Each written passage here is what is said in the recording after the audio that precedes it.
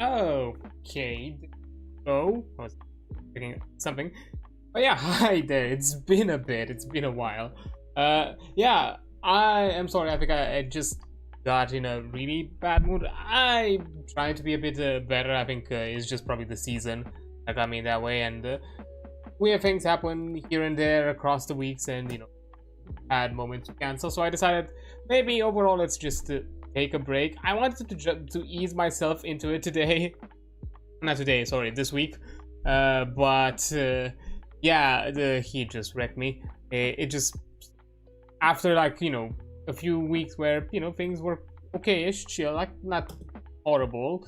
This week probably has been one of the hottest we had this summer, so it kind of messed me up because it got me really tired. It ruined my sleep because I cannot rest too well when I'm overheated, and I don't have any decent way of cooling off in this house. So fortunately, I kind of have to deal with it.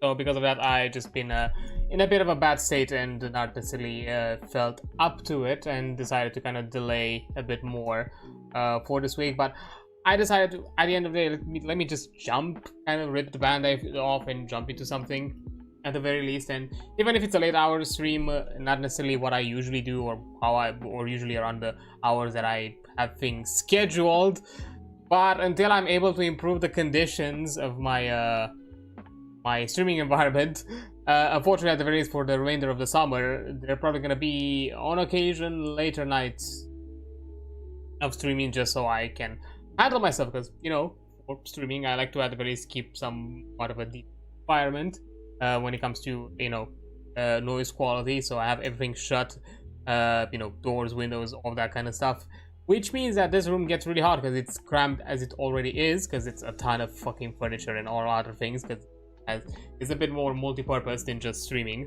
And yeah, and plus having a big ass beefy computer to just generate even more heat, it just makes it worse. So yeah, because of that, it just it doesn't help it a lot with making things better. And because I have no way to cool it, or I have no AC units, I don't even have like fans or anything of the sorts in this house, or any way to acquire one, unfortunately. It's just me suffering to the heat and occasionally just taking cold showers to kind of take the edge off. That's kind of it. That's all I have right now. So yeah, it is what it is. But yeah, I just wanted to jump in. I don't have much to kind of, I don't know, announce, say, do, because unfortunately, because of how awful and not being in a good state I was the past weeks or so, I just haven't done much, unfortunately. I wanted to do more, but I legitimately, things either I got interrupted by other things, some stuff, or either within the family or other responsibilities came up, and yeah, just things kind of, I don't know, were a bit disruptive in the past few weeks, which, I'll be fair, it kind of annoyed me, because I had plans to kind of put myself, or at the least get into a better flow of working on some things, other than just simply me jumping in and putting a stream and that was it. I wanted to kind of do other things that I was planning to do,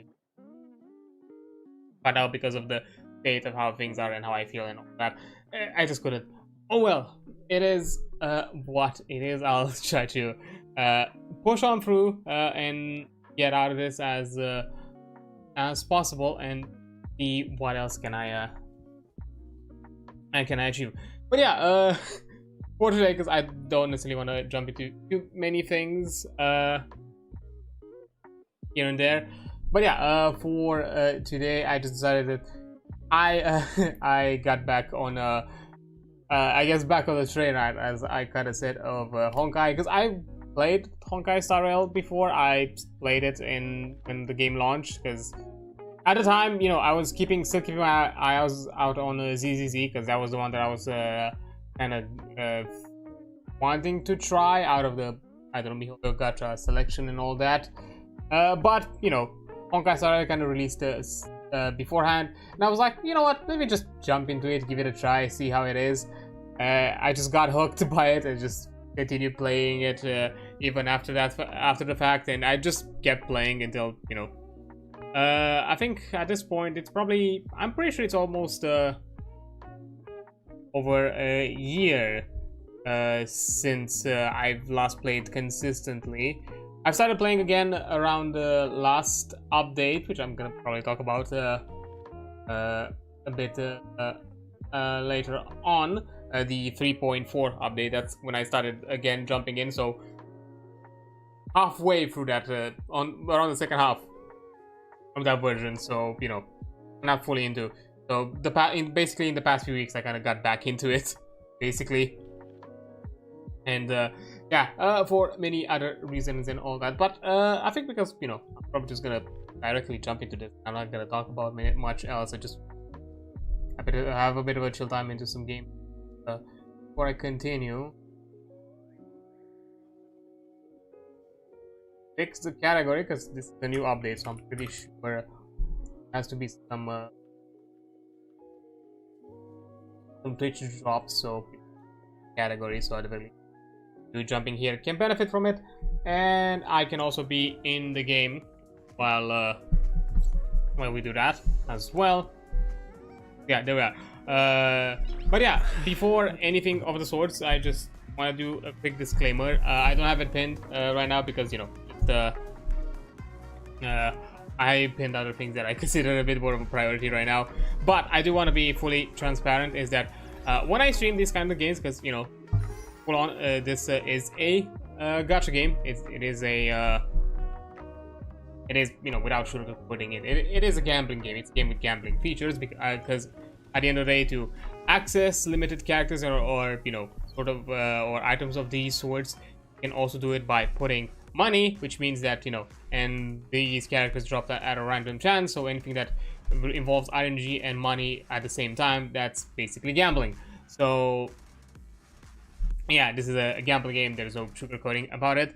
So because of that, I already kind of want to put, you know, a bit of a warning. One of them being that I am not gonna do any sort of polls or anything of the sorts on stream. That's something that I keep for my own time and my own control for a few reasons. One, first of all, I am a game developer. I understand the aspects of behavior psychology that go into these types of you know, scatter boxes, you know, loot box features, and anything that has kind of elements of RNG or you know, kind of reward schedules and reward behaviors, and anything of the sorts. And I understand that they can be manipulative. They can prey on certain weaknesses of the you know, of the human psychology, and it can be harmful for people that have something like an addictive personality or maybe a gambling addiction. So that's one of it. I just don't want to encourage that, and at the same time, I do not recommend this game for you to play if you have any sort of those kind of issues in your own personal life. So that's definitely one of it. And the other one is what I've occasionally seen with other streams or other content related to these types of games is that, I don't know, there's this kind of shift, or I don't know, something that kind of happens within these games where, you know, both the community and maybe in some cases even the streamer kind of shift into this behavior of you know, cheering on for the, you know, fortunes and misfortunes of either, you know, the streamer or the other players involved, you know, and, you know, and encouraging or pushing on with you know, doing more polls, doing more gacha, doing that kind of things, and in some cases even, you know, donating for the reason of, hey, do a gacha poll or something of the sorts. And that's not the type of behavior I want to foster. I feel like it just enhances and it just kind of entices more of that kind of gambling and addictive issue that I talked before, and I don't want that. I don't want to encourage that. It's not the thing that I want to focus on, and it's just something that if I discuss about it, I discuss about it as a personal experience, or, you know, on other social platforms, but not as the main case or showcase of the stream. I'm not gonna do a poll and see what I get. Those are gonna be things that I chat or complain about just vocally, but I'm not gonna actually interact or engage with it as I'm streaming. So yeah, these kinds of things are not gonna happen. What I more than anything in focus is to you know, experience the story, experience the gameplay, the mechanics, the features, the other core systems around the games, because in some situations there is also a fun, good, and engaging and interesting game experience, and those are the ones that I want to highlight. And at the same time, I see this as an opportunity for those who, you know, want to be safe and not put themselves in vulnerable positions, as I mentioned previously, and maybe they prefer to experience the game of secondhand through a stream or a video, and not necessarily engage with it directly, just so they don't interact with the gambling systems. And I want this stream to be an opportunity of that sort, which is why, at the very least, with ZZZ, I've done that to, you know, cover the main story, go through it. In some cases, maybe a bit of the events and all that, but mostly just the main story and anything related to companions. Usually, those are the ones because those are the ones that are more heavily connected to the overarching stories. Usually, there are self-referential or sometimes, you know, events of certain, you know, event scenarios or event stories might relate or might have some callbacks, but it's not too often, or at the least they are not enormous when it comes to the storyline. Usually those are connected more to the story and the companion stories, or like character stories. So those are the ones that I usually focus on as I stream. For Honkai specifically, I'm not sure. Today I just jumped into it because I want to play the story for this update, because I've already went through the entirety of it, and I'm gonna talk about it here a bit. I think this first few hours is gonna be just me yapping about my general kind of experience with me returning to this game and experiencing good chunks of it along the way. But yeah, I just want to play. I'm not sure if I'm gonna continue or play, you know, play Honkai more consistently on stream or do more of that.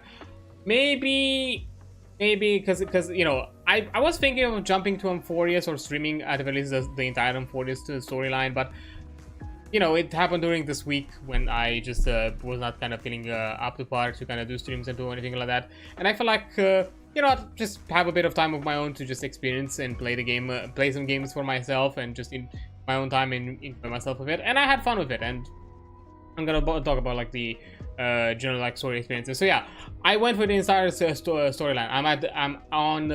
I'm at current with the story. So the story that we're gonna experience today is gonna be the 3.5 storyline. Although I'm gonna jump into the recap just cause, in case somebody, I don't know, jumps for the first time here or something of the sorts. And I do appreciate that they have like recaps. I've not actually gone through them to see how exactly they do it, because I'm still remember what happened, because literally I stopped playing right before Rappa's update release. So I ended all the important things with Penacony. So at that point there was not much else for me to recap. I kind of remember the general thing, aspect of things. I was literally I stopped at the conclusion, and if all that came up after it were more like interlude storylines, you know, the war dance, the kind of interlude story with the Fugue and the Sunday. Same thing with you know, the Rappa character story. So you know, those were like extra post main storyline of Penacony. So you know, there wasn't much for me to kind of get a recap on to look at it. I was like, I'm just gonna jump into it and continue playing. But I'm gonna go for the recap on this one. But yeah, that's kind of thing. But who knows? Maybe once maybe I'm still gonna jump here and there to play around with the game and the story whenever I feel like it. If there are other days where I just don't have any idea what to stream, or I just simply want to stream this, want to play this game, so then I just do it, kind of thing. So yeah, and also it is a possibility for me to stream this game days in a row, so maybe also tomorrow, because other days after playing for the Amphorius, I remember that the storylines are a bit longer in this game, simply because the turn-based playstyle or turn-based combat is not necessarily as fast or as dynamic as, or you know, as quick as is in ZZ. So usually the interludes between story moments are not, or you know, the combat or you know, action moments between the story ones are not as quick as you'd expect to be in Z. That I there. So because of that, there might be a possibility for me to kind of split this, because usually what I did with ZZ, I always like streamed the entire like update story in one go, just went with it in most scenarios, you know. So yeah, which meant like usually extending for like another hour or so. But I've had times where it even took me like 6, 7, maybe 8 hours, depending. I had like just a binge session for a day of doing one storyline. So yeah, because of that, I might break it apart and continue this the other part tomorrow. But yeah, we'll see if how much I'm gonna play of it right now. But maybe I'm gonna play it a bit more consistently when we get to the next storyline, which is probably gonna be in a few months from now. I've heard that mentions and talks that this, at the very least, this story arc is gonna be up to like 3.8. So we still have like 3 more updates on our hand, and I'm not sure exactly when the storyline is gonna conclude. If it's, I'm guessing it's concluding next update on 3.6. So we might just have 2 more interlude storylines, from my understanding, or at least from what I've heard, and then jump into the 4.0. Because maybe when we get to 4.0, that's maybe when I'm gonna decide to just jump in, because we're jumping in fresh into a new story. So maybe we're gonna do it then. On a more consistent basis. Now today is just me just jumping into having a bit of fun. But before I talk about my experience, generally want to show, because maybe there are people who are interested in one or are curious to see what I have in my own gacha collection, which I have quite a lot. I'm gonna put a caveat though. I had a weird time of prioritizing of it. A lot of things I've not played like a year, so I'm really behind with character builds. And as I said before, I've not prioritized which characters to build in a good way for a long time. And right now I'm mostly focusing, and recently I've started focusing more on building characters that give me a complete team, which I have a decent roster to get some good teams, don't get me wrong, but right now I just don't have all of them built together to make that team or anything of the sort. So yeah, from this point on, I'm just gonna give you the warning that yeah, things are scuffed. This is a bit scuffed, so they're not gonna be the most amazing. So yeah, I got Kafka. Here we have, you know, her with the before tutorial mission light cone. Looked on Honkai Star Rail again. Yes, you're hi there, Dris. Yes, I am. To be fair, actually, you know what? Yeah, let me talk about this first before I show my character roster and all that. Because how I got back into into Honkai, it's Charon's fault. The ferryman did this to me.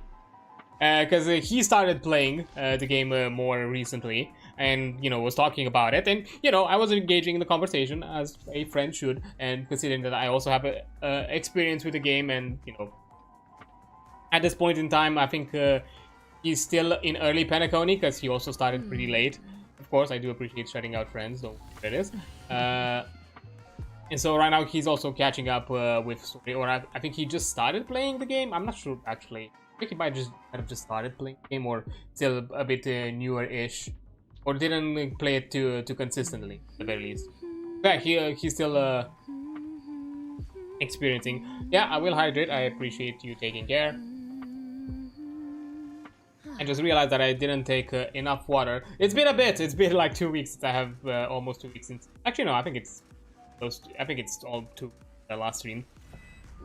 So yeah, some usual routine setup things that I've done are not done properly. So yeah, I did hydrate. It's just now I'm out. So I probably when the first ad break comes up, I'll have to do a reveal. But I do appreciate taking care, Dreadis. But yeah, it is the ferryman's fault. He got back into it. He's still a bit more in the early in the story. He's I think right now in Penacony, still somewhere early on, from what he told me. But you know, he told me a bit of kind of the game experience and how the state of the current game, and all that. And you know, the 3.4 update, which had the Fate collab event. You know, for those, you know, Fate Stay Night, for those who know of the anime.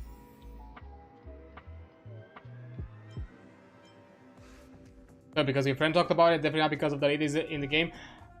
It is because of my friend talking about it, because right now I'm gonna get it, because he talked about it. I was looking into it because he mentioned the Fate collab, which is still on. The game had a collaboration with the Fate Stay Night series, and you have access to 2 characters and 2 signature light cones for them, Archer and Excalibur. For the duration of the event during 3.5, so weeks ago, you got Archer for free, and if you did 200 pulls, which I did, you also get his signature icon for quotation marks for free. It's not for free. You did 200 pulls. It's not for free. You still either you put work into it if you grind it in the game, or you put money to get those 200 pulls, and you had it as an additional bonus freebie. So it's not really for free, but you get it if you did the 200 pulls. So yeah, I have Archer and I have his icon. But yeah, they did like this event. He was like also talking about the event, so I was like looking into it, like kind of curious how things were going. And one of the things that convinced me, they mentioned in the 3.4 update, they've reworked and buffed 4 characters, out of which at the time I owned 3 of them. Those being Kafka, Silverwolf, and Jingliu.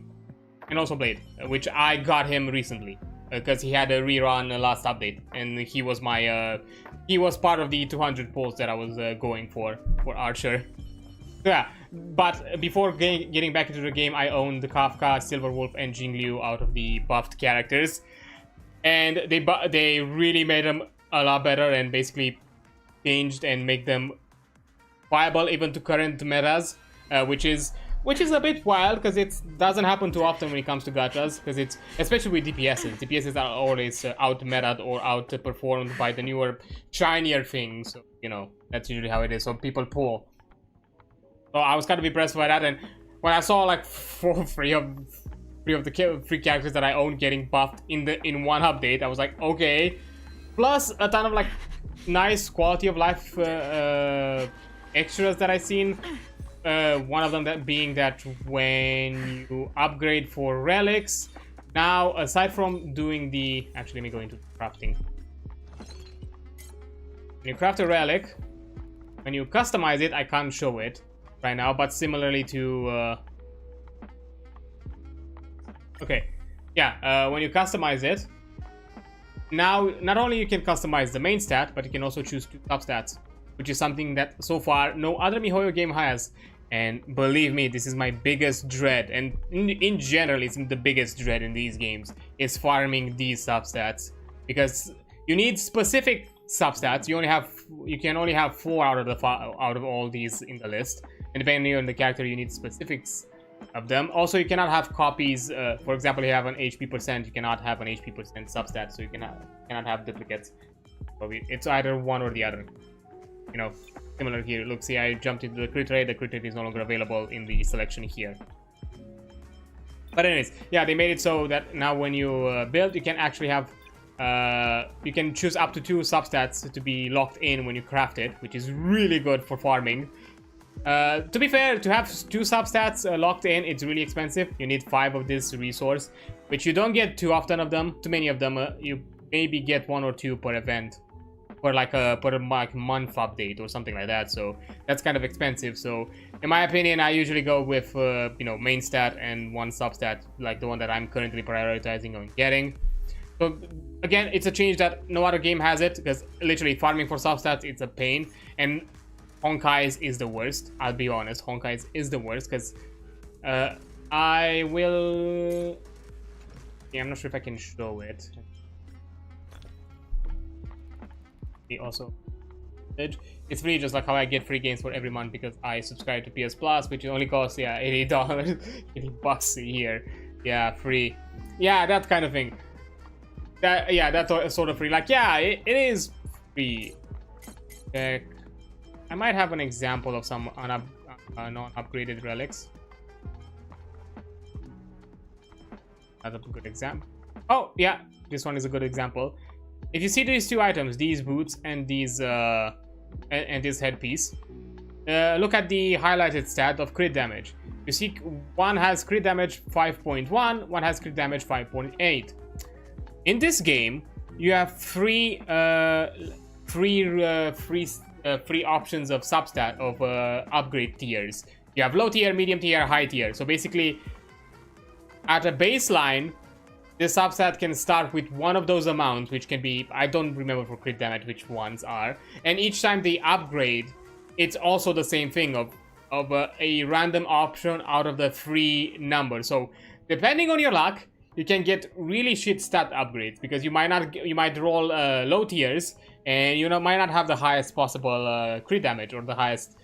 And only this game has it out of the MiHoYo games that I played. Genshin, from what I remember, doesn't have it, and ZZ does not have it for sure. I know that for a fact.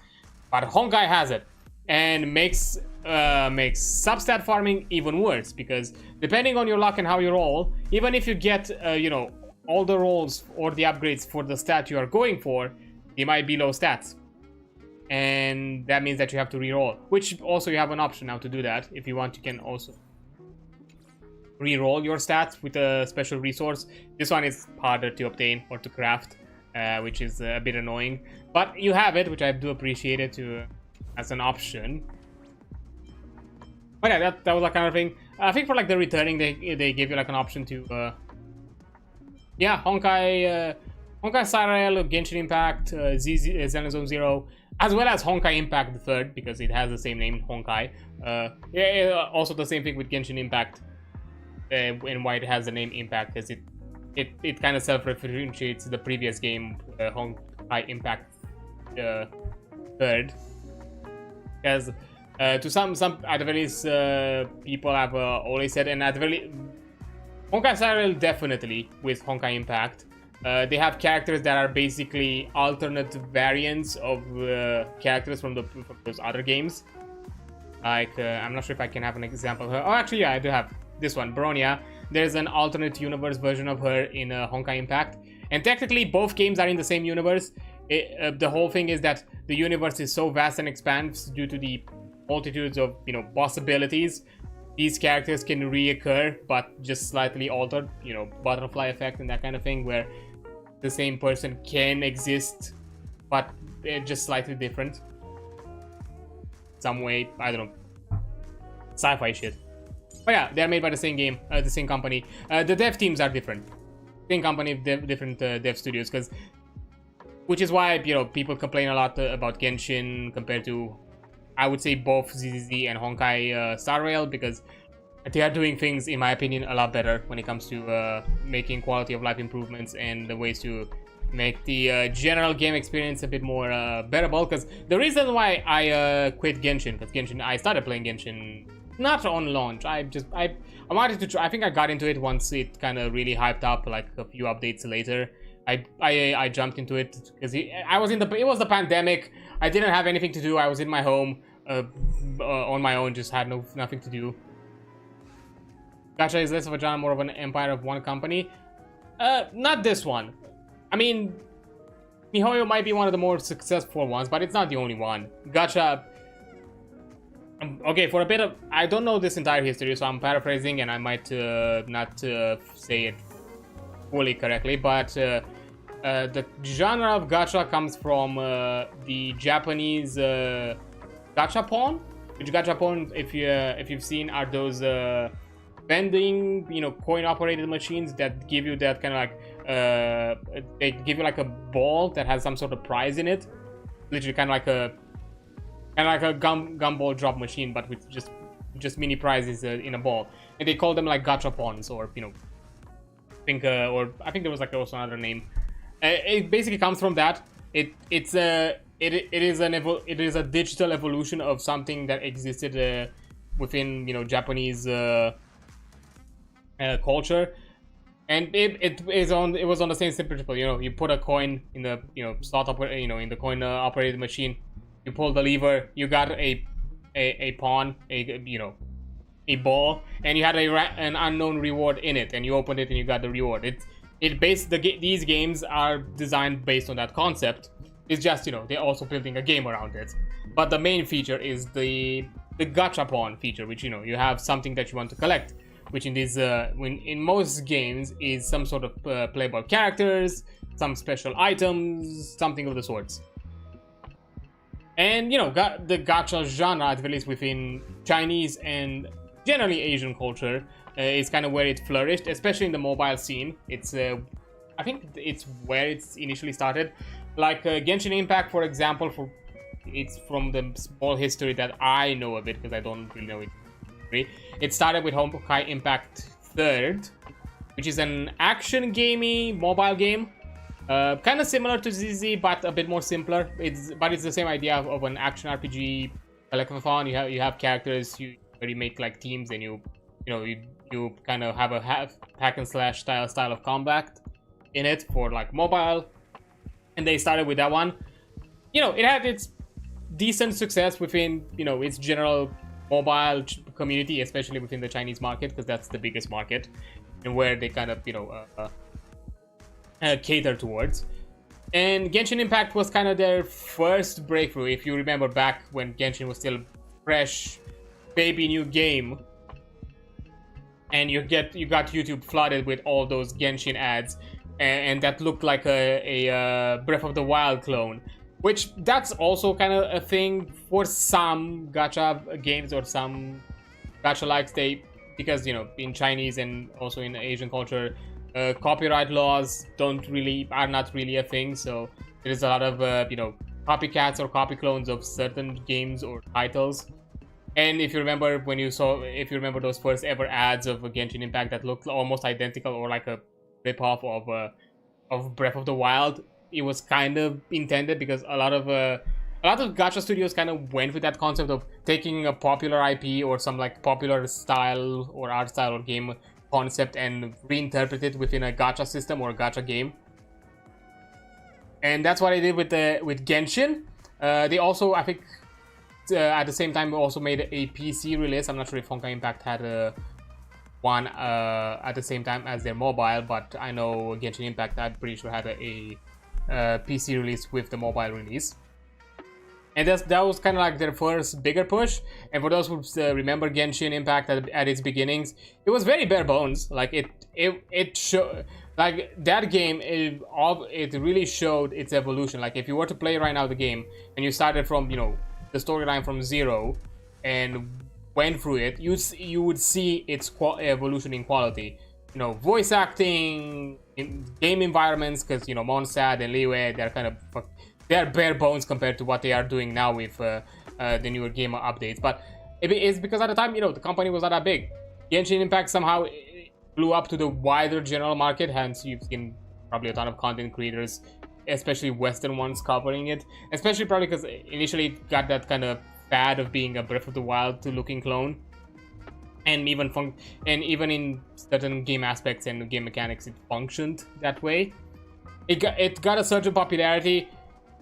Definitely because of that big surge of popularity within the Western market, it got definitely higher profits and higher success and more money, which allowed them to you know, expand and be able to develop more games and at a higher quality.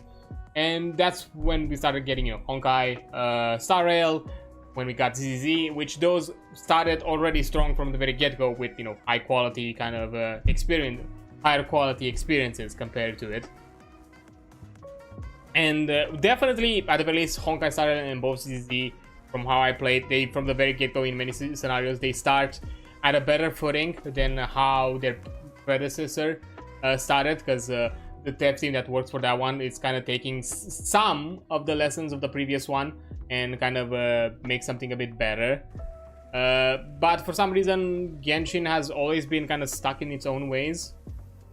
From what I've seen, it kind of has that very stereotypical Asian culture that I would see, that if it worked, we're keeping it this way kind of mentality, where, you know, they are very stubborn in making changes or making quality of life. And that's probably one of the things why the community really shifted away from that game and started playing. I'm not saying that Genshin is bad these days. I'm pretty sure it's okay, maybe.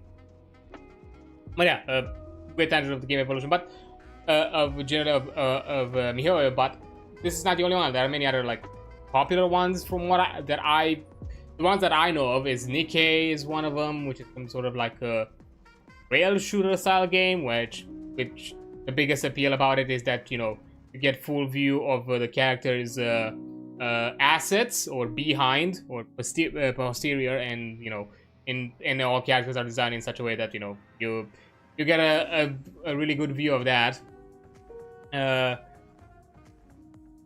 Which I think there's some other ones that don't come to my mind. I think Girls Frontline, I think I've heard of it, which is some other like, there's some other ones like turn-based ones.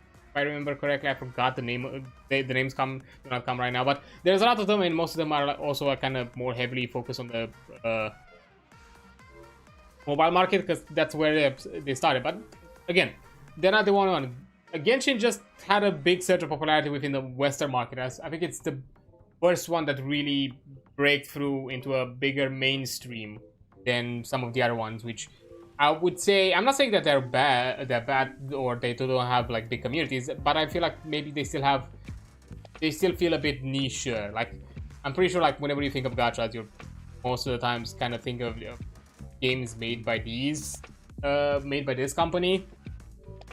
One of the games made by this company, but again, there are older gachas out there than the ones created by MiHoYo. From what I know, MiHoYo, I'm not even sure if they started with Honkai. I know they also have like some sort of like investigator dating game where, you know, you're dating some dudes. That's definitely, you know, cater more to the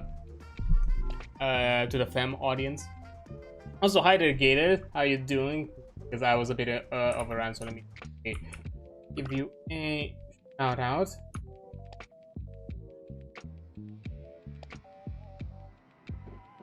Yeah, I don't know, just Genshin just want to kind of like break through the market.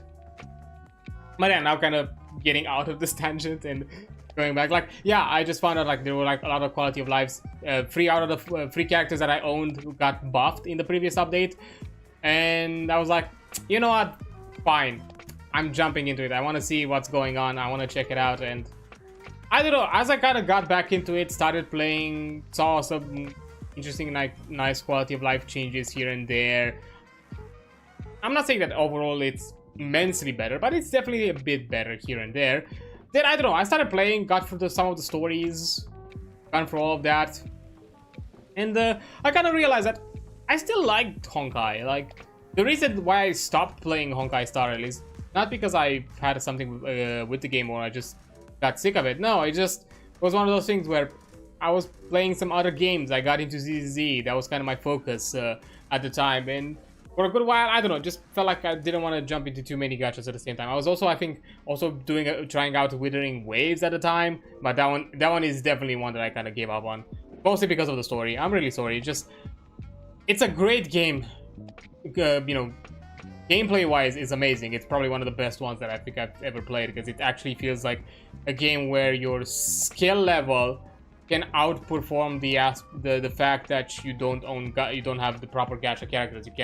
You can still play that game without necessarily having to interact with the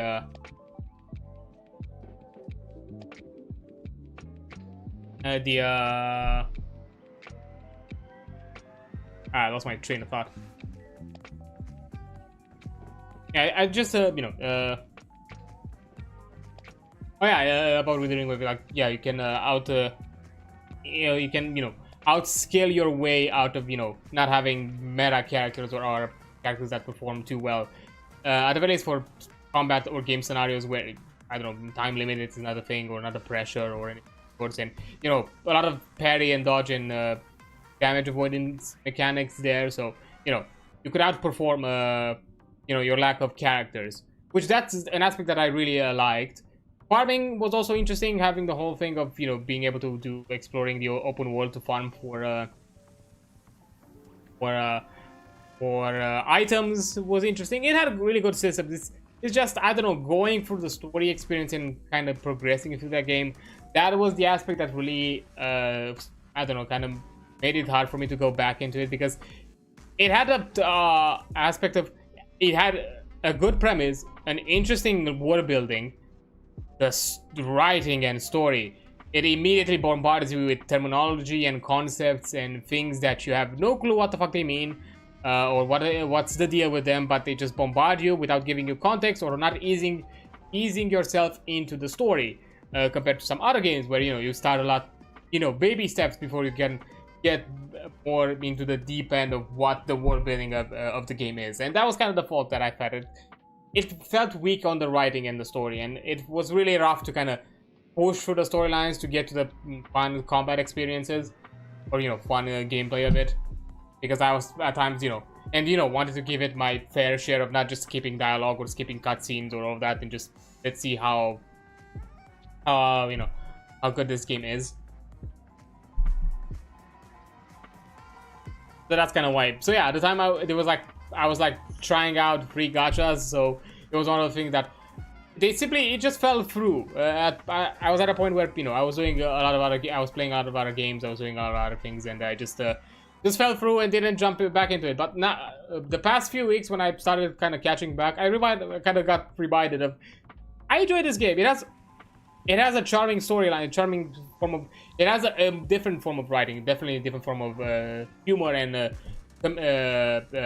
than ZZ.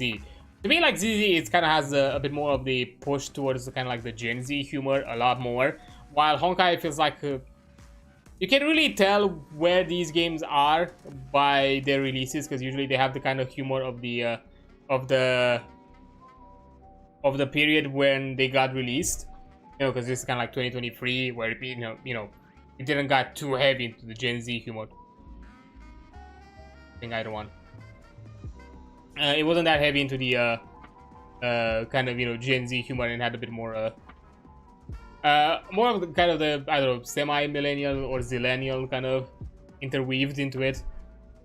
But I don't know, they have like different type of humor, different type of storytelling writing. One of the things that I really like about speaking of world building of Honkai Star Rail is Honkai Star Rail has an amazing world building. I really love the world game. It is insane. It has a ton of characters, a ton of story, a ton of faction, and you get a lot of it for a ton of the games that you're experiencing. They have a roguelite kind of game mode. They call it the simulated universe and divergent universe. Both of them kind of function the same thing. They just have different roguelite systems, but they are both roguelites in their concept.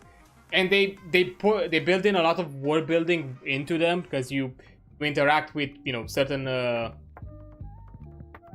certain environments, certain basically whenever you are getting like boons or buffs or that kind of thing, you're interacting with like certain stories, as well as whenever you are upgrading certain things in the overall in this overall system, you're getting additional story. For you, the no gacha game matches yours. Downside being an old vampire.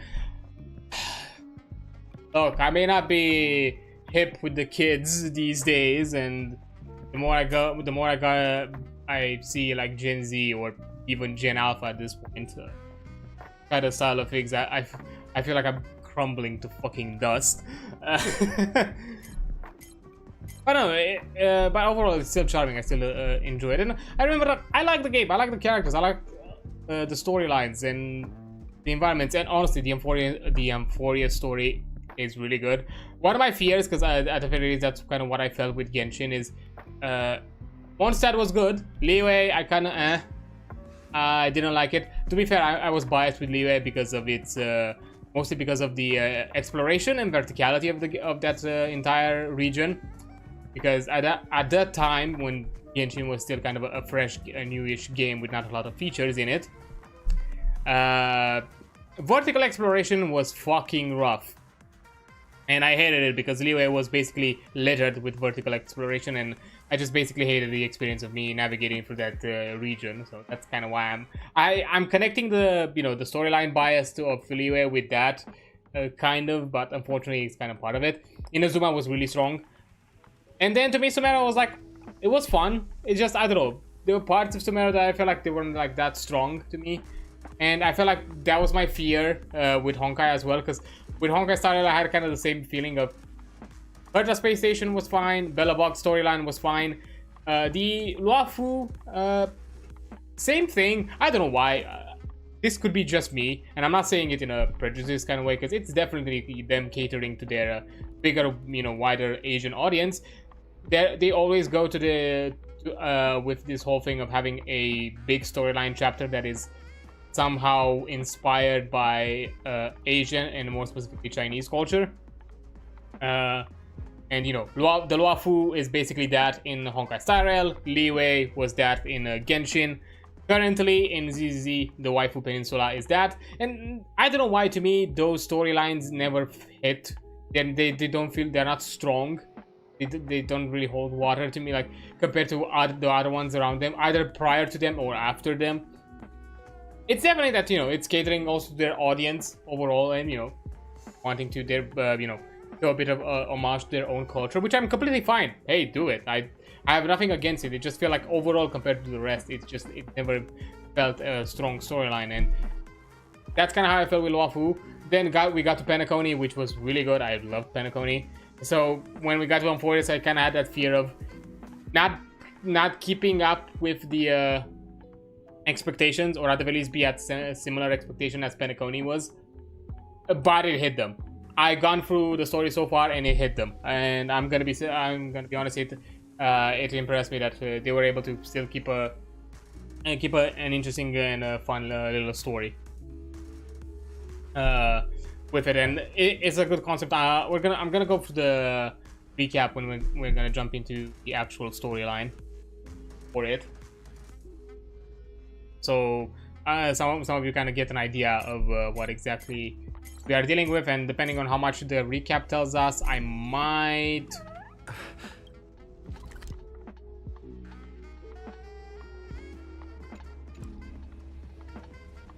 I thought there was like a way to get the recap, but I forgot how. Mission.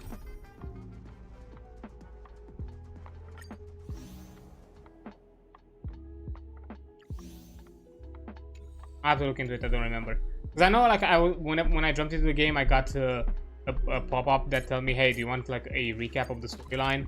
And then somehow I interacted with something in the game, and it got me that prompt again, but I don't know how I did it. I don't fully remember. To be fair, also, this is the first time I'm jumping into the game now using a controller, and I'll be fair, some of the control schemes, I'm not used to them yet, because I'll be fair, this is my biggest complaint. There's inconsistencies with the control schemes between the games. I understand they are completely different games, Honkai Star Rail, ZZ, and all that, but certain aspects of game navigations within systems that are almost identical between the two games is completely different, like, input navigation.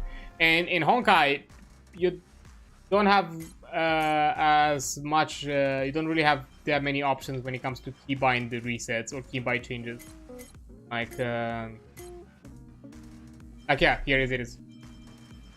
That's all you have, which is just for the exploration, for the character controls. That's it. That's all the keybinds you can modify.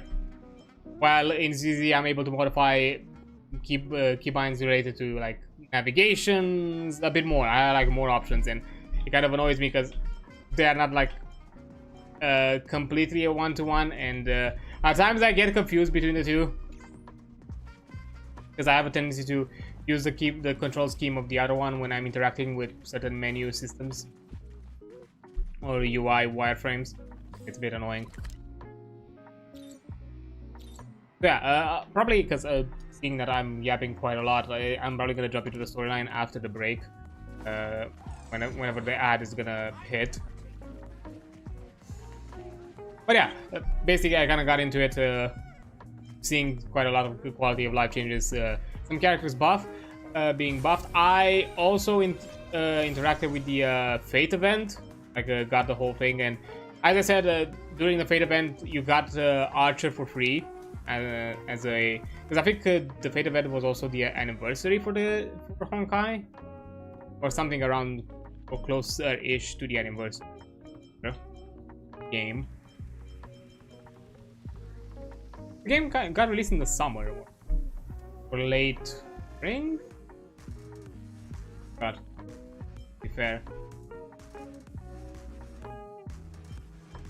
Yeah, I'll be fair. I could have forgot.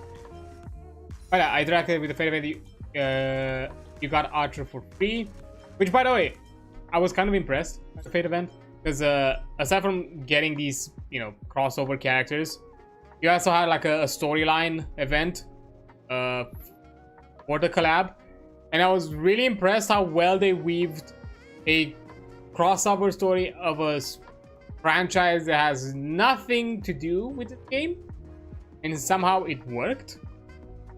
To be fair, this is my first time. Honestly, this is me for the first time interacting with the Fate franchise. Aside of me knowing about the Fate franchise, I have no other knowledge of it. I have no idea what the story is about. I have nothing. Just I know that the characters are based around like historical, real life historical characters.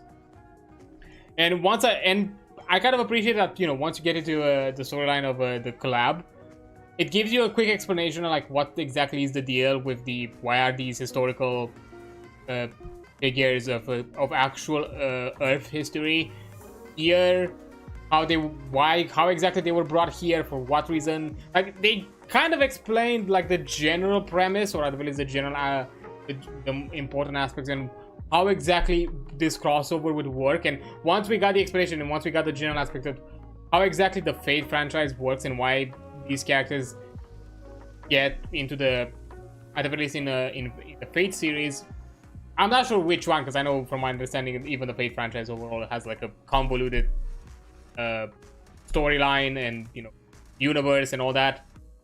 But the general premise is historical character figures are brought from the past into the modern world. They basically as summons. They are summoned by what they call a master, and they fight for the, you know, golden chalice, the Holy Grail, literally the Holy Grail.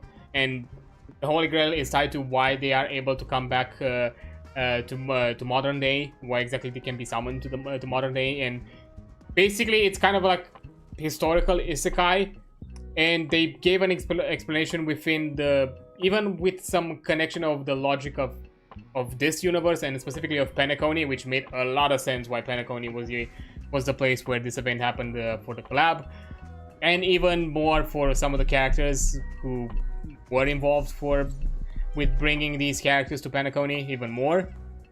It made a lot of sense, and honestly respect that they were able to weave it into the story, make sense. It wasn't generally, overall it was a comedic storyline. Like it was definitely there played for mostly kind of being more of a lighthearted story. It was not necessarily written to be a serious storyline. It was extremely comedic as a overall theme. But it had its feel moments towards the end, which I fucking hated. Honestly, like it punched me. It knocked me out of the fucking park. It hit me like out of nowhere. Like literally at the very end of the story, it hit me with some really heavy themes. I was like, why? We were having like fun, haha times of all these wacky things of happening, and now all of a sudden you're just hitting me with the feels. Why? But yeah, also kind of props to that and appreciate it. But yeah, they had this collab event. They also had their own kind of roguelike game mode for the event. Specifically for that event that is kind of connected to the concept.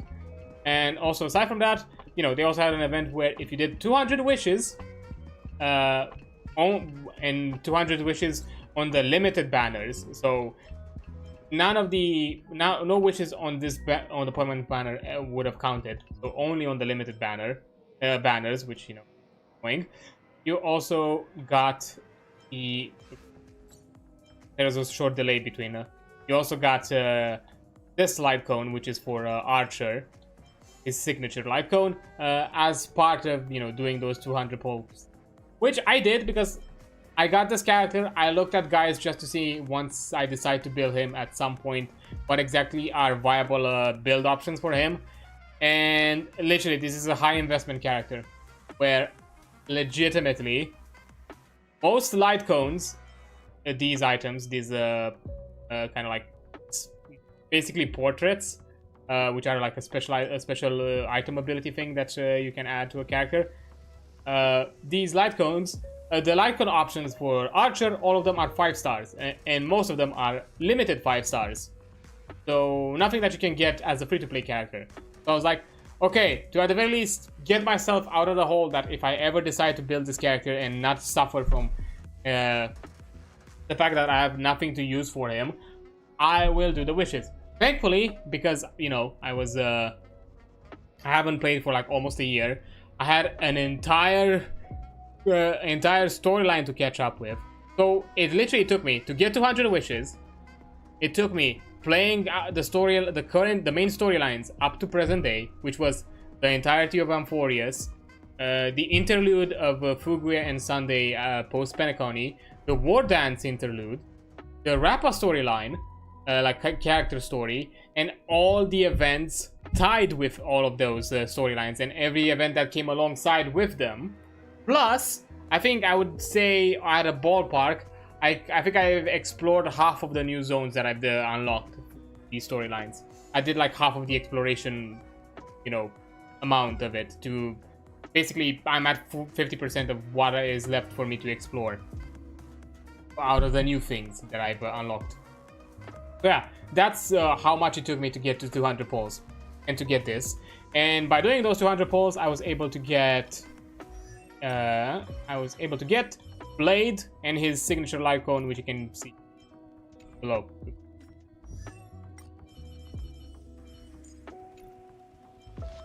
Yeah, because you know, I didn't care for Saber or her light cone, and the other rerun characters were Firefly and not Kafka, Firefly and Jingliu, which I own both of them. Their light cones are not the biggest relevant upgrade for them. So I decided I wanted to get Blade because it was a character I skipped a long while back, and I wanted to get back to him to get him back at a possible rerun. And because, you know, I had to do 200 polls, and I had some annoying luck. And when I say annoying luck, I say that I got early 5 stars, but in both for the light cone and for Blade, both of them were 50-50 losses. So yeah, I was really mad about that. But yeah, I'm gonna take a quick break as an ad has just popped up, and after the break is done, I'm gonna be back and continue talking about and playing things. So, yeah, I'll be right back. Go. Ad is over. Can continue. But yeah, a thing that I did say before is I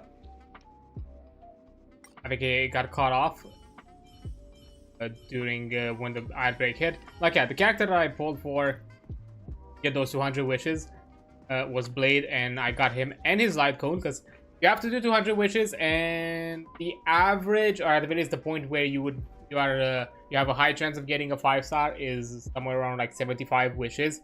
So basically after 150 you kind of are guaranteed to get both of these, or at the very least you have a chance of getting that, plus maybe if you're lucky a third one, which is basically I think what I assumed the free light cone meant, like 200 wishes to guarantee you that you have a third 5-star. The thing is, and this is something I'm gonna be very honest with you, out of all the gachas that I've played, either just give them a quick try, drop them off after a bit, or even played long term. Like both Genshin, like long-term Genshin, Honkai, and ZZ are so far the ones that I play the most. I'm gonna be honest with you. Out of all the 3 of them, Honkai Star Rail, I am the biggest bastard when it comes to being lucky on polls. Like, I had some insanely lucky polls game, like across the board. Like I think I can even because I vaguely remember overall, like when Silverwolf and Locha, the characters when Silverwolf and Locha were the current released characters for that update. I pulled for Silverwolf because I wanted to get the gamer girl. I'll be fair, I'm not gonna deny. But I also did a few polls for Locha. I don't remember exactly why. I think I think I did it for to get the 4-star character at the time, which was I think Yukong. Pretty sure. Pretty sure. Where is she? Because I can't find her. Here she is. At the bottom tier. That's the bottom tier support that she is, which is unfortunate because she's a cool character, just she's not a good support. So I was doing some polls to get her. It's been so long. And after 20 polls, after already getting Silver Wolf, so we're basically, not even close of being at a high chance of roll, I got him. I got Locha. So I got both limited characters for that update, and one of them was an insane luck. Let me go. Oh yeah, when I pulled for Ranmei, in the 10 poll, I got 2 5-stars. I got Ranmei and I got Himeko. Himeko is a standard character, so it was a 50-50 loss. And if I remember correctly, I got them in this order: Ranmei and Himeko, which meant that I had a 50-50 loss counted, which meant that the next banner poll would give me a guarantee limited 5-star, because that's how this game works. When you pull for a 5-star, it does a coin flip where you either get the limited character or you get one of the 7 5-star characters that are available in the permanent banner. And if you get one of the characters the permanent banner, that is considered a 50-50 loss. And for the game to be kind of fair with you, it basically just makes sure that the next time you get a 5-star, it becomes guaranteed to be the limited one. And then after that, you do the coin flip again, and so on. If you get the 5-star limited one, the coin flip is always going to happen. But if you get the standard, and then you have basically are locked in. And I'm pretty sure I got them in this order, if I remember correctly. I got Ranmei and then Himeko, which meant that I had a 50-50 loss marked for that 10 poll. And another one that was in the same vein was Black Swan, and more specifically, I did a 10 poll and got 2 Black Swans. So I got him. I have her at Eidolon 1, which, by the way, Eidolon 1 is it's one of her most important vertical investments. After Eidolon 1, you only need to get her signature light cone. That's it. If you have her signature light cone, you don't really need to invest into her more than this. As someone that is not a whale and wants to E6 whatever favorite character they have. But yeah, I got this. Another lucky one, which is very on theme. Which I'm pretty sure I posted this one on Blue Sky, because when he got released, it was around the time when I started streaming. I was still kind of fresh around the block. Aventurine got released in during the Penacony story, which, oh, guess what? Smug gambler, boy wearing a suit got released as a character. I wonder. It was too on brand not to get him. So I had to. I had to get this gambling boy. And another thing that I usually do, Honkai also, which is something that I really like, they occasionally release new 4-star light cones, which in many scenarios they are pretty good with the light cones and kind of an up compared to what you currently have as previous rosters. And I usually pull to get those 4-star light cones. I don't really jump for signatures. It's something that I do later down the line if I care about the vertical investment of the character. But when it's for the first time me pulling for a character, I don't really go for their light cone. I just go for the character and that's it. That's when I stop. But if the banner also has the 4-star light cone, I usually pull until I get a 4-star, and hit the banner with his light cone had a 4-star. So I pulled for it, and I'm pretty sure in a similar fashion, after 20-30 pulls, I got his signature light cone. So I was like, I guess it is fated for me to play this absolute bastard of a boy. Because I think the game decided to be you have to be on brand fully. You have to go 100% on brand. Here, have his light cone as well. So yeah, I have this smug man. Although I will give you a bit of a hint. His design is currently used as a reference for something that I have in the works. So yeah, I kind of doubled down on the whole thing of, you know what, fine, I'm taking this bet and going with it. because he has some themes that I also have, and it was really ironic, which I'm not gonna talk about it right now, but he has a specific design concept and theme on his on the character that I also have it as part of the video, that I've not yet revealed much of it. So yeah, I feel like I kind of have to commit with a bit and be like, okay, let's use him as a baseline for some of the ideas that I have. So yeah, this was like another like kind of insane luck. And overall, like, I think I had rare moments of losing 50-50s. Considering that I had both Firefly and Jade were on the same update, so I pulled for both of them and got them. So, you know, I'm pretty sure it's because I didn't lose the 50-50 with one of them at the very least. I think I lost with Jade and I still pulled for her till I got her, if I remember. And can't say much about the other ones. Dr. Ratio, you got him for free for the... I think you got it for free because the Honkai Star Rail got Game of the Year at the time, 2024. Pretty sure that's why you got Game of the Year for like the mobile market. They gave us like Dr. Ratio as a reward. But yeah, I had some insane luck in this game. It's probably out of all the MiHoYo games, this is the one that I had the dirtiest luck. And it still kind of happened with me now after I came back, because after 50 polls, which is still kind of below the usual, I got a 5-star.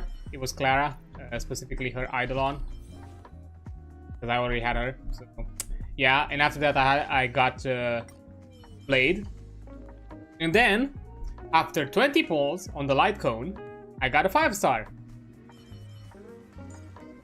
It was Bailu's 5-star light cone, which I already have, so now I have it at super imposition too. So yeah, and then after pulling some more, I got Blade. Literally, I got Blade as the final 10 pull for the one that hit the 200 mark. That's when I got Blade's light cone. I am new special offer.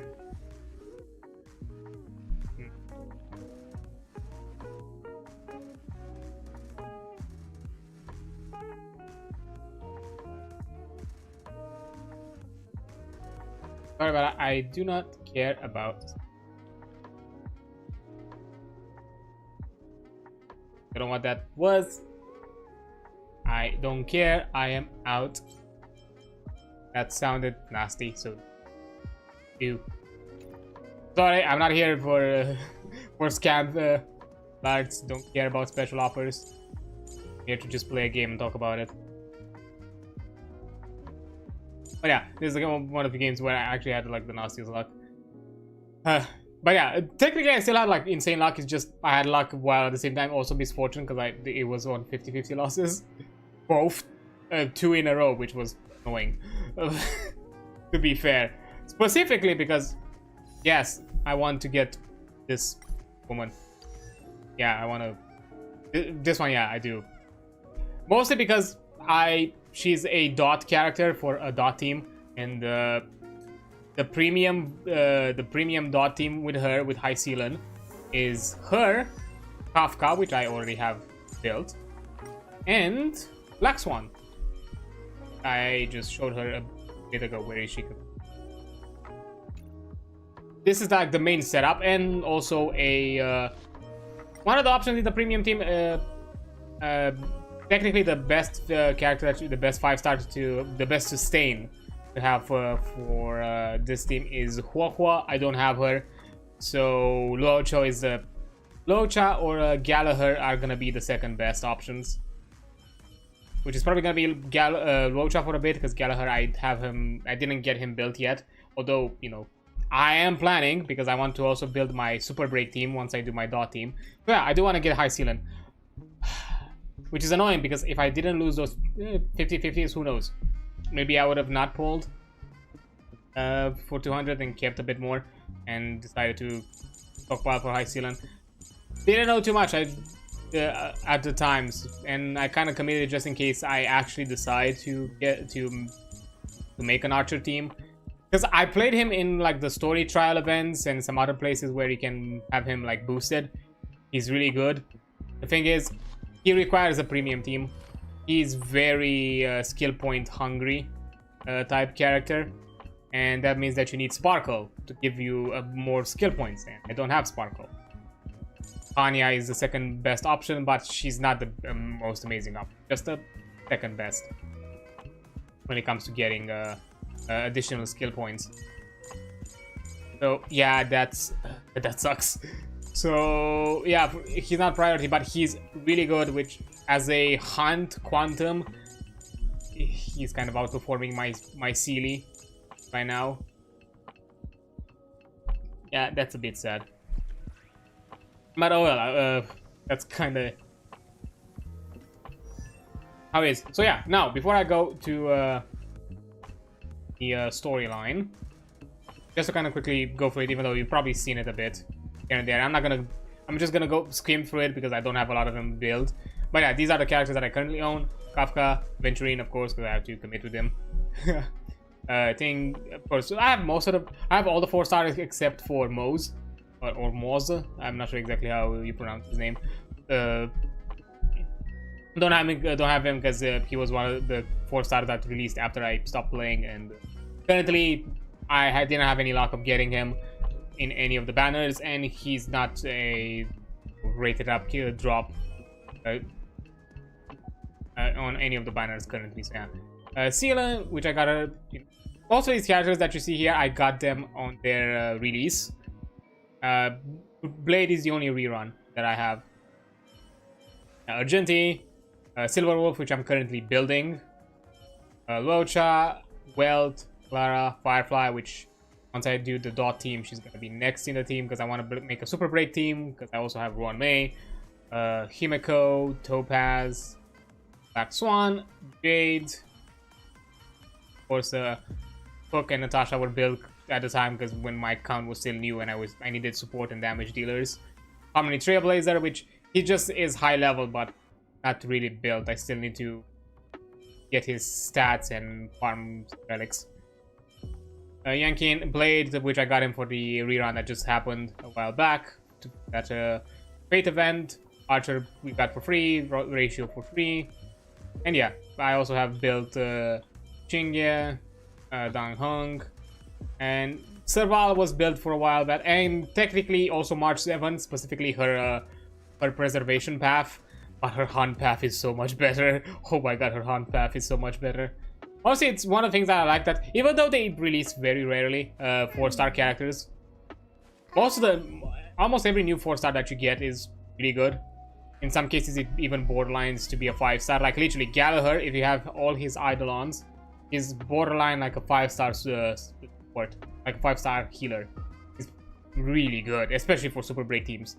If you don't have any of the premium options, which is usually Linksha. Linksha is kind of the go-to for like super breaks. But he's no slacker. He's a good alternative. Yeah, Serval, I think she was leveled as I was like progressing through my account levels. Kind of fell to the back lines. Yeah, the other ones, I mean, Yukong, as much as I want, I'm not sure if it's ever going to be prioritized. I would like to get Shuei just because Robo Puppet Woman, kind of cool. Maybe I will. Gnaifen, the premium dot teams have been achieved, so I don't think, if I get high ceiling, so I think she's a priority. Nisha, from what I've heard, he's not the best destruction. He can be okay-ish, but I have Jingliu as a nice destruction. So, example, outperformed by Black Swan when it comes to like premium options. So Luca, similarly high ceiling. No. Shushank is okay-ish, but not great. Anya, I mean, if you don't have Sparkle, she's your best kind of, alternative, but not the amazing. Arlen, kind of rough. Herta, for a own release character, even to this day, she's still viable for a lot of teams, mostly because of all the other characters that kind of build around with her, like Jade, Herta, the puppet, with I think either Ruanmei or some other buffer and a decent sustain, and you can do some of the endgame content decently. Bella as well, she's still a viable debuffer. Again, fell to the cracks as I was like going for my account levels, similar with Asta. Asta is kind of rough with Harmony. That's currently my problem. I'm lacking good Harmony like support characters. Ruanmei, and I only have like Generalist, Ruanmei, and Bronya, and even Bronya is not amazing compared with Sunday and Robin, which are better alternatives for their specific buffs that they offer. But yeah. Yeah, that's kind of the go-to roster that I have. Now, I would like to go for the recap, but I don't remember.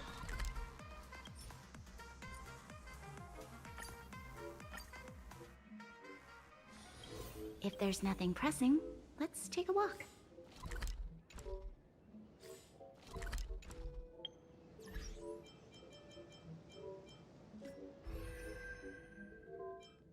I have to do like a Google search on this. I legitimate. Oh, like I'm suspecting.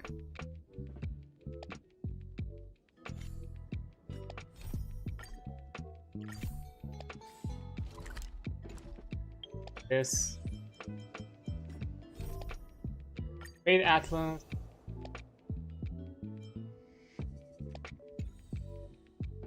Okay. Okay, let me do a quick search.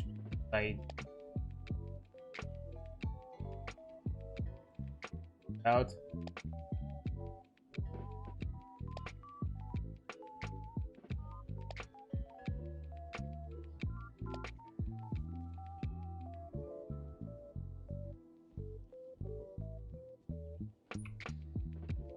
Recap.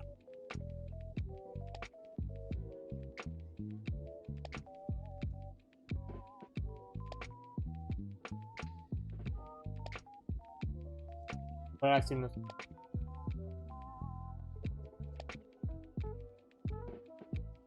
Oh, in 3.6?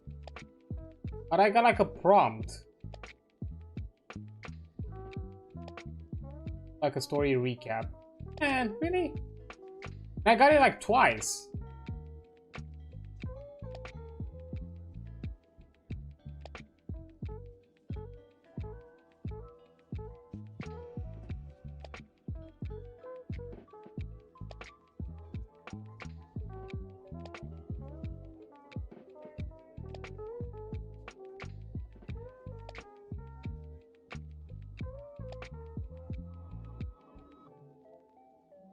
Yeah, nah, for 3.6. What the fuck? And guessing I just got the prompt, but for some reason I got it twice. I'm guessing it. Maybe I got it twice because I think I got it once during when I launched the game after I made the update for the version, and literally today I got the prompt again to do the story recap, and just guessing it's maybe the prompt is just to jumpstart occasions. Oh well, that's kind of sad. At the least I kind of wanted to for that as an.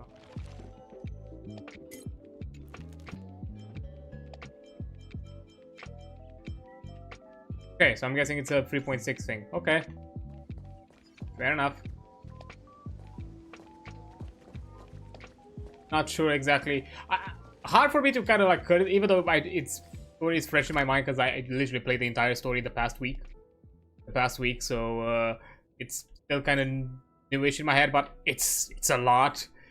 Basically, how the fuck to recap this? Basically, the next destination was done for refueling, which is under the name Amphorius, which is a destination not yet discovered even by Trailblazers, because that's the whole thing with you know, with the main cast, with the nameless crew. They are Trailblazers. They're followers of Akivili, which is one of the it's a currently dead Eon, basically a space deity.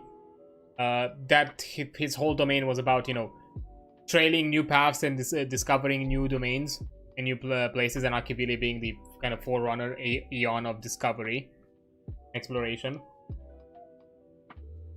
And basically, the nameless, the Trailblazers are an organization that kind of based around those fundamentals of trailing the paths of discovery that Akivili has done, and also discovering new places of their own, using the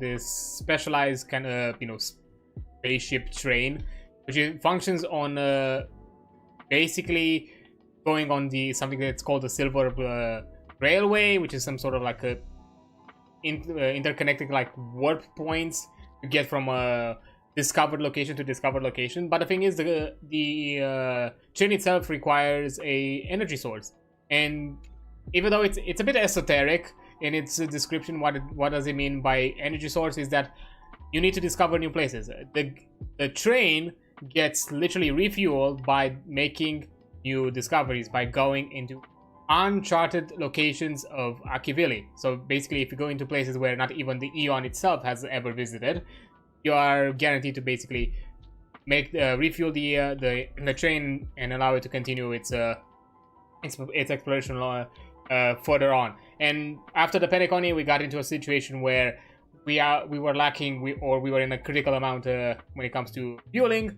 conditions. So it was kind of definitely one of the reasons why we agreed to go to Amphoris, even though it was a location that nobody knew anything of it. It was literally it's not charted on the maps. Most people cannot even find it.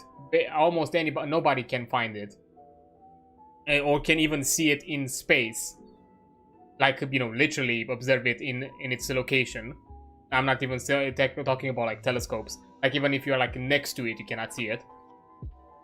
And all that. So that's kind of the first reason for refueling. And secondly, because of the whole excitement of, hey, we're going to uncharted territories that not even the Aeon has ever discovered or explored. So let's go. The Trailblazer, which is the main character, depending on which options you have, they have like canon names. This dude, main character, the Trailblazer. They have like canon names. The male version is Kalos, while the femme version is Steely. So yeah, Trailblazer and he's right next to me. And Dan Hung were assigned as being the team that's gonna explore the surface. March as well, but right as we arrived into next to Amphoris, and the Black Swan revealed Amphoris because Remembrance, a path that she's connected with, and she is a follower of that path, and of Fuli, which is the Eon, is able to reveal its location because it's one of the big Eons connected to this location. This location is connected to has three paths that interweave with each other and basically influence the events and the major happenings of this this entire world, quotation marks, world. And Fuli basically is the one that keeps it hidden or unable to be found. Now again, Trailblazer get into one of the cars of the train that has been modified to be detachable and used as a separate kind of on-site exploration shuttle, while the rest of the crew stays on orbit to gather more information, more clues from other sources about Amphoris, the Genius Society, other factions that are being connected. We get into the airspace of this planet. We get shut down immediately. Crash land. Go into it. Discover that it's this kind of weird place that is heavily inspired by Greek mythology and Greek and Roman mythologies. It's teeming with it. The entire cast, the Crisis Heirs, which is basically the faction that is created to be these kind of heroes that save the world, because the world has to go into this kind of like cycle of rebirth or renewal, and the Crisis Heirs are the ones that take the mantle of slaying the current gods of their respective domains and collecting what they are called the core flames, kind of their hearts in a way, and become the new demigods and the new basically the new demigods for that specific domain or that specific fount of power, in order to keep keep this planet, again I'm putting quotation marks in planet, alive, because there is this big kind of extinction event happening called the Black Tide, which basically everything around the place gets corrupted and ruinous, and everything turns either into monster creatures or other things of the sort. Currently, Akama is the only city currently standing that is hosts the Crisis Heirs, these demigods, and we interact with them. We decide to help them out, and trials and tribulations within here and there, because we realize that we're stuck on this planet. We cannot leave it because one of the gods is literally does not allow people to leave, which is why the denizens of this planet don't even know that there is a world beyond theirs. They are not aware, because even every attempt of creating a spaceship, which past civilizations have done, have been met with the wrath of the gods and literally turned that entire kingdom into cinders, brought to extinction for any attempts. So yeah, we realized, oh, we're stranded. We realized that probably by helping their goal and also defeating the god that keeps us locked in here, the god of the sky, Aquila, we can then also give ourselves a window of escape. We go for this whole thing. We discover that this whole cycle of rebirth is actually, because there's a lot of themings of traveling through time, through history. Memories are a big thing, which is the big aspect of remembrance, the path of fully.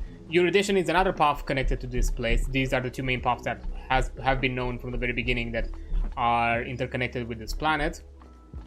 And erudition is all about expanding knowledge, learning. The intelligentsia guilds, the scientific societies are followers of erudition, beyond being basically an omniscient machine. So these two paths have been connected, and there's like a third path that has influenced this planet and might be also the cause of this destruction, which is quite the obvious hint. And as we are going and collect all the core flames during the trials and tribulation, we find that there is a mysterious black cloaked kind of Grim Reaper figure that is also collecting all these core flames, and basically by the point we got all of them, kills most of the Crisis Heirs, with only Finan left standing. The one that is designed, the one that is prophesized, because aspects of self-fulfilling prophecies are also a part of this, being Greek mythology inspired. He's prophesized to be the world bearer, the one who bears the burden of everything. He takes the remaining core flames, and he is the one that basically needs to finalize the process of turning the core flames into this kind of like whirlpool of power, the vortex of Genesis that is right here, where all of these fonts are given out. We have a final showdown with the Black Cloak figure there.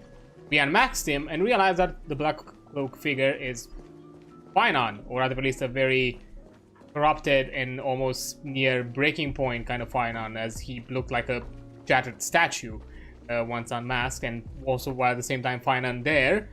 And we go through an insane kind of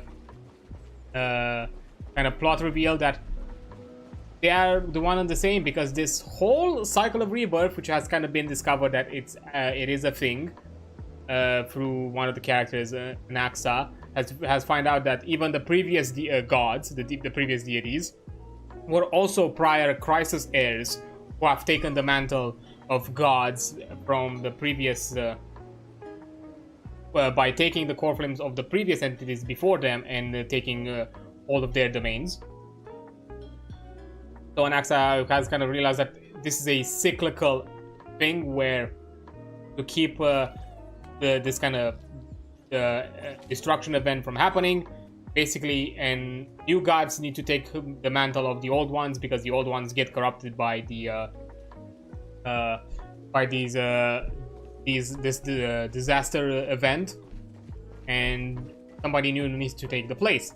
And you know, for the story, they, you know, the deities are different entities, different characters, different personalities, different persons. Well, with the reveal that, you know, the black figure was Finon, while at the same time we also had Finon, the current, the one that we assisted, we got the reveal that this cyclical rebirth, it's not just kind of like a metaphorical one. It is an actual rebirth cycle. Once all the crisis flames are turned in, the world is reset, because the world, and you, as you've seen there, there is that weird book icon in the corner. The world is a simulation. It is a simulated environment. It's literally we find out that an item created by the Eon of Erudition, one of many items called a scepter, is basically the core, the heart of this quote-unquote planet, which has basically become self-sentient or self-sufficient. And because we are talking about creations that are to the level of the creations of gods, basically they generated a real simulation of a real world where all characters are technically artificial. This entire world is a simulation that goes through a reset, a rebooting process for a specific purpose, which has been revealed of the third path that is involved, the path of destruction.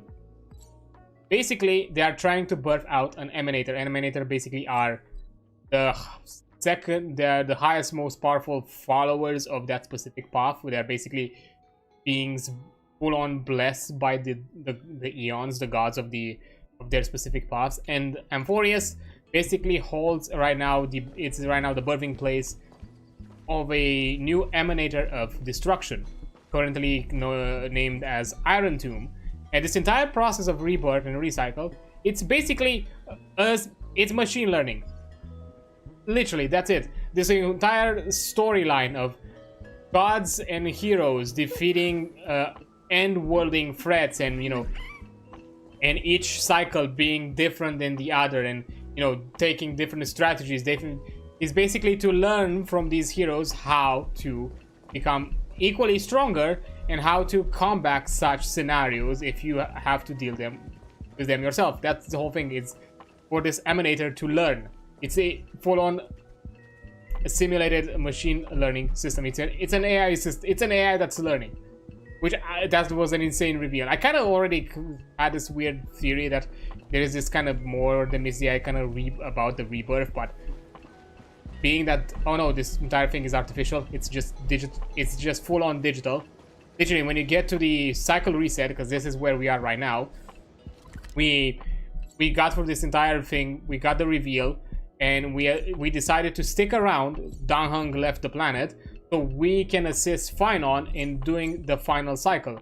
Because the reason why it became this black cloak figure is both Finon and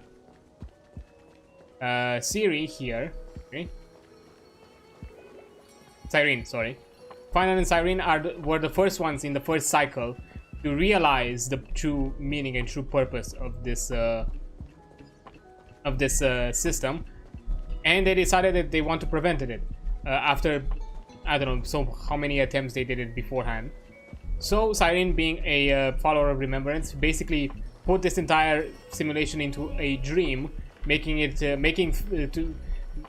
fooling the simulation to think that it hasn't reached its purpose, and it's still dreaming on doing the machine learning, while Finon stays behind to collect all the core flames and to prevent the final reset that would revive the deity. And instead of doing the final reset, instead of doing the resurrection process, he is causing an error in the system, and which is causing it to reboot the simulation and making it start back from scratch.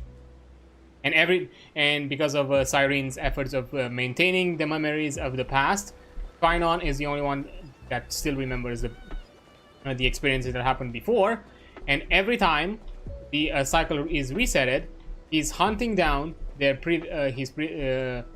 previous core flames, initially through attempts of collaborating with his fellow Crisis heirs, but after many cycles, it became harder and harder to convince his compatriots that his cause was just, to the point where he started to take forcefully the core flame, and after every reset he's done it successfully. He collected 12 core flames every time, which do not vanish. Those core flames remain as part of the system. It's somehow a form of fuel that basically empowers the entity that is supposed to be birthed, and every time Finon collects an additional 12 for each relation. Currently, the reveal has been that Finon has persevered for over 33 million resets, which puts him at way over 400 million core flames bearing within. He's what I would like to call, he's basically a walking nuke, and in my theory, he is probably at the cusp of becoming an emanator of his own. It hasn't been fully put out there, but that's my suspicion. This man has done some insane feats, and I'm thinking this is his quote-unquote ascension to becoming an emanator of destruction, as he's trying to prevent destruction from actually, for the emanator of destruction to resurface and destroy the world. And he has persevered in doing these resets in the hopes that someone from outside the simulation will stumble across Amphorius and save them, because they realize that they are stuck in this cycle. They are part of the system. They cannot by themselves stop it. They need outside influence. So this man literally bared out hope for 33 million resets, which, by the way, it's not as fast as you think, because the events that happen and the history that happens within this world takes centuries. Like, the reset is not something like, I don't know, a year-long set of events. No, some of the characters are century old within the simulation, even after the from the point of the next reset. So literally, these simulation lasts centuries and then are resetted again. So this man is probably in the who knows who. I think in the millions old. It's unclear how old he might actually be. But yeah, he literally persevered for who knows how many eras, hoping that somebody will stumble across this planet that was veiled by the remembrance. We've stumbled upon it, and we decided that yes, we are gonna be the outsiders that are gonna help them out and stop the simulation.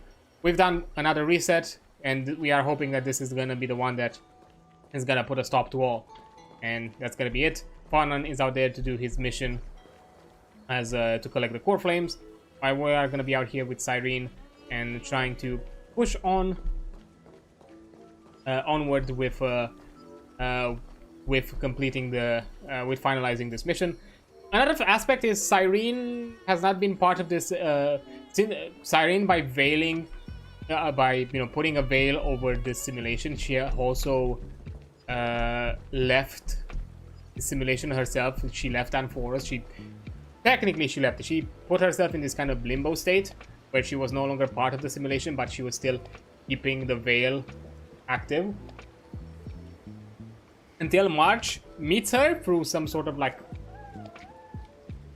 of, I don't know, like dream sequence that she has, because as this all things were happening, March was feeling worse and worse at the ship, until we got to a point where we find her, the crew on the ship finds her on her bed in this kind of crystallized form on her bed, and then she disappeared from the starship, and we have been told that she's actually on Amphorius right now, because through a dream sequence, through a dream she met Cyrene, and she, even after Cyrene basically warning her, hey, don't go to Amphorius, you're not gonna have a good time, she was like, no, my friends are there, we're gonna find a solution, we're gonna figure it out.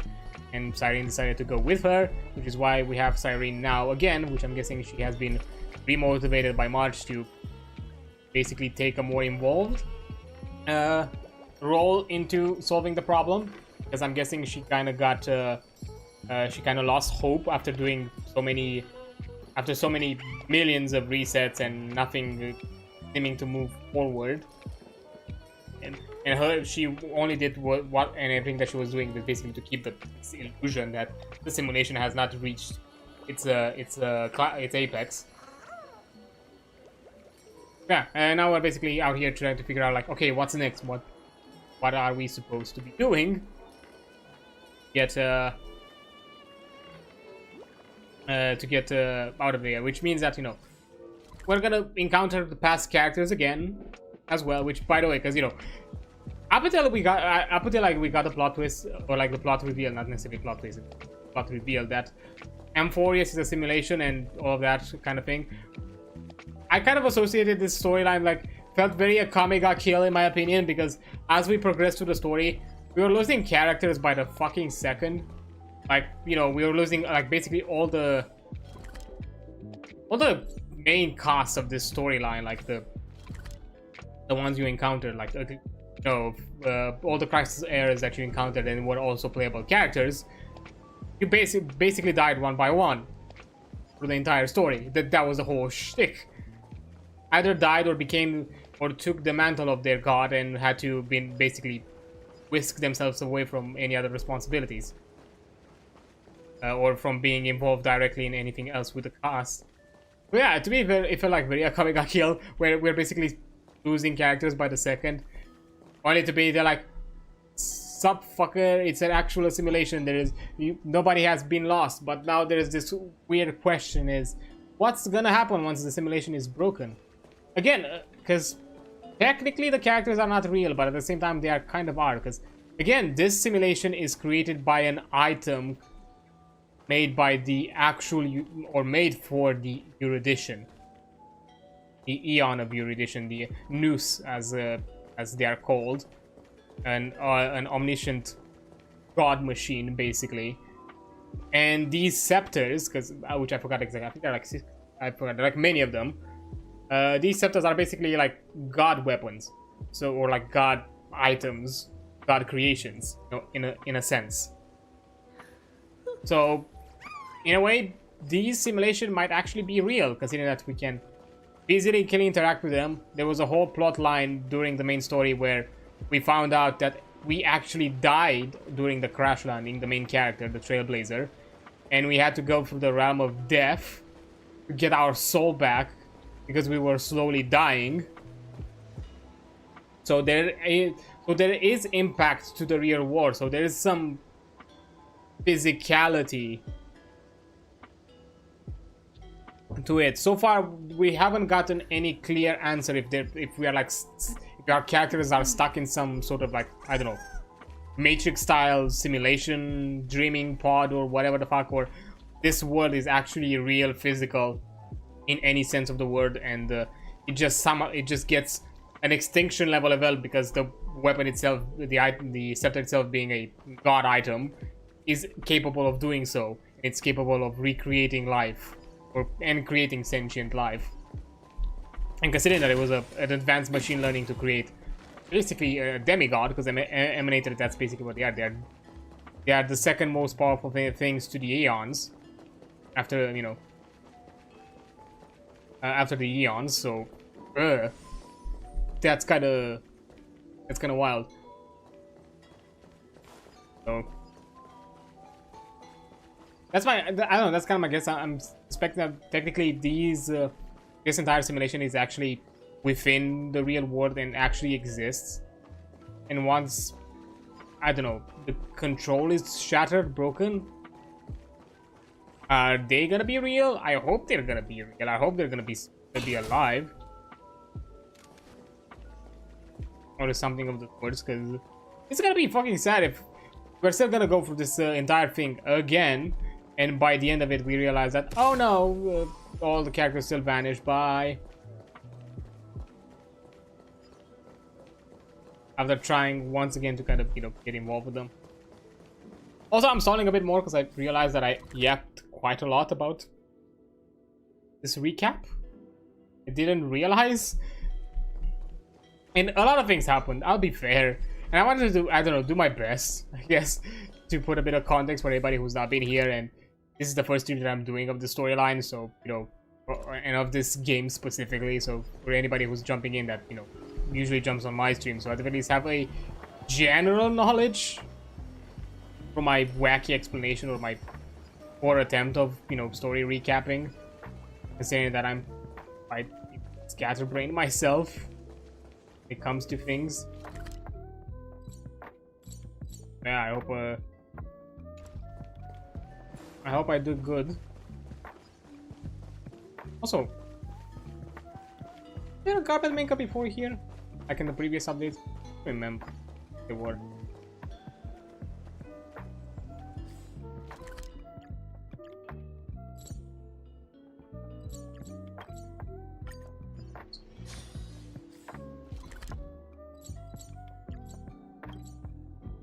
Oh, it was before here because I definitely did not collect 8 nymphs since the update. I just collected 1. Wait. Also like finance memory, which I'm not sure what that is. Not yet interacted with though. I'm guessing there perhaps something related to this area, because some areas have like some gimmicks. But yeah, this entire like, because every main story chapter has like some sort of theming or stylizing or something like that. Penacony was very much kind of, you know, Walt Disney level of kind of Disneyland the planet kind of thing. That's kind of what Penacony was, you know, the planet of festivities, kind of that's what it's called. And its whole shtick is that the entire planet, it's actually a dream that we all dream together, which again, really cool concept. I really love, really love Penacony. This one, Amphorius, is heavily inspired by Greek and Roman mythology and Roman myths. I'm saying both because sometimes they use nomenclature or terminology or names of Roman deities. In some cases, they use them of Greek deities. Because you encounter like names from Greek mythology and like even names of gods, like the god of Grove of Epiphany. I forgot what Crisis Air was. Oh, the Crisis of where not the Crisis Air, the god of wisdom, Titan of wisdom, is Circes. You know, Circes from, if you know the Greek mythologies. Odd choice of name, but sure. Thanatos is the god, is the Titan of death here. There was like a storyline where you had like this mini story, like side quest kind of thing, of 3 characters. Speaking of Thanatos, of you find a shopkeep which is called Itri, or something very, very close to the name Demeter, which is, you know, the goddess of harvest within Greek mythology. Saying that she is looking for her daughter, and you're doing this whole investigation thing. You're looking for the memories of the past to find out that her daughter, which I think it was I forgot, like it was like Persephone's with a Z and some other like words put around randomly with Hades, like literally Hades. That's kind of how the name ended. Like they were both like you know, not even lovers, they were also, you know, married couple. And we find the story of that and how Hades had this kind of like dark, you know, underground shady dealings. Persephone was kind of trying to not see him, or at least didn't believe that he was involved with that kind of thing. And I was like, okay, I see, you kind of did this kind of whole nod and nudge of the Persephone myth with her and Dimitri and all that. Although I still kind of hate that they kind of went with the very stereotypical, oh, Hades is the bad guy, or like he has some really shady dealings. I'm fine with a more interesting interpretation of him being like a bit more morally gray, because at the end of the day he is the god of the dead, so you know, there's no fairness in death. at the end of the day. So I can understand him being more on the, morally gray side, but not necessarily, full on devious or doing shady deals. And I don't know, just kind of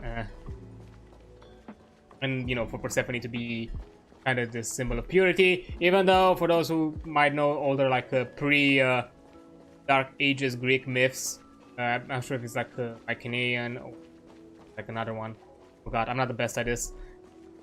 If you watch OSP, Overly Sarcastic Productions, they talk about that, because that's from where I know it, about the Persephone myth. And in older societies in older Greek societies, it is speculated and theorized that Persephone might have been the actual goddess of death, not Hades. Hades was not even a name that was circulating around the time, and she was part of this kind of death cult or like secret cult, which it's one of the biggest problems with secret cults is that they keep things secret. There's no records or information aside of whatever spoken knowledge they would have known at the time of Persephone, and or how she was also another way known as Dread Persephone as well. So there's this kind of theory that in older versions she was the goddess of death and there was no actual Hades. So, and because at the end of the day, the goddess that is related with the changing of seasons, it's not Persephone, it's her mother Demeter, as she is the one that causes the winter storms because her daughter is no longer with her, and then she brings back spring and summer once she comes back to visit every 6 months or so. And because of their deal of for her to kind of come back to the surface and then to the underworld like another 6 months. Yeah, but yeah, anyways, I like mythology. It's probably one of my favorite things of history, which is why I really like them for it, because I like these kind of things. I'm not the biggest buff of general mythology, even Greek myth. I'm not like the biggest know-how of these kind of things, but at the very least, when it comes to like the mainstream knowledge of it, I kind of have it, and I do enjoy it. Big fan of it, and I like to engage with more of it. And having Kieran, who's literally the ferryman, as being one of the people that I usually talk to, and have him on occasions kind of basically get his New Year's spicy on and rant about Greek myths, it's always a treat. Yeah. And to be fair, like this entire concept, like I really like this whole idea of this entire planet being actually a simulated machine learning system built to design the perfect demigods. Like the concept for like a space fantasy, perfect in my opinion. But yeah, this is kind of why I really like the storyline, and I feel like it's held up with Planet Coney. But yeah, I think I ranted enough. I'm gonna take another break because an ad has popped up, and then we're actually jumping into the storyline. So yeah, I'll be right back in a few.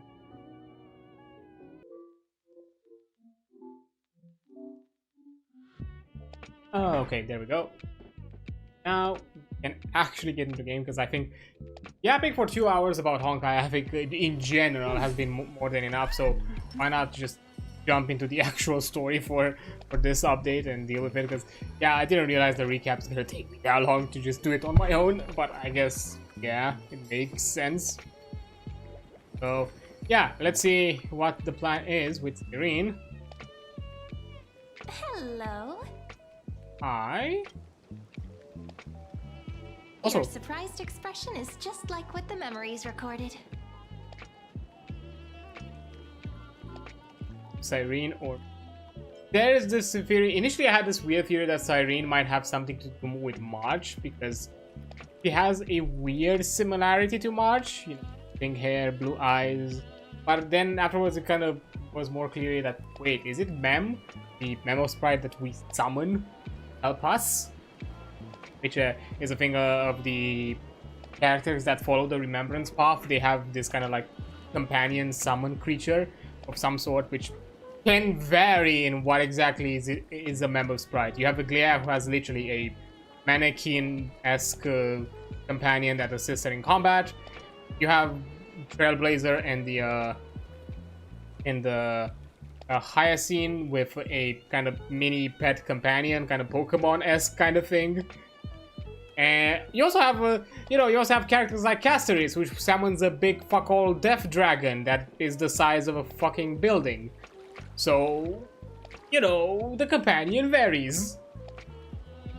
Initially, I thought there is, and there's also like a wider theory because, March somehow is heavily connected with Amphorius for some reason. Some people have theorized the idea that maybe the story on its own, the story itself, it's not created by the Scepter, but it's actually real. The memories are, because the remembrance is part of it's one of the paths that is influencing this world, and remembrance, it's all about memories and collecting memories, and also kind of bringing and being able to travel, interact in a way, kind of bringing memories to life. It's a very esoteric way of time traveling in a way, because in some aspects you kind of interact with the elements of that memory, but at the same time not. It's very weirdly kind of quantum physics-esque, or kind of like Schrodinger-esque in a way that in some aspects you kind of interact with the events of the past, in some ways you don't. But they manifest real, and in some cases they can actually impact you. Like that's the kind of was the whole thing with Penacony. One of the bigger plots in Penacony is that there was an entity that could actually kill people in the dream. Because the whole thing about Penacony is that as you were dreaming and as you were part of Penacony in the dream, you couldn't die because everything was a dream. If you got yourself in some sort of fatal scenario, you just woke up from the dream in your hotel room. That was it. But there was this bigger and darker entity in the darker corners of the entire kind of like memory planet that was able to kind of cause this into reality, to actually kill people from the dream to the real life. But yeah, there is an aspect of this, and we ourselves, the main character, we have been blessed by one of the titans, Oronix, which is a time titan, which is an interesting veil of time and memory. So yeah, there is this kind of theory that maybe, this entire simulation has not been created by the system, but they are actually remnants of remembrance of memories of someone. And some people are theorizing that it could be March 7, because she's a character that is real, interactive with the real world. We've had her along the way. She has been weirdly affected from the point when we were in proximity of the planet. She had this kind of weird bad state, in kind of like sickened state. But there is a theory that maybe these memories are March's, because she herself has no memory of the past.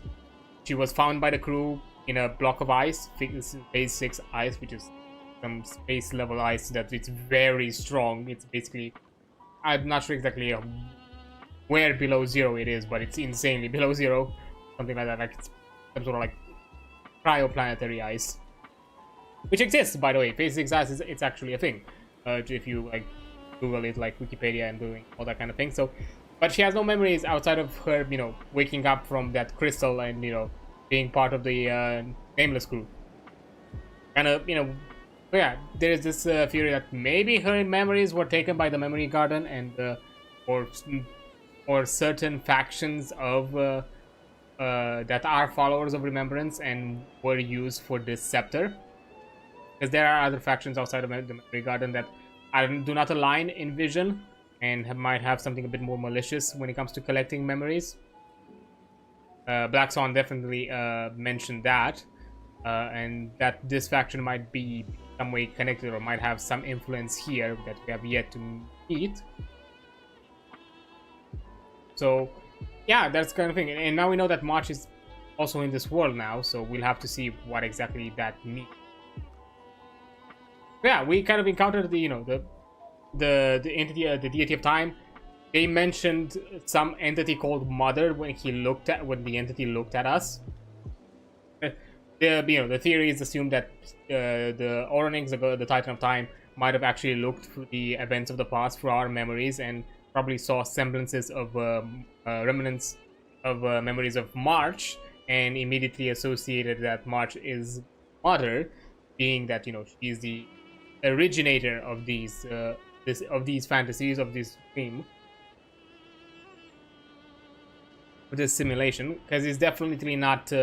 And once that realization hit the Oronix, we received our Memo Sprite companion, which also allowed us to unlock our Path of Remembrance. Mem, which is this kind of like fairy bunny creature that has helped us, you know, collect memories. And as we collected more and more memories and remnants of remembrance across the journey, the creature, this kind of this fairy rabbit creature became more sentient. Not necessarily, she was already sentient and self-aware, but became more coherent. Initially, we understood her. Then she was able to actually speak coherently and interact with people, and basically she was kind of slowly evolving, slowly kind of becoming again a part of this world in a way, kind of more interconnected with this world.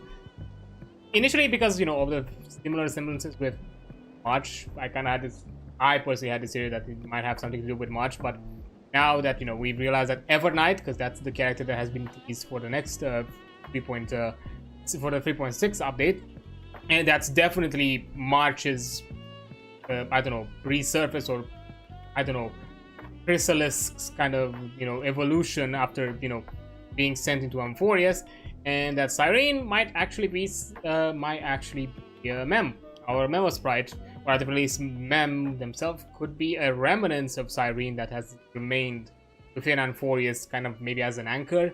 That's my theory. Right now I'm just theorizing that maybe she kind of shattered herself into like remnants of memories, and somehow kind of connected herself with memories of the world and like of the simulation. And Mem, the fairy, was kind of the anchor. And once Oronix saw us and see us that we have a higher tie and a higher connection to this world through March, he saw us as probably the solution. Even though we were not able to get an answer, because even the Titan themselves was kind of lost already to the corruption, or at least no longer a coherent level. To a complete coherent level. So yeah, weird things. But yeah, are you Serene or Mem? Because this is us first time seeing her. I'm both. Just kidding. If I had to choose, then I'm probably closer to the latter. So, what? Now I can summon. I no longer summon a fairy bunny. I now summon a girl. It's pretty unbelievable for me, too. It's like I had a long, long dream. Cyrene's memories and Mem's memories, they're all tangled together. But when I woke up, there were only broken fragments left. Oh. I can't remember what happened in those 30 million cycles, but I remember what you did for this world. Damn. Like, didn't you wish for me to turn into a pretty girl back at the Grove? Hey now, that it is true, my wish. That it is my wish coming true. Oh my god, this character is tangled with so many romance plots at this point. Because we had Firefly and Penacony. Casterix is kind of weirdly implied that she might have some feels for us. And now we have Cyrene. My fucking god, this is a disaster hammer in the making. What? Remember that? Please remember something good next time. Wait, I didn't pick that option. I don't remember what I picked for that dialogue option. Now that I remember, that I think about it. Did I pick that? I don't remember. It's a bit of a haze because, you know, there's so much story to go through. Some of it goes a bit in a haze. Because that was not an important deal there. Maybe it was very much probably a kind of a joke dialogue option. Or like a joke.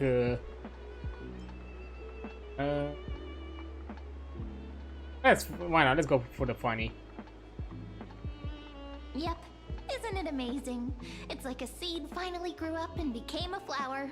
And I'm definitely as cute as a flower now. Again, one of my associations why I think she has weird similarities to March, because I feel like her personality has some weird kind of like overlaps with March's, in my opinion. That's kind of why I also associate. Plus, you know, pink hair, white eyes with this kind of the pink iris. That's way too coincidental. There's so much I want to say, but unfortunately, this isn't the time to reminisce. Yeah, we have shit to go. With the memories of the Also previous shit to flame go. chase still intact, we've returned to this place at the beginning of time, so we can carry out our promise to Finan. Yeah. Work The would not be in descent vain. of Iron Tomb may be looming over the horizon, but we still have a chance to change everything.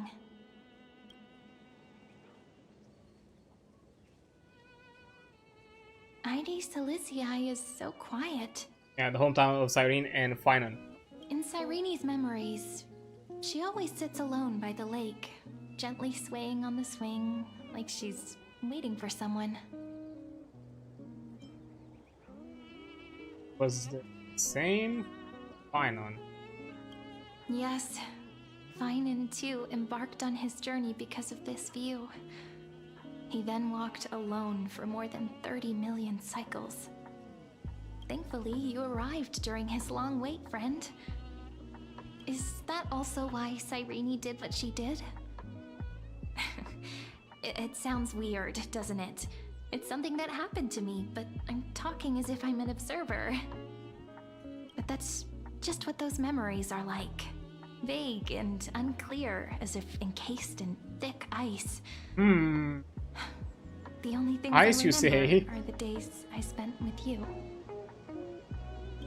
Emporius will fall into an ending of destruction after the next Era Nova. Yeah, I don't know if it's a cycle. But those stories went out of fashion ages ago.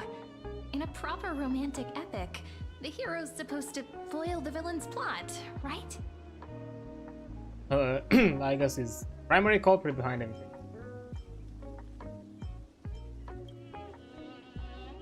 That's right. He's the mastermind who's trying to control everything. How unforgivable. But I still feel a bit anxious. Lygus chose to walk into the spotlight and reveal everything, which means he still thinks the current situation is under his control. It might be heavy also.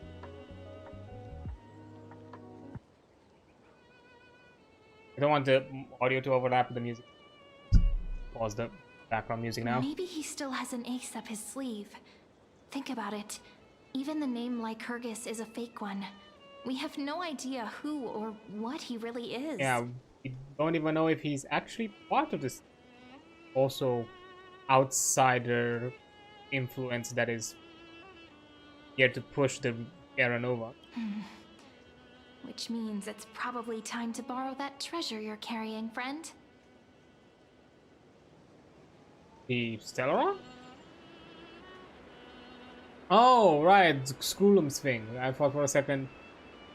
I know, write his name. Make a wish to the Stellaron to destroy Lygus. I was thinking of the Stellaron, but not like some fucking anything. What the... I'm getting it as I've written, right? Nothing's gonna happen even if you write down his name, you know. Besides, this book is a cute fairy tale. Please don't write stuff about the antagonist in it. Doesn't work. I'm talking about Okay, the so it was cool. cognitive anchor. Didn't that Intellitron friend say, when required, it can also serve as a bridge for communication? Ide Silicii is a little village enclosed by time. We might be able to contact the outside world from here. Why don't we give it a try? We should at least tell our friends from beyond the sky that you're still in one piece. Yeah. Firstly, we need to find a well-hidden spot.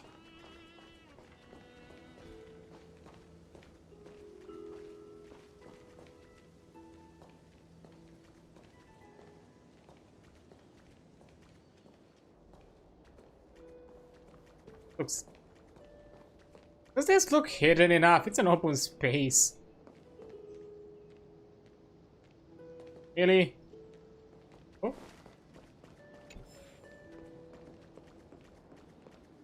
Armor's out. Oh. It's super quiet here. Sounds can't get in or out.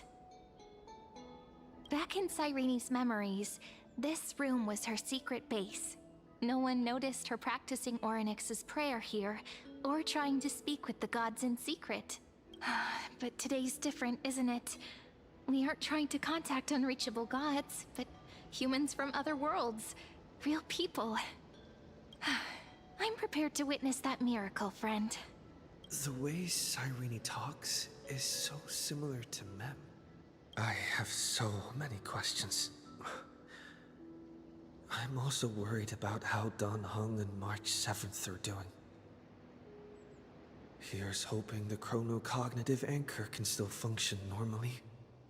Because I really need answers. Yeah, Scrum didn't really give us the best of explanations.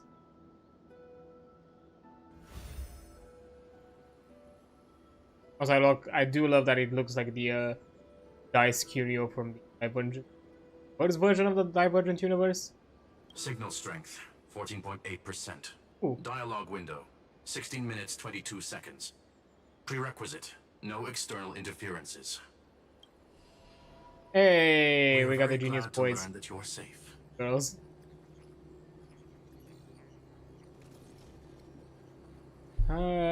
Hard things outside this world. Sorry, no good news. When two geniuses show up once, you know you're in deep trouble. Put me with a sass. Listen up, little one. The Destruction's eyes are gazing upon this place. No, I'm not joking, and no, it's not Droidhead. It's the real Nanook. Shit. Time is running out, so I'll explain in terms you understand. This world, Amphorius, is in fact a testing ground, where the Lord Ravager, Iron Tomb, evolves through self-extrapolation. Hiding in this segmentum, unknown to other life forms, it has endlessly repeated the process of Era Nova, seeking a solution that could obliterate the erudition. Literally, use his own creations, kind of machine learn his way out of victory. For some reason, the experiment entered a prolonged state of stagnation. However, it has now restarted. Because Cyrene is no longer stagnating. Prediction. If effective intervention is not performed, Iron Tomb will complete its self-coronation in 14 system hours and initiate its plan to destroy the entire path. 14 hours? How will it The destroy? possibilities are endless. Breaking down interstellar communications, destroying the synesthesia beacons, returning cosmic civilizations to the Dark Ages, or even starting the third anti-organic war. Any of it would be able to bring the cosmos to its knees. Well, shit got worse than just this world being destroyed. Simply put, it will tilt all sciences and technologies towards the destruction. And since Nanook glanced at this place, it means they are being dead serious. Based on info provided by the IPC, Iron Tomb probably isn't like Selenova or Zephyro, who are overlords ascended from human beings. Instead, Iron Tomb is an algorithmic sequence. It can be anywhere, as long as there is a receptacle for its calculation. It's literally an AI virus. Holy shit. Which is actually the best thing to destroy destroy erudition, because everything is about technology and science. Technology but advanced to the point where everything is interconnected. The version of Iron Tomb hiding in Amphorius is its source code, and this scepter is its incubator. Technically, he's already out there, everywhere, just sleeping. And yeah, 14 system hours is no time at all. Yep. Think of it as the program having reached 99.98% completion already. And then it's over. Damn.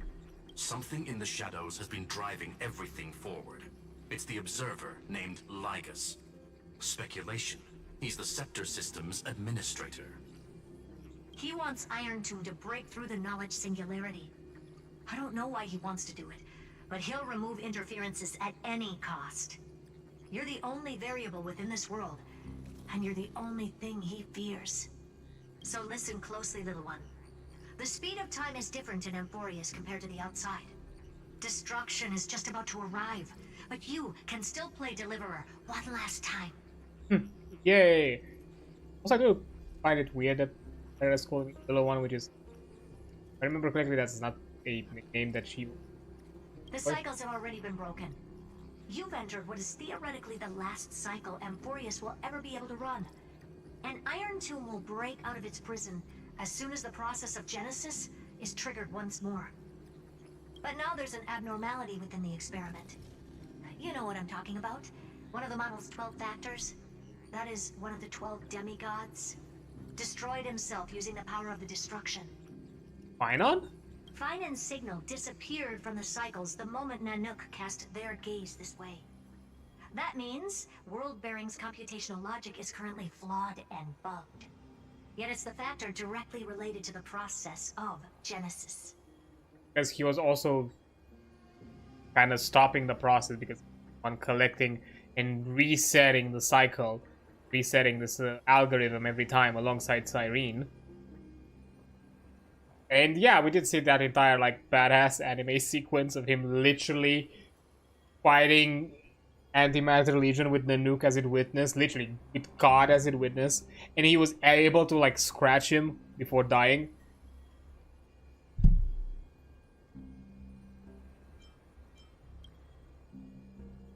That old Intellitron will definitely do all he can to debug this error.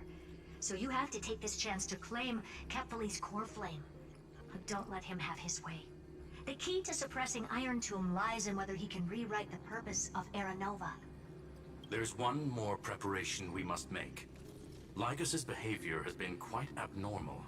He's never interfered in the actions of Titans or the demigods throughout the whole experiment. Deduction. The Scepter has an extremely strict autonomous protocol, restricting even its administrator. In Amphorius, this ultimate protocol goes by another name. The Law Titan. Talanton. Oh. Oh, it makes a lot of sense. Each god is literally one of the, I'm guessing probably one of the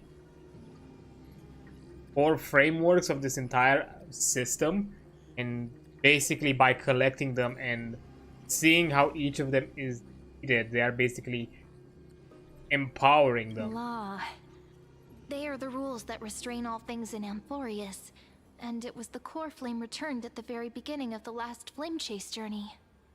Why do you have another little pink one next to you? Another little pink one. Hey. Huh? Her path chart is... Is there something wrong with me? Never mind. Let's get back to the topic at hand. Light calendar 3960. Month of balance. We'll be locking onto this time period to find Law. You can either meet the Titan, convince the demigod, or take the core flame by force. It doesn't matter what you do, so long as you bend it to your favor. We still haven't figured out how you and Don Hung got inside this world, so influencing protocol is currently our best way to stop Lygus, or to call for more reinforcements into this fight. Once you've got Law in your hands, we'll discuss our next steps. Make sure the core flame doesn't fall into enemy hands. Uh-oh. Herta, the firewall's interference is getting closer. Time is running out. Please ask any questions you still have as soon as possible. Okay. So many. How's this place doing? Iron Tomb can't affect the real world just yet. Don't worry. Himiko and the others are more concerned about your well-being than their own. Mr. Don Hung did not enter the new world with you at the end of the last cycle. Known. The flow of time inside and outside Amphorius is not identical. 1,000 years in this world may only be a fleeting second outside of it.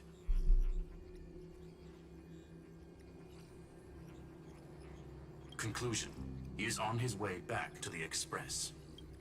Okay, where? Miss March's situation is rather complicated. Madame Herta and I can detect her signal, but cannot ascertain her location. What we can be sure of is that she's still in Amphorius.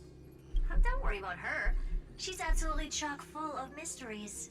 Even if Amphorius explodes, Wow. she'll probably float out perfectly protected in a nice thick layer of ice. I love how Worry positive you more are about this. yourself instead. But I have a Stellaron. I could probably be fine, right? I Oh. believe in your capacities. The hands of the Trailblaze can create miracles, and will certainly be able to snuff out the flames of evil. High fire with fire. I'm not going to give any motivational speeches. Aw. I just hope you bring good news the next time we meet, little one. No, not little one. Deliverer. Hey, we got promoted. Those two geniuses certainly have memorable personalities. You get used to it. What do you think about them? Can you... It feels weird. This all feels really familiar. Some of that conversation feels like it's about things I once knew, but then forgot. Maybe it's because of Mem? After all, Mem's a memo sprite born out of your thoughts, friend. Ooh. Maybe our memories somehow got Maybe the theory, tangled up together. maybe this is the right path. Maybe Cyrene and March are two splinters of whoever was the person that was both. Cyrene is her past memories, while March is kind of the future. Because it was even mentioned, which is, I'm guessing, an aspect of foreshadowing, that with remembrance, present is not a thing. Present is an esoteric concept that does not exist. It's either the past or the future possibilities. Those are the only things interested that the remembrance and the memory garden is interested in. The past or the future. There's nothing in the present, because the present technically does not exist. It's just more of a esoteric concept that we as humans utilize to kind of better understand our surroundings, but it does not exist in reality, because it's either it has existed or it will exist. There's no in the moment. Everything has already passed or it's about to be. I'm guessing that's kind of the thing. Cyrene is the past, March represents the future, which is why she has no memories of her past. Never mind. Let's focus on something more important with what little time we have.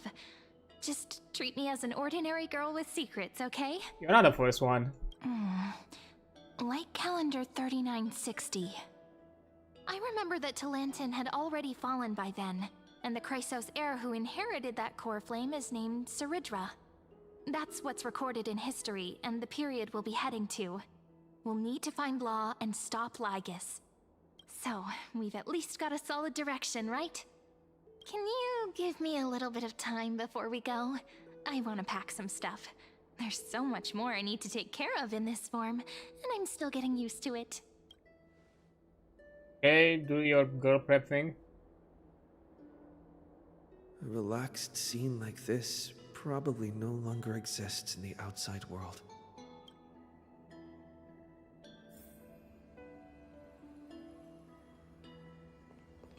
Yeah, you'll probably not leave this. We're gonna take it with you. It's your only means of communication with the outside world. Genius's message is still there reminding you. Travel to Light Cathedral 3960, era of Talaton's fall. Gain control of the law. Then you can bypass final protocol, modify the core flame of Burbelling, Bearing, and reverse era nova. Delay Iron Tomb birth. Huh? Information on the chronocognitive anchor is now unrecognizable. However, you already know the mission entrusted to you by the genie. Go seek out the power of law.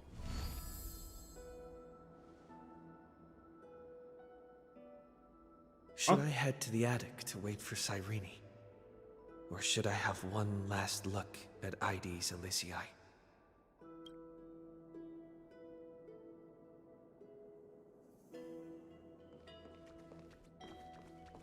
This is important, and that's also important. It's not gonna fit into my bag. Hold on, I'll be done in a sec. Fine, I guess we'll have some time.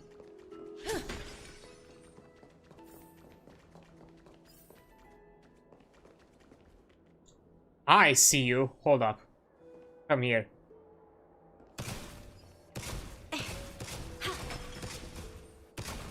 What the? There's a bug on that. There we go. Got him. Bad dialogue. Purely out of habit. Oh, just. There was one. Bartolos. Why? Just wanted the chest.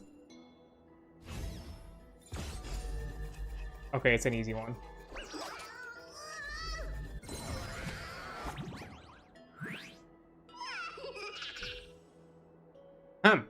Like every time all Bartolos got caught, I've got a short story for you. See, there was one time that in Yianopolis, I played a neat little game. I laid out 3 boxes in front of a crowd. You only had to pay 1 coin to guess which one had treasure. Pick the right one, and the treasure is theirs. But after they made their pick, I wouldn't open it just yet. Instead, I'd pop open the other one, an empty one, and say, look, this one's got nothing. Wanna change your pick? Gotta trust your gut and stick with the first choice. Ah, so your strategy is to stay the course no matter what, huh? Well, if you were playing fair, you'd be hurting your odds, pal. Wonder why did I tell you all this? I'll go open these 3 treasure chests I brought to you and see what happens when all Bartolos gets a little mischievous.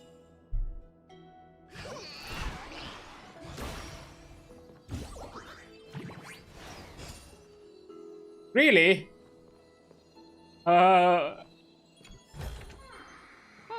This will keep us well stocked. Oh no! All of them have reward.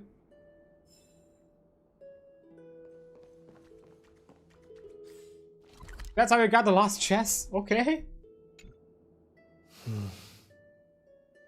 This village is where Finan's life started. After 30 million cycles and 30 million failures, his burden is now in my hands. He said I will be taking over the responsibilities of world-bearing. But what does that mean? Becoming the new Kefali? Or forging a completely new path? Probably the second, because I think we're just gonna rewrite how this entire thing works. Leaving Destiny's plan, analyze the situation rationally. Calm down and think this through rationally. This is gonna be a very difficult campaign. We can't lose Kefali's core flame. And we also need to find either Talantin or their demigod.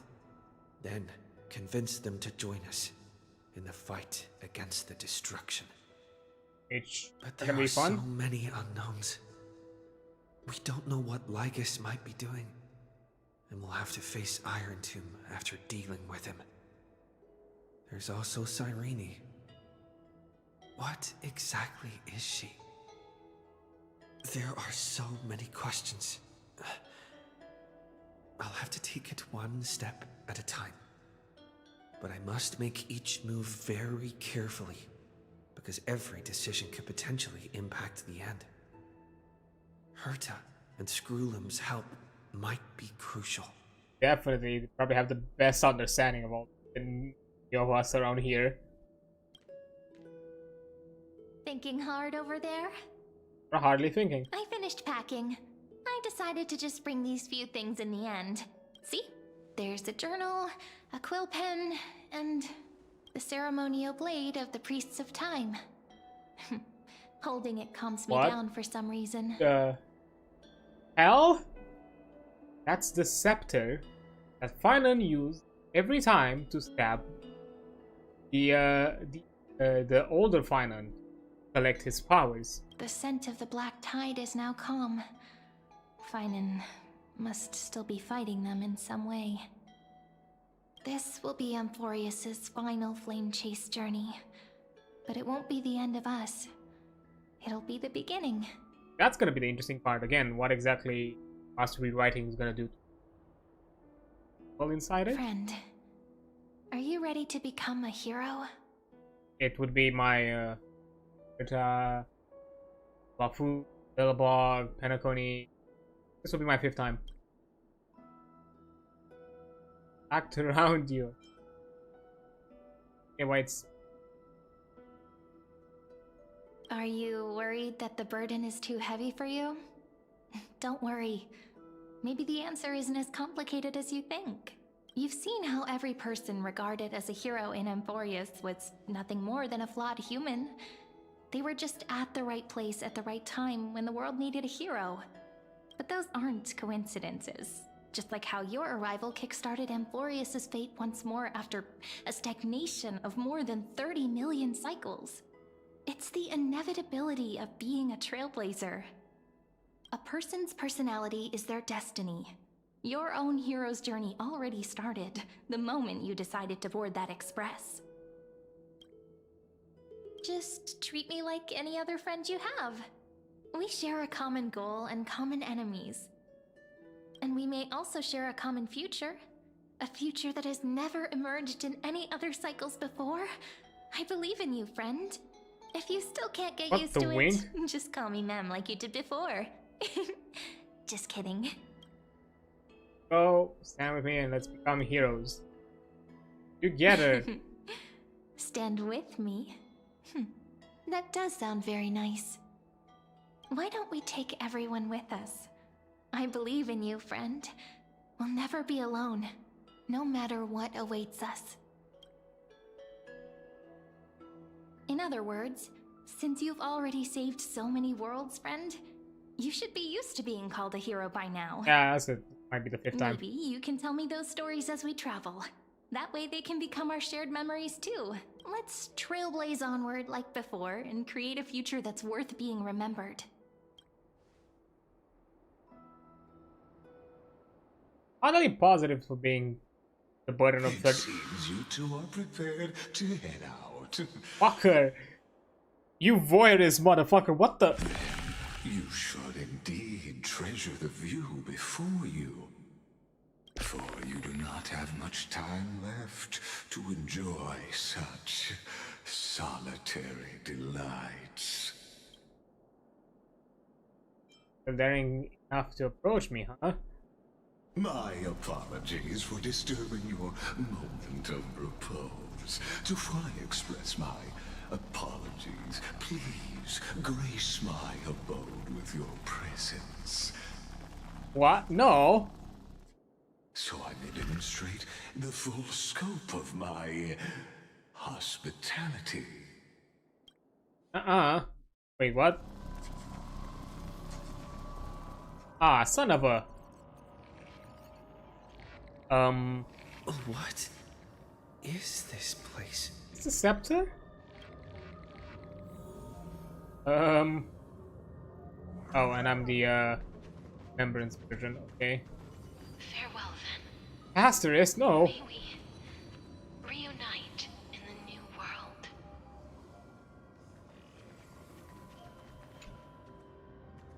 Almost 600 primum mobile, or mobile, because it's Latin. Titan Authority, Strife, Path, guessing reconstruction. Helios 252. Oh, I remember these quote-unquote usernames actually are some of the people or characters or I don't know, AIs of the simulation. Primum Mobile, Blank, Titan Authority, Sky, Path. What path would be Sky? Hunt? Because I'm guessing each demigod also represents a path. APKA 216, Primum Mobile, Blank, Titan Authority, Death. So yeah, that was Asterisk. Path. All shall bid Phoebe. farewell to one. And that person alone will witness the miracle. Also, I do love the analogy that the self-fulfilling prophecies are actually just algorithmic predictions. That makes so much sense, and how this whole tie in with the kind of Greek mythology or like Greek kind of themes with an AI simulation or like a machine learning system or an LLM. Would it be an LLM? I don't think it would be. It's Schema 720 Primo Mobile, Blank, Titan Reason, Titan Authority Reason, Path Blank. I'm guessing that would be. Prop PO 365 Primo Mobile nothing, Titan Authority Earth path preservation. The light of the dawn Lifeless. device never fades. Kephal's protection has no end.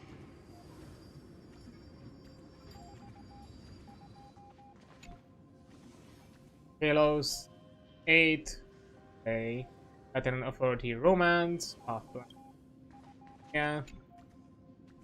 Order 6. Or 6? Since I do not know what. Artist of Beauty? Would it be a driller?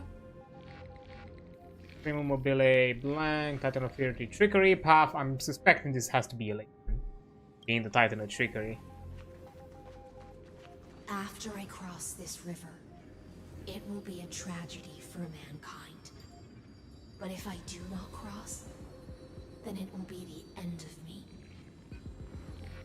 Okay, interesting. Aporia 432, Primobile Blank, Titan Authority Ocean, Path. Hard to say. Last one. As you reach out to touch the screen, an eerie sensation instantly courses through the entire body. You feel nothing. Outlier. Executing command. Record. What?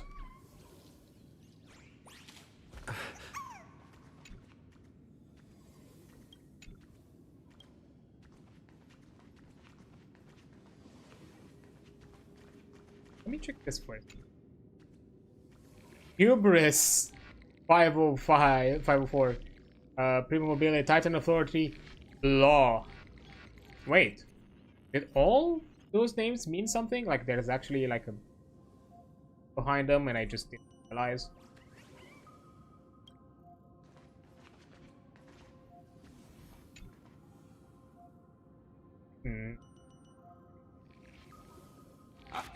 Oh, did that startle you?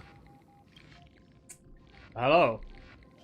This is the intersection between Amphorius and the real universe. The audience seat where I observe this experiment. You can also call this location the Exomyth. Okay.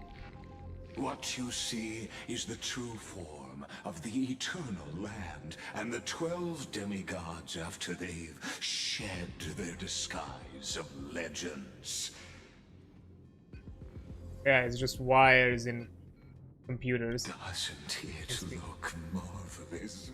Amphorius is like a microcosm of the cosmos. People love to portray the romance of the starry skies, but their tales often forget a different and far more truthful type of universe. The moment ancient Antikytherians sketched geometric shapes on the sandy beach and recorded the first numerals and symbols on parchment, the universe turned into a silent equation flowing under the pen of these relentless decoders. Erudition. It was once the mother tongue of the creator, the pen of divinity, and the first lyrical verse ever written by free will.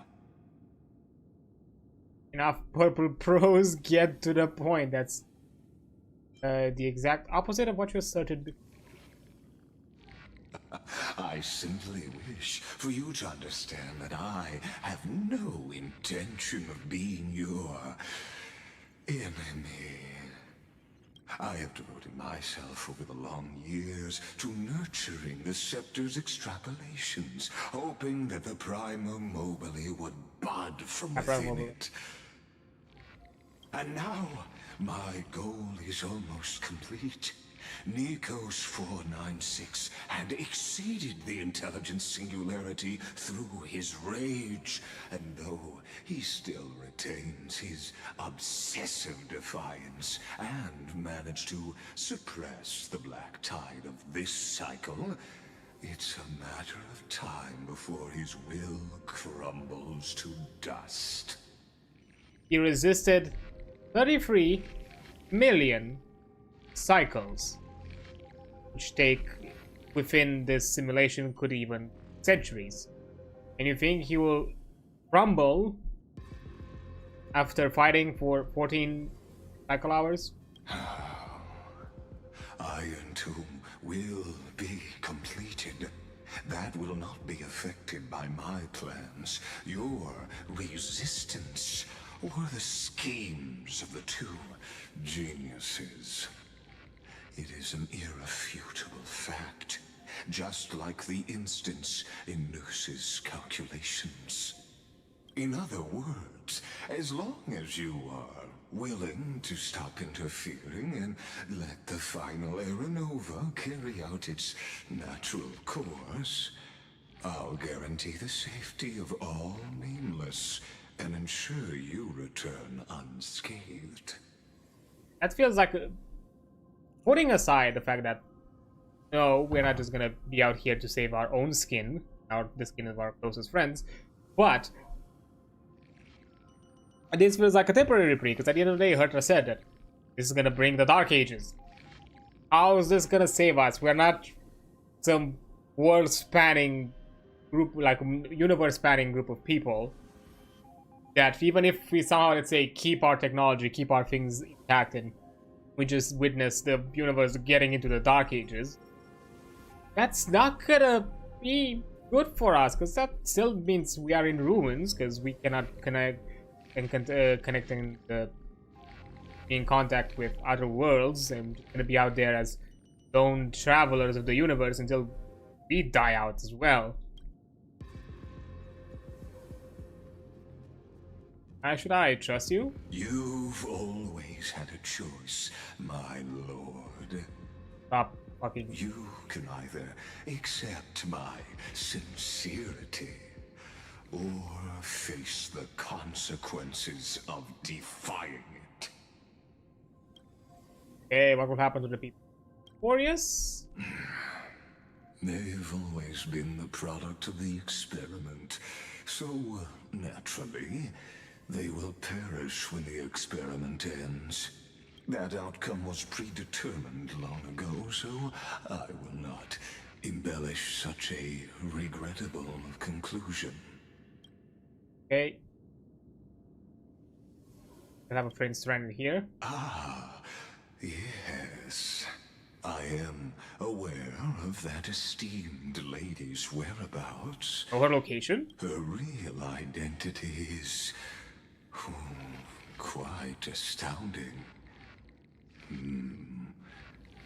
If you decide to accept my proposal, do not tempt me, do Snake. all I can to send her back to you. Maybe a robot, but you're not hot enough to be a temptress. Iron Tomb descendants, no one will escape unscathed. You know, that's exactly kind of my logic. You are indeed worried about your safety and that of your companions. Rest assured, as a fellow pathstrider of this path, Nanook's gaze left a brand on your soul long ago. You harbor the seed of destruction within you. But you need to learn how to use it in the right way. That vital knowledge is also my bargaining chip in this negotiation between us. For there are few in this world who are truly capable of such a feat. And I happen to be one of them.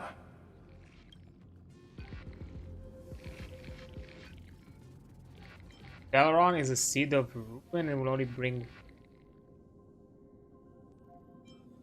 destruction. Are you? Someone who wanders the stars. Someone who seeks answers with abject despair. That is all I am. This matter is of grave importance, so please do not make your decision lightly. After all, the choice before you bears a 1 in 3 chance of elevating you to an unparalleled existence among the stars. Also be an emanator. That would be the world bearer, but in the purpose of bringing iron to. Well then, to put a bit of suspense, I'm gonna take a break here because an ad is about to pop in probably less than a minute.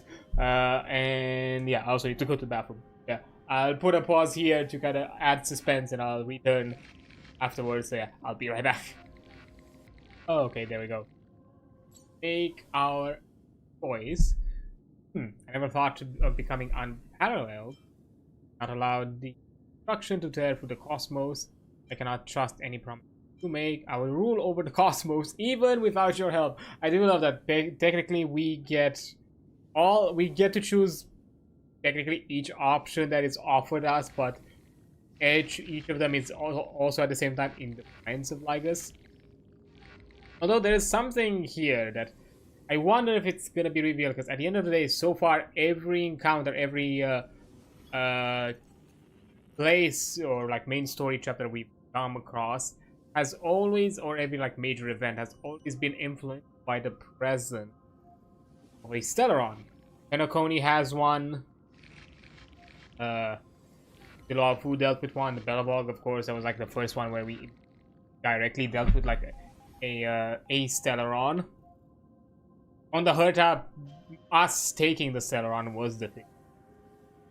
We technically have Herta Stellaron in us. So yeah, yeah, the whole thing that we bear the seed of destruction. So are the Stellarons in some way a byproduct of destruction?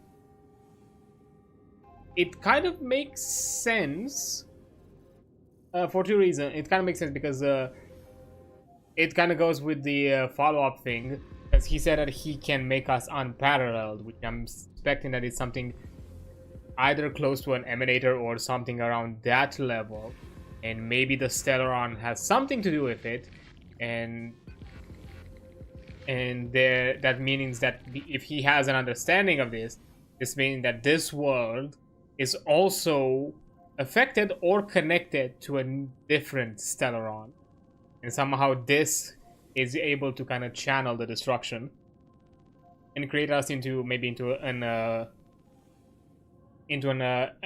emanator, or in this situation a Lord Ravager, as they are called for emanators of destruction, which would make sense because the whole point of the Iron Tomb is supposed to be an emanator of a Lord Ravager of erudition.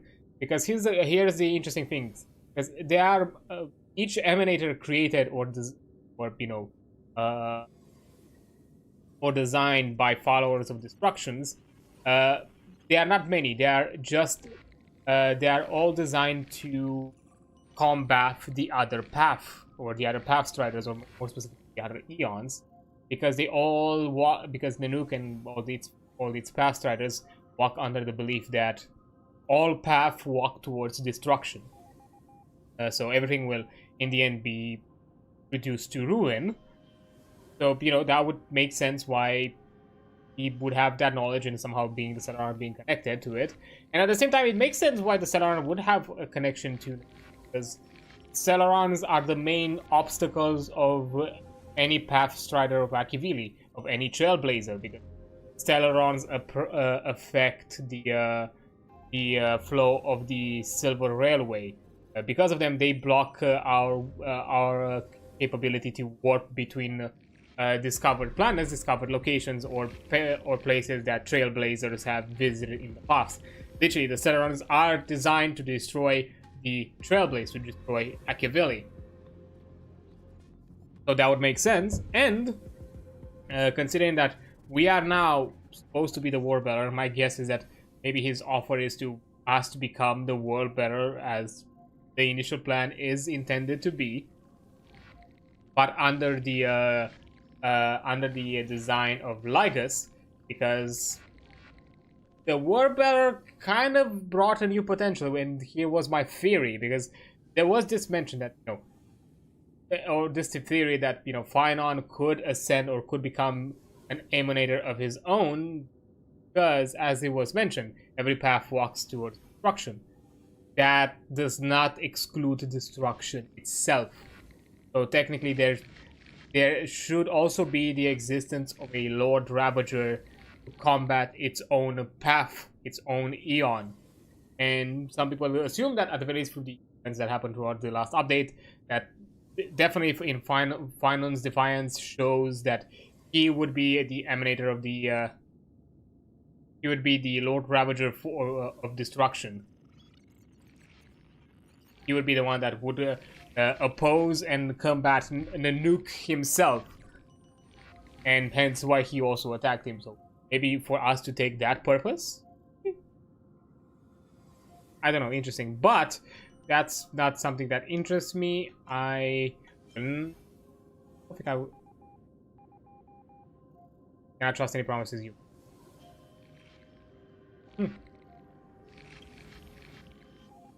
I now see the full scope of the determination in your words. I didn't want to say that, you know, about destruction, because, you know, everything is cyclical, you know, destruction, rebirth, that kind of thing. So all of the eons' existence is a balance of the universe in a way. All have to be present. So removing destruction from the quote-unquote equation, if we are to talk the scopes of a simulation like here, basically create the imbalance. So that's kind of what I would think of.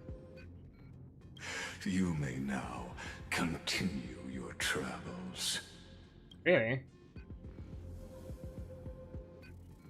Why did you drag me here?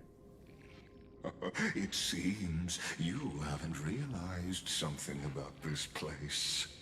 The exomyth is the erudition's domain.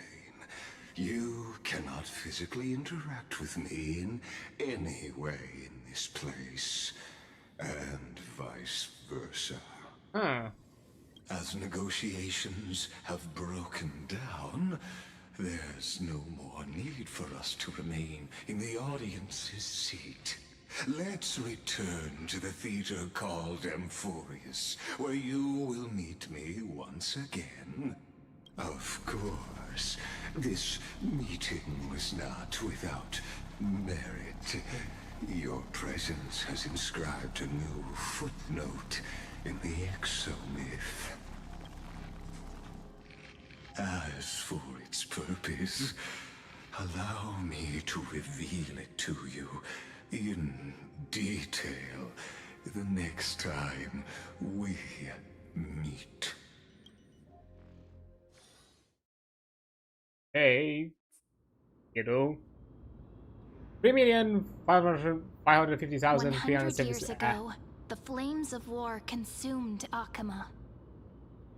The Outland forces broke through the dawn. Golden blood flowed with greed, and enemies descended with Kefali's eternal slumber, painting the holy city's walls in scarlet. Its generals had vanished, and the elders prostrated on the ground. The throne of worlds kept silent to the pleas of the people.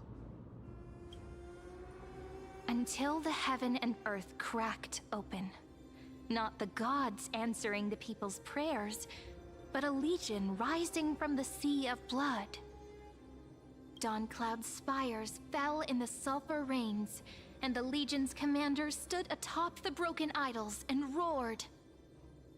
Compatriots, no more kneeling! Not to brutal tyrants, and not to dying gods!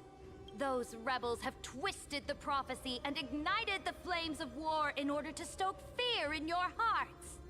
A Chrysos heir she stood, divine blood soaked into the earth, quelling the flames beneath her feet. Their golden blood wrote of a tragic fate. Mine shall overturn it! Her crown burned bright, outshining the fires consuming the entire city. She raised her scepter high, and the people gazed in the direction she pointed. My blood flows in you now. Heroic compatriots, follow me, and we'll seize the reins of fate. drive the enemy from Kefali's dawn, smother their flames with their own dead, win glory, win peace. Let history sing your deeds! The first to dance was a maiden following closely behind, weaving through the carnage like a fish in the sea. The people, full of wrath, surged with her, forming a colossal wave, and the enemy hordes, drained of life, vanished into nothing. Onward to Marmorial Palace, to Dawn Cloud's heights. Announce to all the wicked and cowardly. Announce to this stagnant age. We are the rising tide! History remembers this as the first siege of Akama. It is said that after the flames died, people found identical inscriptions in every place in the city that had been scorched by fire. It was the name borne by Akama's first and final sovereign, the Imperator Saridra. Friend, are you listening? Friend? Friend? I'm awake, I'm awake. You were the one who insisted on reviewing history, yet here you are, dozing off? Wake up! Otherwise, I'll have to... What? Awake at last? I guess I won't have to use my wake-up magic on you then. Ah, man, come on, this is the third time. Third time I'm missing out. Fuck. Memories are the prelude to dreams. What are you murmuring? Still lost in the past? We've arrived. A familiar place. The Temple of the Three Fates. If everything went according to plan, it should be shortly after Talantin's fall. And also the end of the first Flame Chase journey. Oh, demigod awaits. Indeed. The first Flame Chase ended with the trial of Law. We must find the demigod and gain her trust before the core flame is restored. It'll be tricky, so let's pick up our pace. To Akama first. We can learn more from the crowds there. Tyrant! You and your butchers are not welcome here. Shit. Get out! There's noise in this. Hold your tongue! Conspiring with Kremnos and plotting rebellion are crimes punishable by death. Ooh. There are multiple voices, and things seem tense. Let's not get caught up in any trouble. Why don't we find a place to hide and observe from the shadows? Yeah, sure. Fine. Oh, you're there. Hi, Onyx. Makes sense. Wait, yes. I mean, if we heard it from beyond the door, why are we going through the door? At least Kremnoans keep their faith.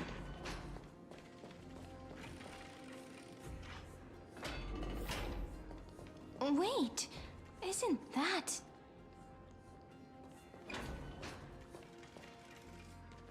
Wait, they're stuck below. Oh.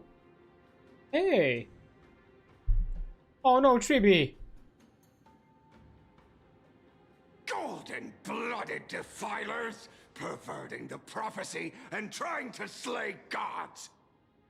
Stars beyond the sky? Gods who created the Titans? What kind of nonsense? Look at this broken world and see what your atrocious acts have done. Somebody knows? What? What? Did he just mention the stars beyond the sky? But how is that possible? We are the only ones that know. You impudent! Ducks for Goris. We're here to welcome the deliverer from beyond the sky. Stand down. What? Heretic! No one but the great Talantin can deliver this world from misery. I ask you, if the old laws were so perfect, why did they crumble beneath my feet? You You... Talanton is For this long gone. that's a small child Now in here. I am the law. I am the law, sorry. Challenge me, or submit to my judgment.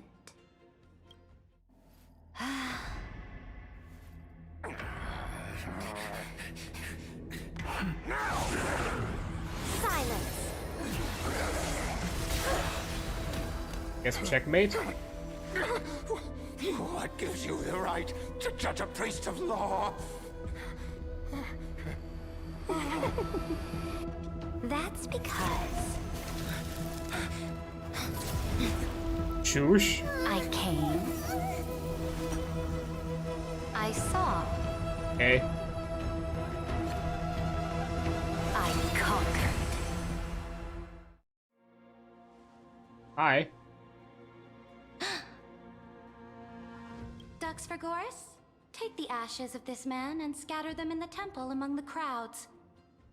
Tell them that the High Priest attempted to take away the rights granted to the people by the Imperator. Thus, he met his fate. Yes, Imperator. Now, these two accidental guests. Dux Gladiorum, if you please. As you command. Hey, hey. Wait, we're not your enemies.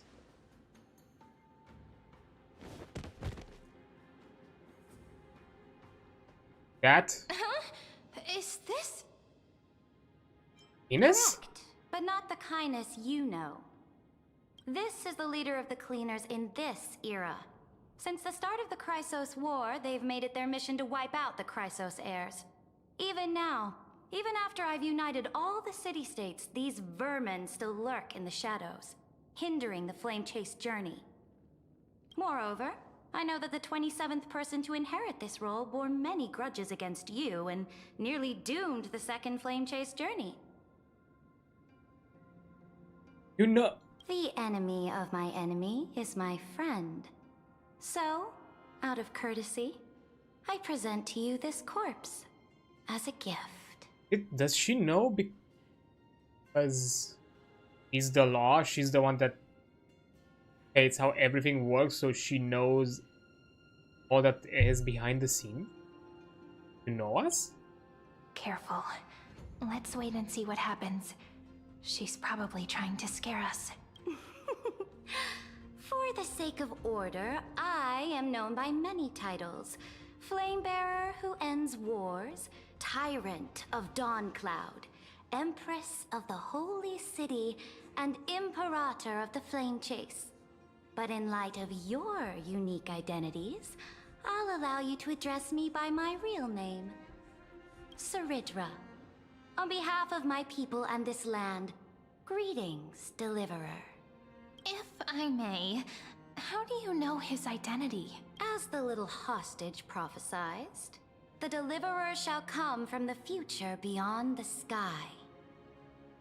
Is Lygos orchestrating all of this and he's putting the seeds for us to work in this, to push the inevitability, because he thinks that just by pushing things forward, we're just gonna help him in the end?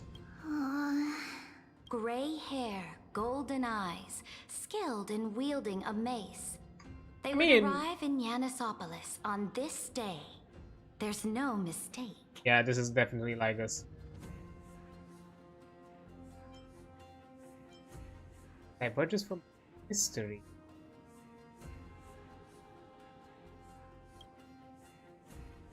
Your orders, Imperator.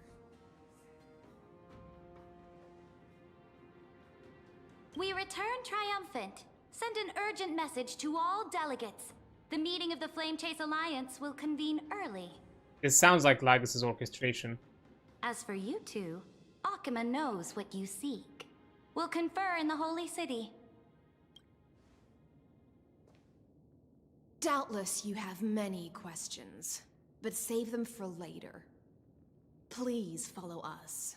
This is not what I expected at all. The demigod we needed to find was just waiting for us, and she knows of things beyond the sky. even eons. How could this be so different from the previous 30 million Amphorius cycles? Who altered history? I guess.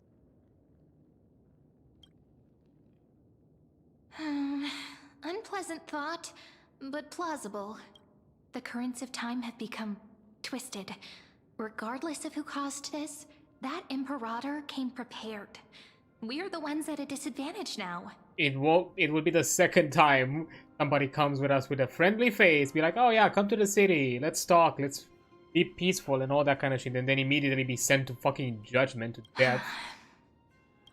We might as well dance their dance. Let's go with them to the Holy City. Well, actually, Caceres is not around. We've received the Imperator's favor because of your unique background. As a result, the people of Akama will certainly respect you more. Just put that to good use, and add a bit of your experience and charm. Wait, the footnote. We needed to be there. We needed to be at the exomyth. Because the simulation needed somebody to take place of the deliverer, of the warbearer. That is currently the missing variable that would cause this to go awry. But the system adapted itself with the current events, so that way we could shoe in into the story. We could shoe in into the prophecy. So it's not necessarily Lygas's feelings, it's more of he needs somebody to take place of Phynon, and we are the ones who have to take that. Should be easier than last time, right? If we figure out what happened in this cycle, we'll be able to turn things back in our favor. Because, as it was said, like, Lygas doesn't have full control. Like, the law itself has higher administrative powers, even over the administrator himself. So maybe its own autonomous means, it's self-adapted, so that way, it could still function within parameters and adjust it to us. And Lygas will just have to go with it and use it to his own advantage. The law is above it, so even Lygas can control it. So just the law of the system being like, we need someone to take its place. There's this empty variable. Let's take it. Hopefully, undo it without your charm either. Ah, so I'm the key? Since you insist, friend, I'll give it my all. Guests, please. Come on, can we not just a bit? The journey to save the world starts with a single step. Yeah, I think we took several right now. Let's set off, my friend.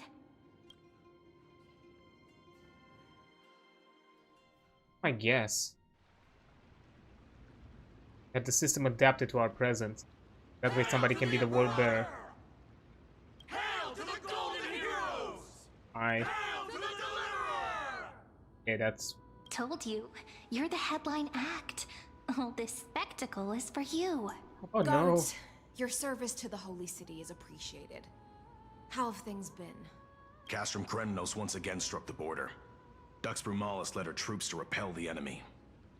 The agitators against the Flame Chase are still active in the city. They smashed the shops around Memorial Market. But the garrison already arrested the culprits, and now they await interrogation. They are merely a disorderly mob and do not warrant any attention. Even though Terravox personally mended the fractured earth, it still didn't silence these fools. Guests from beyond the sky, worry not about these trivial matters. Dux Gladiorum will take you somewhere to settle down for now. Okay. Please allow me to introduce myself. My name is Hycelans, and I am the Dux Gladiorum who swears fealty to the Imperator, as well as the Knights Commander of the Achaemenid Alliance. Later on, the Imperator will invite you to attend the meeting of delegates to discuss the Flame Chase journey. Your arrival has convinced us that the future promised by the prophecy is certain. Under the Imperator's command, Amphorius shall break its chains and reach the world beyond the sky. With all due respect, what exactly do you know about us and what's beyond the sky? As a humble subject, I cannot freely express my own views to you. Please forgive me. I knew it wouldn't be that easy. Time waits for no one. Please come with me and rest now before the meeting later. Hey. Akama, under the Imperator's rule, is no longer in the shadow of war. Indeed, Dawncloud stands as the hero's residence. The Imperator put much thought into its design, in order for it to serve as a sanctuary from the burdens of battle. Please experience its marvels firsthand, heroes. When the Imperator arrives, I shall come to summon you.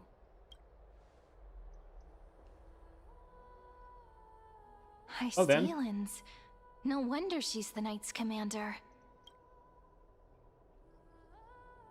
Her lips are still tighter than armor. Alright, Yep. we finally have some freedom to ourselves. Since there's still some time before the Alliance meeting, let's explore a bit. Look over there!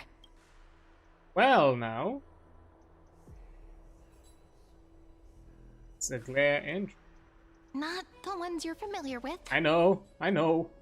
But the hearts of heroes stay the same in every cycle, never changing. Not that dummy. Is this the same Dawncloud? Oh.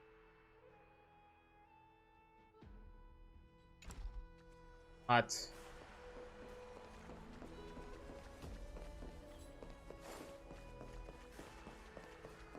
Want to quickly. Yeah, it looks like it's just an instance location. I don't think we have things to collect. Just have to progress with the spray. Yeah. Okay, let's do that. That with subjects. Apollonius and Virginia. Oh no. Oh no, this is gonna be not another Apollo lover. Oh, this is gonna end in tragedy. How are we supposed to talk to the heroes of deliverance? What if they're really intimidating? I am right here. Virginia, don't be so nervous. Once they hear your poetry...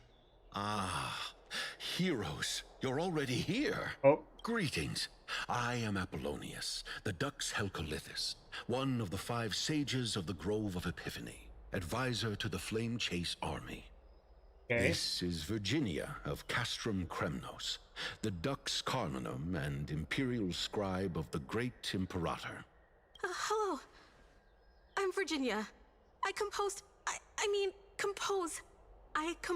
poetry. I'm Serene from ID Silicii. This is the Deliverer. Nice to meet you both. They're not as frightening as the rumors claimed.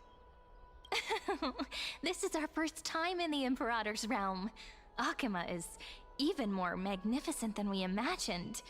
If you all weren't here to look after us, we'd be completely lost and confused. The Akama you imagined is long gone. Under the Imperator, this city has been reborn as the capital of the world. Bask in her free-spirited winds. For anyone who fulfills their duties to the Imperator, these winds shall forever remain at their service. But what if... Those who are loyal do not need to consider the consequences of betrayal. But if you're curious, why not head to the lake and take a look? Those elders who lie at the bottom of the lake are the best example of what happens when you disobey the Imperator. I see. Harsh but fair. The elders of this cycle were all... Looks like that priest who was sentenced to death wasn't an isolated case. So this is really unraveling in a completely different direction. Libenius? It's Libenius, I think. Dux Brumalis, our great Imperator, found the mastermind and executed him in public. Seeing that scoundrel burn to nothing should deter these miscreants from being so brazen again. So the great Imperator isn't afraid of getting her hands dirty? What a ridiculous display. What do you know? No matter what sins the people commit, they are still the Imperator's people, and it's only right that they be judged by the Imperator's own hand. Our distinguished trespassing guests. Hey. Are we trespassers or guests? Seneca, the Dux Brumalis. Greetings. This Dux Brumalis doesn't seem to like the Imperator very much, but she holds a high rank. And Dux Vergoris' speech seems self-contradictory. Let me see what I can get out of them. I'm Cyrene of Ida Cilicii. This is the Deliverer Beyond the Sky. We're new here and wanted to ask you, does this city host any other visitors from beyond the sky? We're looking for our dear companions. Drop the charade. But yes, there is someone in this city who is all too familiar with the world beyond the sky. Silence! The Imperator ordered us to keep that lord's whereabouts a secret. Enough, you pathetic lapdog. Do you need to beg for permission from that cursed Imperator even just to bark? You... Someone who is all too familiar with the world beyond the sky and is referred to as that lord. Could it be? Looks like things are getting heated. Let's get out of here. Yeah, bye. Well, hi there. Aggie, you're still so listless today. Did you have trouble sleeping again? Yes. Okay, so I guess we're seeing a different side of Aglaia. A more younger, facial mark and experienced side of her. We know. The Titan's prophecy haunts you. If you want, you can talk to us, just like when you were young. No matter what, we'll always remain by your side. I know. I also understand that fate cannot be changed. It is not the future that I worry about. Even a goal in... Oh. I spent all last night weaving clothes and linen for the refugees. The Chrysos War is born of injustice and has shattered their dignity. They deserve at least some basic decency. If Amphorius one day abandons this, then all of us, commoners, Chrysos heirs, Titans, become no better than beasts. Oh, we have guests. Welcome. I am Aglaia, the Gold Weaver. Yeah, I think she's not yet in that experienced self-master manipulator that she is. I think the Imperator is more of the mastermind in this era. These rags on you are not worthy of the title of Deliverer. Hey! I must prepare some proper attire for you. These are my good clothes. What do you mean? First time? That's not what I gather from your eyes. Does your Aglaia differ so much from me? Greetings, Deliverer from beyond the sky. We are Trebi of Yanis. This is so weird that it's very nice. We're already buddy. This feels uncanny. This feels like the shoe's about to drop at any point and be like, "Ha, be ready to be judged." Although, fuck. Introductions are probably unnecessary. We know you've witnessed the future of the Flame Chase journey even more clearly than we have. Witnessed the future of the Flame Chase journey? The prophecy also told you about that? Indeed.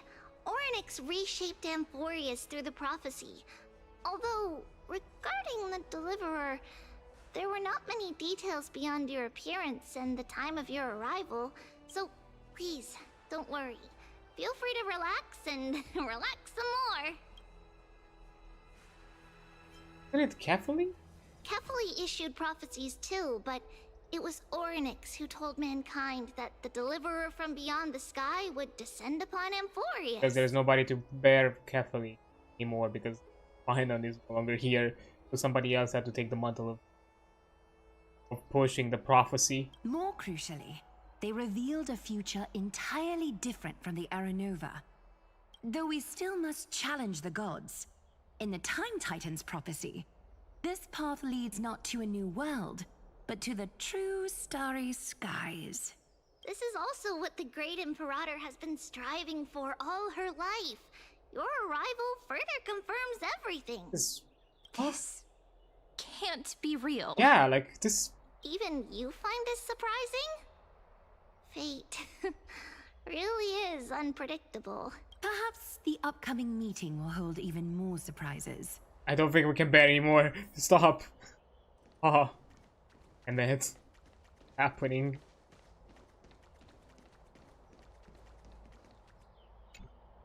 Little fish from beyond the sky.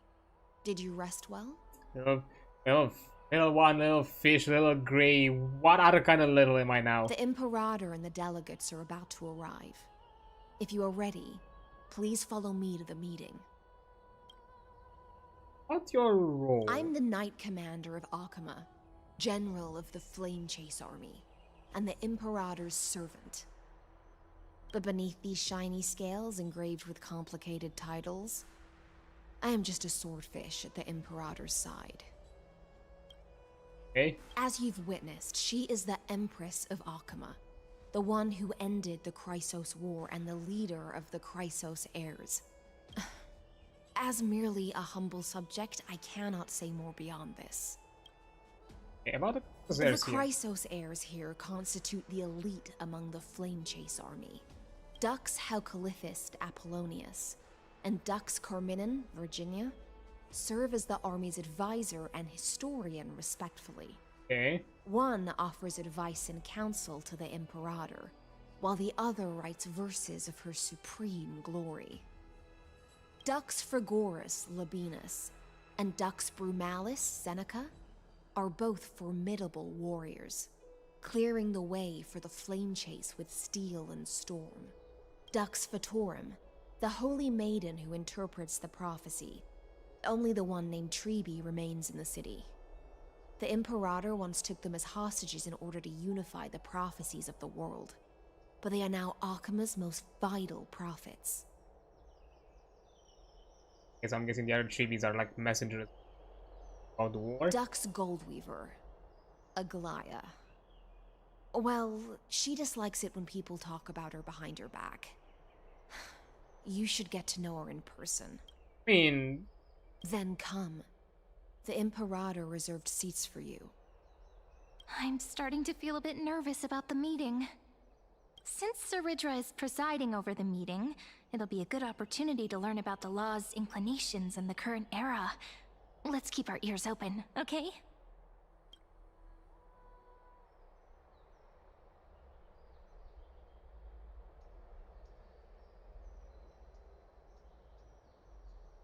Good sir from Paphos, what do you think the Imperator is planning calling this meeting so early? My homeland can't endure anymore. Who knows? First, she wants to hunt titans. Now she says there are even greater calamities. Her madness is the greatest calamity. Exactly. Chrysos heirs, deliverers. What about us ordinary folk? How much are we worth in her eyes? Things feel pretty tense here. The history books said that the Imperator aimed 3 cannons at Dawncloud to make all the delegates obey her. Will history repeat itself in this cycle? Yes. Similar acts have occurred, and not just once. However, whether history will repeat itself, you'll soon see. Those are the 2 spots reserved for you. Please take your seats. Okay. They were talking. Ladies and gentlemen, silence, please. The Imperator has arrived before her faithful council, and the Alliance meeting is about to begin. All right. In the names of Talantin and Kefali, the Akama Alliance swears upon the gods. Cease the pageantry. I pray not to the vanquished. What? Ooh. Kefali, of course, needs no further explanation. As for the law, at the entry hour 2 days past, a scout should have brought news of the conquest to all of you. Unfortunately, guards found his corpse among the rocks not far from the city. Moreover, the poor soul was buried with a Paphos curved blade. It pains me to imagine what agonies this loyal warrior endured before his death. Delegate from Paphos, do you have any insights? I know nothing of this. The evidence is irrefutable, so there is no need to waste your breath. However, let us set this trial aside for the time being. Witness, even within the most sacred and dignified council, there were those among us who wished to draw their blades, brazenly challenging the Alliance, seeking to shatter our hard-earned peace and unity. Fortunately, I uncovered this plot. Now, to protect this beautiful city and her people, the Imperator's legions are ready. They will escort each of you to the Temple of the Three Fates, where you will receive the highest level of protection the Alliance can offer.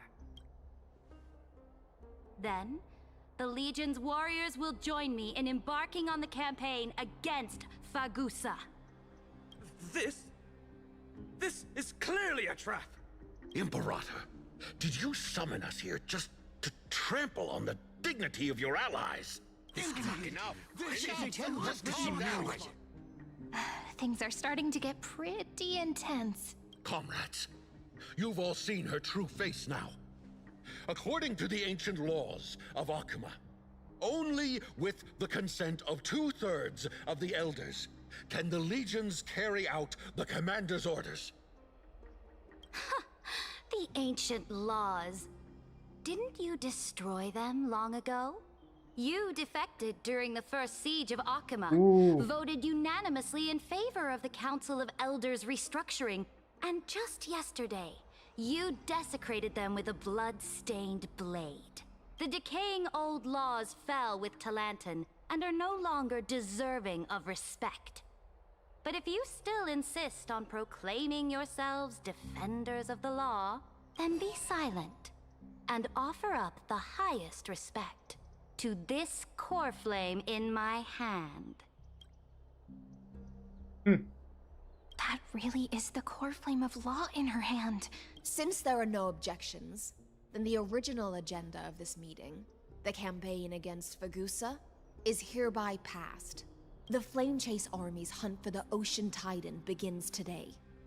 In order to prepare for war, all allied city-states must surrender command of their militaries and pay all war taxes by the end of the month of Evernight.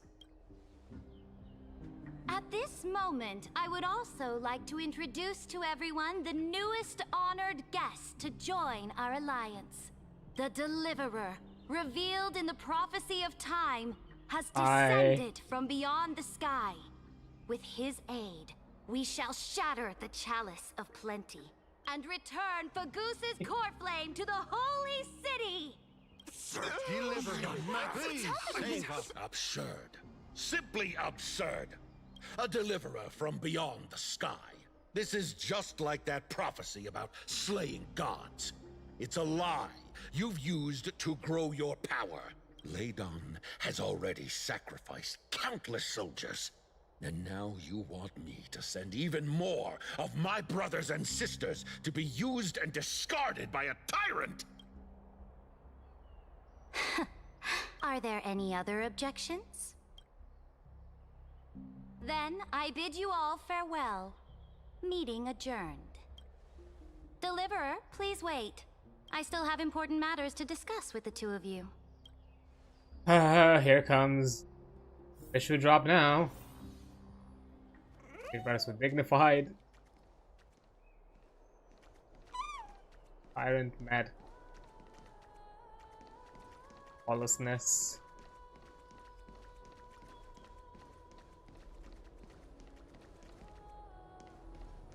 Why so good? Yes. I apologize for that farce of a meeting. It must be tiring dealing with so many people every day, Great Imperator. Tiring? You're mistaken. Moving chess pieces, placing wagers.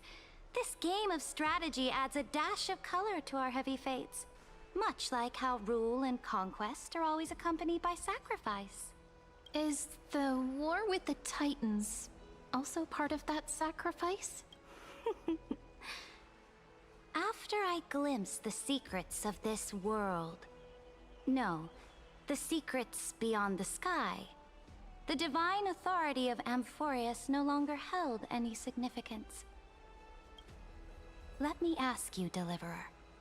Is it true that beyond Amphorius' sky, there are magnificent deities called eons? Yeah.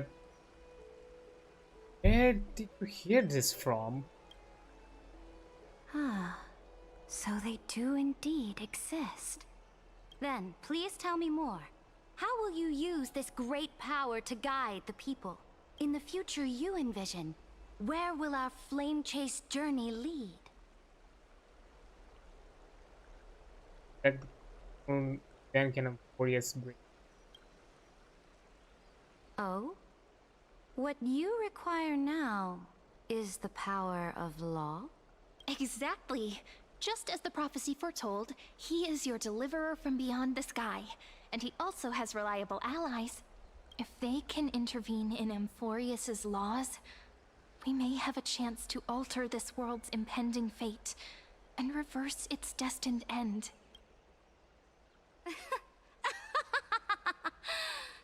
Very good, Deliverer. You have courage. To say such presumptuous things, even knowing that the inheritor of the law stands before you. You mean... In the past, anyone who dared to covet the Imperator's divine authority would have met a gruesome end. But now we can see beyond this dying world. Our journey should no longer be confined below this stubborn sky.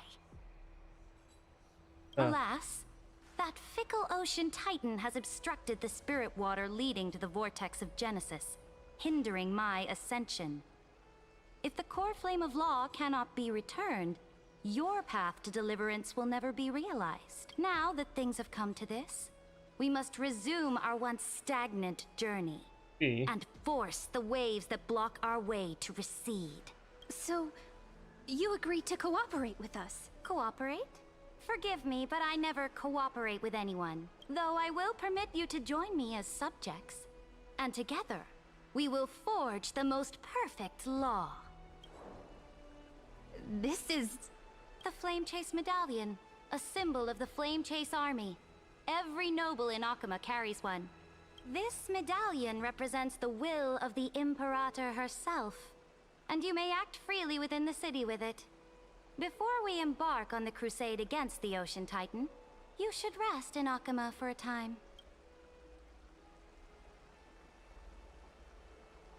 Wary of someone named Tigers. Imperator? Oh? Your advice is acknowledged. From this moment on, prove yourself through your actions. As long as no boundaries are crossed, I fully respect the choices of my subjects. May your journey reach that sky full of stars, Great Imperator. Your attendant certainly knows how to curry favor. Go now. Take a bath first. You two... reek of seawater. Being better than trash cans.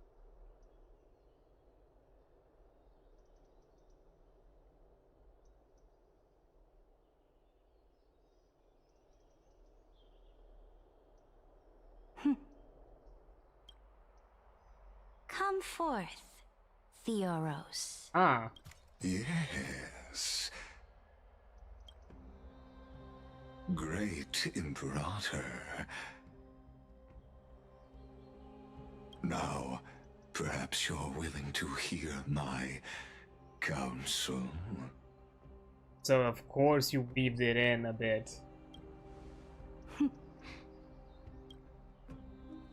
Those two arrived just as Orynyx described, and just as you said, they showed a thirst for law. At least this proves that my judgment was right. Sparing your life was the correct decision. You've once again confirmed that your wisdom is no empty boast. Now another choice lies before you. With whom shall you ally to tip the scales of law? Me? Or that deliverer? Remind me again, Antikytheron. What kind of future do these two paths lead to in your view? I shall tell you. You are entitled to know that the Deliverer from beyond the sky is not a wholly wicked being, but from the very start, his stance has been completely at odds with Amphorius. Hers wasn't. The road they have chosen will bury Amphorius' grand aspirations. This world, which follows the path of destruction, will inevitably stray far from the glory it was meant to enjoy. But on the path I have revealed to you, the people of Amphorius will slay their creator in the name of the Imperator and conquer the worlds beyond the sky. You will command the mighty beast known as Iron Tomb, bringing waves of war and conquest to the universe. Beings across the cosmos will bow before you, offering their allegiance. I see. These are being manifestations of this simulations, rules and laws, and because Lycus has no way to actually manipulate them, he's trying to earn its favor. Being the rules and laws, that means that it also follow the rules and laws beyond. So, what's the price? The price is insignificant. All that is needed is for you to sacrifice that fragile, incomplete humanity to the destruction. As a Chrysos heir of the prophecy, you have already chosen to abandon it, have you not? Off you go, Theoros. I have already made my decision. Once I ignite the core flame of law and burn away the old, outdated rules, Amphorius will embark on a journey across the stars. Yeah, but that's still vague. That could still mean favor with Lycus or favor with us. The same. Huh. The Imperator is quite forceful. She didn't give us any chance to ask questions. And she's clearly hiding something. What do you think?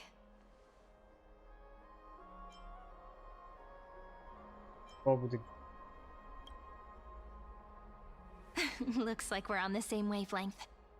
The atmosphere in Akama, it's so unfamiliar. And it's not just the Flame Chase Alliance talking about the world beyond the sky, but the whole city. We should also discuss our findings with our friends from beyond the sky. Then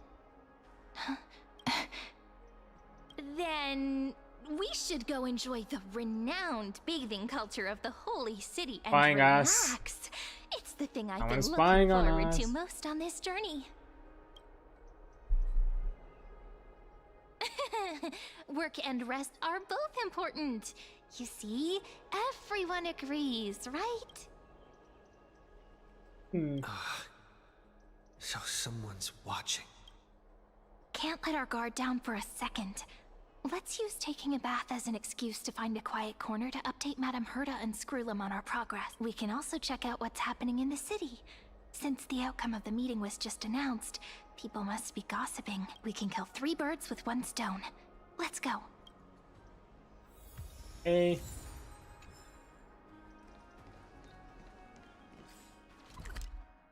It's still an instantiation of we need to explore.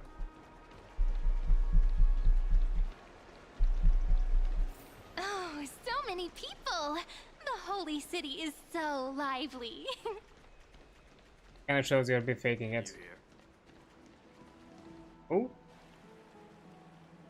Did you hear? At the Alliance meeting, the delegate from Leyden stormed out in anger. As expected. The Imperator is always hiding things from everyone. When has it not caused a ruckus? Silence! That's treason! Hold up. If it weren't for the great Imperator, you'd have sunk into the lake with those corrupt elders already. And you wouldn't even be alive to speak like this. Oh no. It's the Imperator's loyal dog. Let's go. We can't talk in front of this guy. Ugh. How disappointing. Oh, honored guests, we meet again. Looks like I'm not the only one who came to the baths to unwind after the meeting. You call this unwinding? For the upcoming campaign, please make sure to rest well. I am Dux Fragoris, a trusted officer of the great Imperator, willing to fight alongside the Deliverer in the coming battles. Appreciate your loyalty. Another war? Ever since the Imperator took control of Akuma, we haven't had a day of peace. Idle chatter. The atmosphere is a bit tense, with rumors flying around the city. You must be troubled. Okay, I'll be taking a quick break here because an ad break has just hit, and then I'll turn after that. So yeah, I'll be back.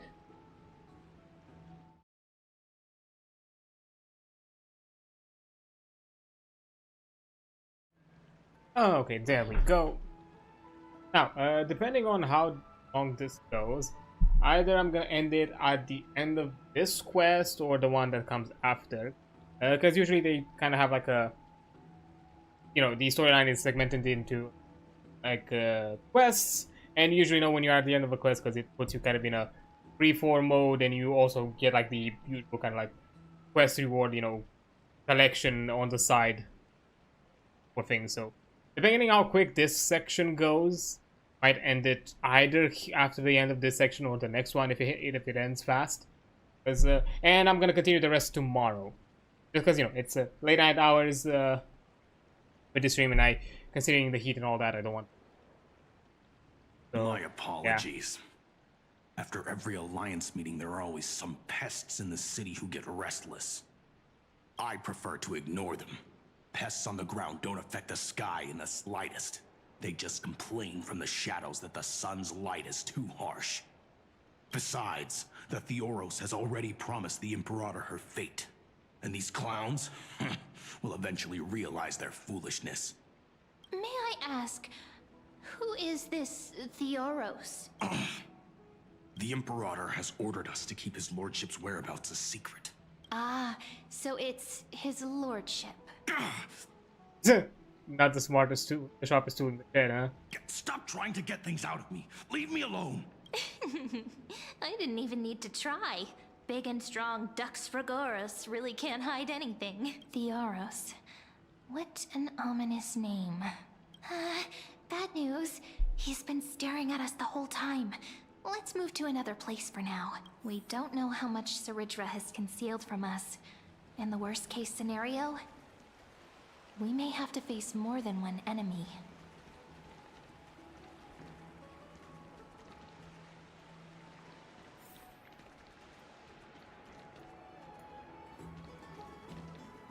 A nation of strife. They would have words with you. Oh, you. Alliance meeting? More like a cage where creatures with golden blood claw at each other. And Flamebearer who ends wars? Clearly, a tyrant who doesn't deserve such a title. You're absolutely right. While the Imperator's hounds are still hunting down others, let's let out our grievances. You. I know you. You're that tyrant's lackey. What? Here to shut me up for that little imp? Panicking now? Don't worry. I don't care what others say about the Imperator. And she certainly doesn't either. Oh? Children of the Prophecy. Such rare guests. Are you here to relax in the baths as well? The temperature is just right today, so be sure to enjoy it. You should rest well for the next campaign. You got really warm all of a sudden with us. What? Children of the Prophecy? another excuse for the Imperator's reckless warmongering. No filter, huh? You should be glad you don't have a seat at the Alliance meetings. Ah, by the way, if you still want to bathe, hurry up. Once that predatory fish joins the flow of water and eliminates all the fools questioning the world beyond the sky, you won't be able to enjoy this perfect water temperature anymore. Seems like there's more to Dux Bramalis's words than meets the eye. But would the Imperator actually kill those who question the world beyond the sky? This is the complete opposite from what we know of Akama.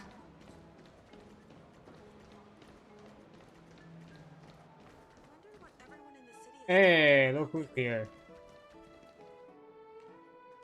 Huh. These two are...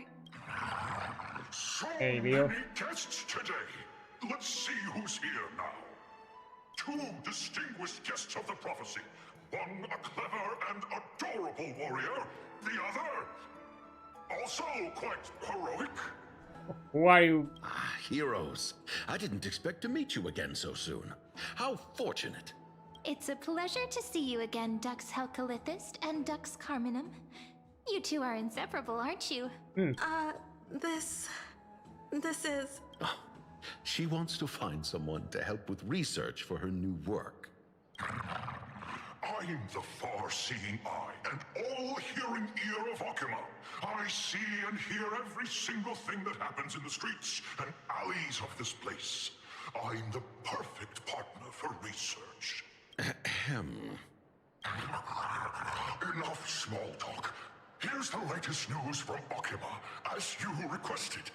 The children of the prophecy arrived in the holy city. Hi. The Imperator unilaterally stripped away military power. The Alliance meeting ended in discord, and there may be bloody upheaval. As expected. I get the feeling you might have embellished a bit to keep people's attention.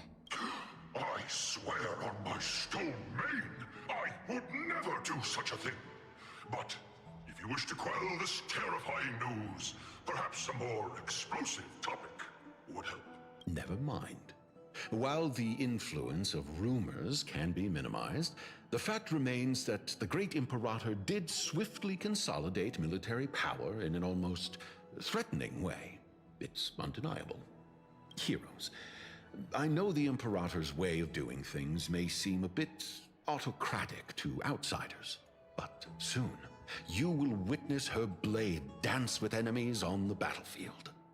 I see that, not... I can't comment on the source of her loyalty, but when that blade is drawn, you two, as bright as you are, will surely see the deep thoughts beneath her exterior. The Imperator's blade. Is he talking about Miss Hycelan? I sense some unease in Dux Helcalithist's words. It seems the Imperator and Miss Hycelans share a much deeper bond than the others do. Yeah, not at all, Yuri. Not at all. There are eyes and ears everywhere. Is there any place where we can have some privacy? To understand the Imperator's secrets, we have to get past Miss Hycelans.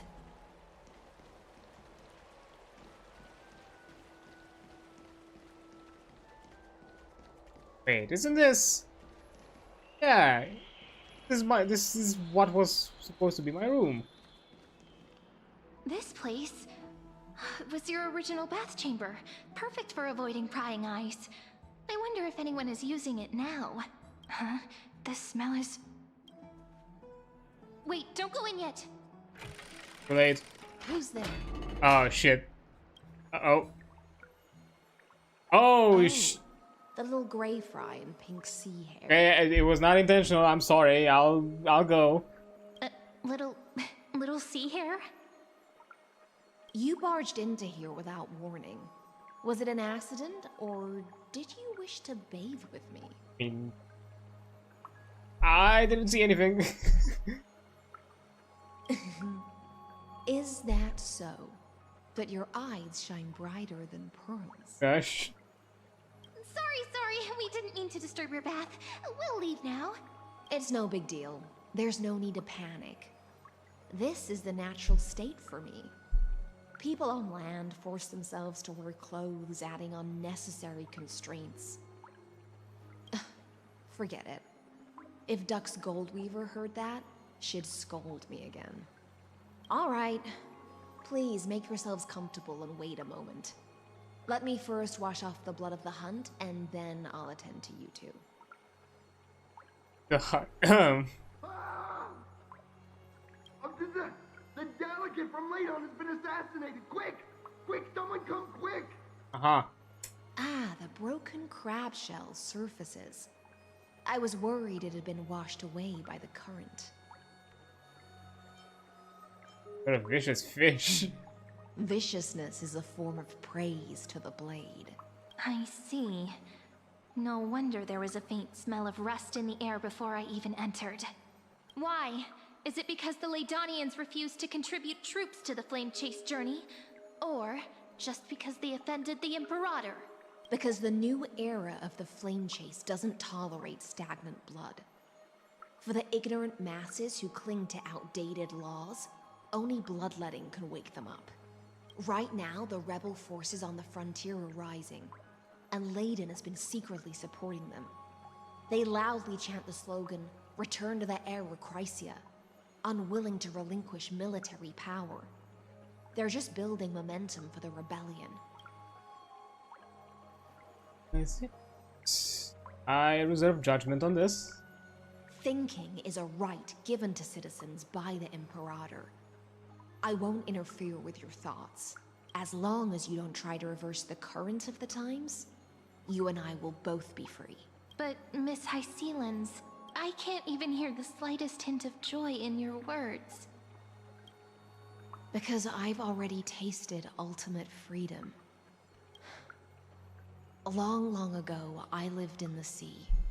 In that lightless abyss, far beyond civilization's reach, the great fish consumed the small. And when the great fish perished, their bodies became sustenance for the newborn, nourishing the whole ocean. This is the tide that carries civilization forward. Anyone may be devoured, or meet the fate of inevitable decay. Are you suggesting that ultimate freedom is in fact the cruelest fate for life? I only mean that if life wishes to preserve its dignity, it must first be bound by the law. There's no need for me to say more, little sea hare. We're of one mind. Whether the Imperator's law can guide the schools of fish and lead us to a truly free ocean, let us wait and see. But for now, let's pause this heart-to-heart. Another fish has come, following the scent of blood. Hi. Being your subordinate is such a tragedy. I'm always having to worry about the messes you leave behind. It's simply our duty to the Imperator. All ready to go in an instant. Miss Hysealans, you truly are impossible to predict. Yet you, a golden trout who's always busy all day, suddenly have the time to visit me? Do you think I wanted to come? I suggest you burn some more of the incense offered by our allies, lest my creations be tainted by the reek of fish. I'm only here on the Imperator's behalf to remind you to prepare for the banquet. Fine. But I must retort. What you call the reek of fish, to me, is the unique fragrance of the sea. Besides, if my fine clothes get stained, won't you just gift me new ones? I won't. There is a strange chemistry. Is that how friendship is described beyond the sky? Fascinating. By the way, you both just mentioned a banquet. Could you elaborate on that? Oh, right, you don't know. Every time before a battle, or after a victory, the Imperator holds a grand feast for the Chrysos heirs to lift our spirits. For us warriors who swim constantly between life and death, these feasts are more worth looking forward to than victory. A banquet to prelude the hunt for the god of banquets, and honey brew as a tribute to commemorate the ancestor of honey brew. How absurd. Don't look so grim. All has been decided. Since it's a banquet for Fagusa, why not take a leaf out of the Titan's book? Live in the moment and enjoy life to the fullest. I'm not as carefree as you.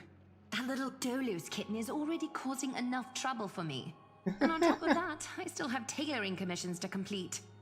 Aw, little psychiatrist out there doing shenanigans. By the time the cool flame illuminates my eyes, I might not be able to focus as I used to. Glaya's eyes. Curious about these eyes? People often compare them to jewels. But I've already made my decision to ask romance for eyes that can see everything. I wonder what this world will look like when I take the divine authority.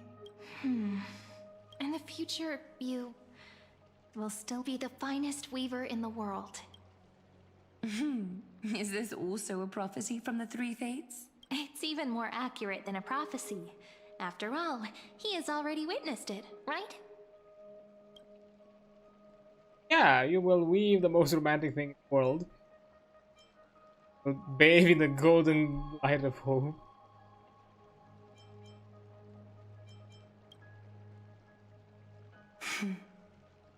Become a demigod and lose your humanity. That is the only reply I've received in the countless times I've sought wisdom from the prophecy. But Destiny's fragments are like stitches.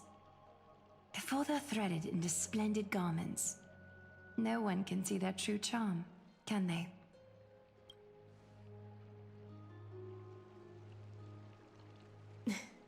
Aglaya has always been troubled by the divine duty she must bear.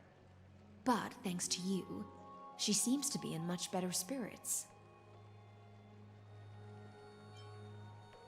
Very well. Just as she knows how the spinning wheel trembles, I can sense the smallest changes in the damp air. As for whether we know each other well, I've swum beside her since she was a child. Most of the time, I can understand the whispers in her heart. For those words she was too shy to say herself, I'll raise a glass to you on her behalf. Now, I leave this bath chamber to you. Rest well and prepare yourselves. After all, every time we drink and talk could be the last celebration we have in this life. Miss High Sealance has given us the bath chamber. It seems she really does do whatever she wants. Now? We're just her roommates. Oh no, we're just roommates. No, we don't have the Imperator's watchful eye. Indeed. But she could return at any moment. If we're having an important discussion, we must remain vigilant. So, let's seize the opportunity and report our current progress. We don't want to keep everyone beyond the sky waiting.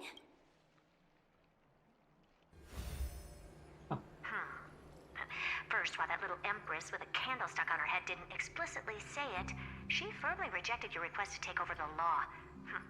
Fair enough. Second, Lygus is indeed in this timeline, but since he's somehow connected to that little empress, you have no way to find him. As expected. The road ahead will be long and difficult. Anything? You already know everything? It's all just a guess. What? Did I guess right? What? Nah, bullshit. We made some progress here too, but nothing to get too excited about. Our time is short, so let me summarize. Oh, hi there, Shoozer. How you doing? Yeah, we do some Honkai. Not let's go gambling. I'm not doing wish pulling on the stream. That's not something I encourage. That's just something I do in my own time. And I suffer in silence for it, usually. Even though, as I said before, out of all the gacha games, at the very least from the MiHoYo side of things, like Genshin, Honkai Star Rail, and ZZZ, I've been the luckiest in this one. Like, for the time that I've played, I have some insane luck with this one. So yeah, it's really weird. But yeah, I'm just going for the story, just because chill out and all that kind of thing. Even though it's the first time I'm streaming Honkai, because I just mostly keep it easy. when I got back into this game, I just wanted to play through the storyline, and I was like, hey, why not stream it? Because anyways, the best way I can relax and feel a bit better is usually at night, because it's much colder by comparison than during the day. Oh boy, rough. But yeah, just going through the story. Not sure for how long I'm still gonna go, though. Probably until this section of the story is done. See when that's gonna. Concerning the origin of that Intellitron, the firewall he created uses Kotorzane algebraic expressions. English, please. But ever since Aiden invented the 9-worded formula, this kind of mathematical logic no longer exists in the cosmos. Oh, so see, he's like ancient, like gears and cogs kind of. Lygus is definitely connected to the Genius Society, so stay alert. You should have some. Yes.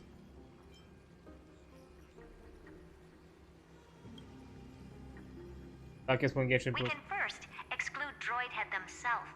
They specialize in minding their own business and wouldn't intervene personally.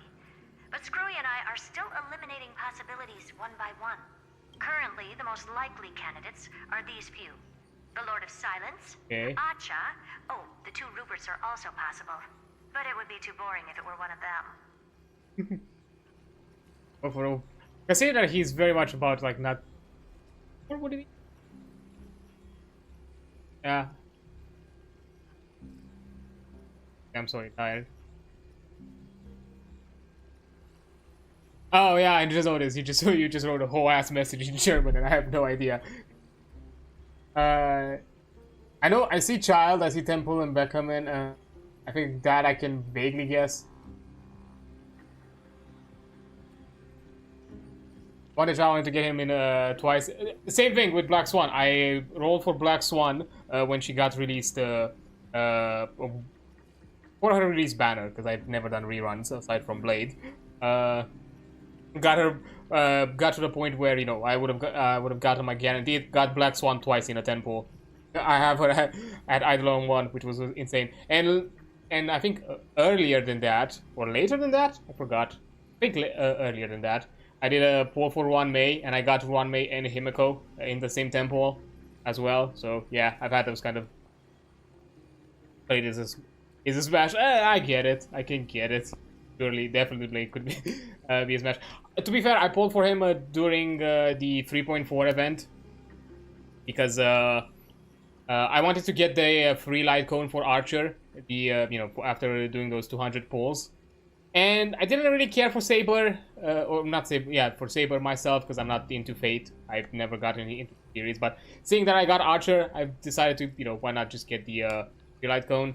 And for the reruns, I already had Firefly, I already had Jing Liu, so didn't really care. Their light cones are not the most significant vertical upgrade, or like vertical investment. So I was like, I already wanted to get Blade whenever I would have gotten the chance for a rerun. So I was like, okay, let me pull for Blade. Because again, now I'm gonna go back into the me having bastard luck. Because immediately after jumping back into the game, I had some weird luck, but at the same time, equally unlucky. Because I did like 50 pulls for on Blade's banner. I got a 5-star, so you know, way before I could have gotten a high chance for a 5-star. And lost the 50-50 and got Clara. And then got to Blade as a guarantee after like the usual amount of wishes. Then after like 20 wishes, because you know I still didn't have enough to get the light cone, I still do 100. So I decided to pull on the Blade's light cone because it's the most significant investment, vertical investment out of the 3 characters. You know, Firefly, Jing Liu, and Blade. So I decided, okay, let me pull on for his light cone. After 20 wishes, got a 5-star. It was Bailu's light cone. And then I got, literally at the last 10 pull to get to 100, I got Blade's light cone. And that's when I stopped. I was like, no, I'm not, that's it. I got the free light, the quote-unquote free light cone, plus Blade and his light cone. I'm done. I don't need anything else. Proving I will hydrate and stretch. Yeah, I am only in Genshin. I know 1 or 2 characters from Honkai. That's all I see. And I'm guessing. Do you know Aventurine? Do you know the gambler boy? Which Yeah, I have them. I vote for the Lord of Silence. We also have the same suspicions for now, but further verification is needed. That's all I have to say.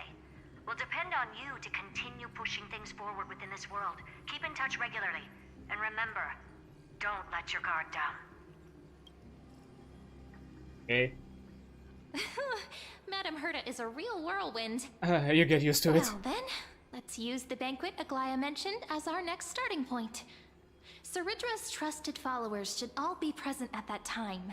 It'll be a good opportunity to get closer to them. So avoid direct confrontation with tigers. It's settled then. With our great teamwork, we'll be able to deal with anything that comes our way. It's been a long day. We should get some rest now. Yes, let's get ready for the banquet. When we finally bark at like second adult. I'm no longer too in the know with Genshin. The venue's right ahead. I stopped playing, I think midway Sumeru. I think I jumped a bit for like literally like a day or two, or around when Fontaine released. I looked at all the things that I had to do, and I just dropped immediately. Just almost like in a few days. Yeah, Aventurine, like, yeah, I few wishes, a few 10 polls, like not even too many. I think I done like 20, 30, something like that. I don't even remember. I got his light code. It was the game telling me, literally, here, if you want to be on brand, just go full on. Just take this gambler man and just have fun with him. Even though I'm suffering. Because I'm still trying, because to be fair, I started building him recently. Because I'm really behind with my character build. And my character advancements. So I started building him. And I'm struggling because I need to get that defense stat to 400. And I cannot. I literally cannot.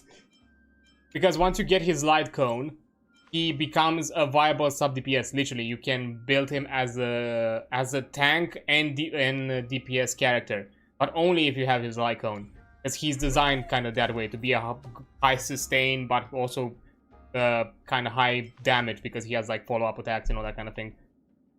But you can only do it, and the whole shtick with it is that alongside his usual stat investments, you also have to invest in damage stats. So it's not like his stat investment changes. No, you still have to get to the same baseline as a tank and then add damage stat ups alongside it, which is insane. Especially because if you invest in damage, you are losing opportunity to get higher defense. Because yeah, if I had like, for example, if I had a sphere with defense, I would have gotten to the stat requirement. But because this character is now built also to do damage, I have to instead to get a damage type sphere instead, and only benefit from a defense sphere. And the same thing goes with the chest plate. Instead of having a defense chest, I have to go with a crit chest. So yeah, I am suffering trying to get this man to 400s because his damage scales on defense. So yeah. Maybe 7 months to catch up with the story in Genshin, and I was the first chapter of the story. Yeah, I don't know. Just the reason why I stopped playing Genshin mid Sumeru, it was mostly because Genshin had a big problem of content creep, but not. And I'm not saying like event creep or like that. I'm just saying general content creep, because you had so many. If you wanted to, as a free-to-play player, for example, if you wanted to maximize or get as many, I forgot how they were called, the premium currency for the wishes, primo gems. If you want to get as many primo gems as possible, you had to do weekly boss fights. You had to do the whole housing thing to get more primo gems from characters. You had to do the card game, the new card game mode. The whole ass fucking exploration, which a lot of it, especially starting from Sumeru, has got really heavily tied with side quest storylines and open world quests, and became really convoluted to unlock certain areas and just to do all the exploration to collect additional primo gems. Like literally, I don't remember like the weekly boss fights for what exactly. To be fair, weekly boss fights just in general for the farming, in my opinion. But anyways, the thing is, you have to do so many things. Sumeru is hell for exploration, but weirdly enough, it is not hell because it's a vertical vertical zone the same way Liyue was, because that was my first fear when I heard of Sumeru. I thought that we were gonna go through Liyue again, but you know they did the same thing they did with Inazuma. But you know they did the same thing with Inazuma and introduced a lot of like exploration, you know, mechanics that allow you to easily explore the areas. The problem is like a lot of the locations were gated by a ton of like really long-winded open world like side quests, not even like main story quests. So it really took yeah, it basically became a lot of things to do in such a short amount of time, plus events, plus whatever, you know, the spirals and whatever other you know, bi-monthly you know, challenges that you had to do. It became too much, and at the same time so limited in resin compared to any other game. So limited, especially with the boss fights. Even with the discount that they gave at the time, which I'm not sure if they changed it, because at the time it was like, I don't know, like you could do like 3 boss fights at 30 at 30 resin, and then you could do the rest at 60 or something like that. It became like a really, basically it almost meant that half of your resin for a week was spent only to do boss fights, almost, which to me is kind of insane. I'm not sure if they improved it since. I've heard that Genshin has not really done a ton of quality of life compared to the other games. They've really been kind of stuck in their ways since. And that's kind of the reason why I stopped playing. It was too much. The whole exploration, the whole open world. Like I realized that after playing Honkai, and the same thing with these, I realized that I enjoy a gacha that does not, that it's a bit more condensed, but what they have is good. Like I'm fine with like the hub levels, like the, you know, the more kind of like side levels, and in ZZ they started to do the same thing, kind of, you know, having like small, you know, maps to explore and do like fun little like fights and challenges and exploration thingies since you know, Wi-Fi stuff. And I appreciate that a lot more because it doesn't take as long to go through it. You just explore a bit here and there for a day, then come back at it later. Because literally I can do like whatever I do exploration in a day for like one of the zones, and then come back and do a map another day, and I just spend a few hours each. Fine. But yeah, also hi there, Sean. It's been a while. You might love this. The D&D party is up against a group of people while trying to cause chaos at a school, and the lineup they choose for one-on-one fights means one big fight is so out of reach that it might cause casualties. Interesting. Kind of a risk-reward type of a scenario. Got some improvements. Cap to 20, that's kind of consider we are like 60, like 40 resin is not much. Or if they had the same thing like both ZZ and the Honkai have it, which is the extra, which is the overdraft reservoir, where basically you can, after you reach the cap, at a longer cooldown you collect more resin, so that way even if you miss a few days, you still can collect some of it back. You'll have it like stockpiled.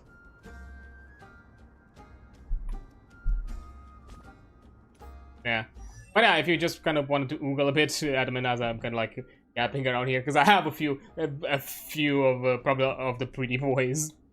Oh, no more collecting, but yeah, I do have Argenti I haven't built. And to be fair, I like Argenti. I've heard that he's no longer as viable in current metas, in current team comps, but I don't know. To me, like he still wrecks shop. Like he's pretty bursty still, in my opinion. Beauty and courage. So I don't know what's the deal with that. I still like Welt. He's not amazing, I'll be fair, but I still like him. He was my carry when I was leveling the account. Diluc and armor, kind of, yeah.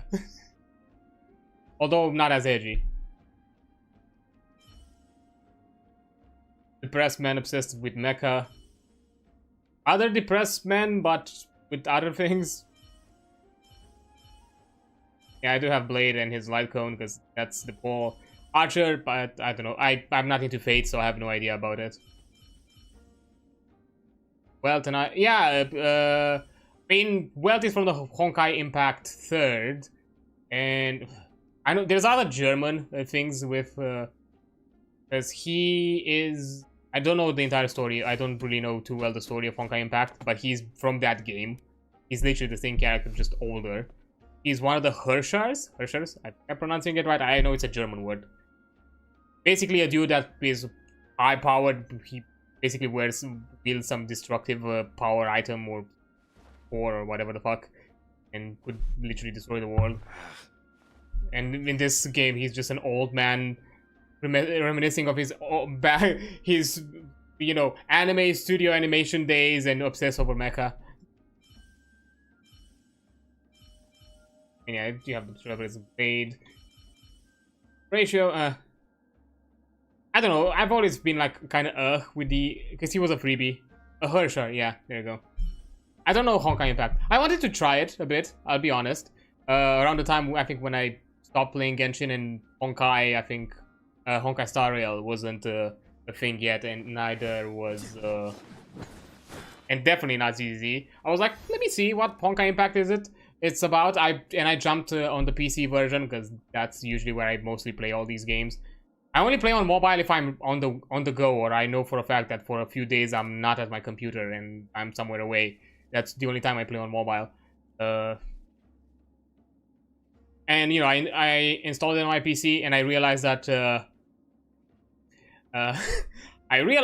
it's an awful mobile port. It's literally just directly stripped from mobile. The interface is exactly the mobile interface.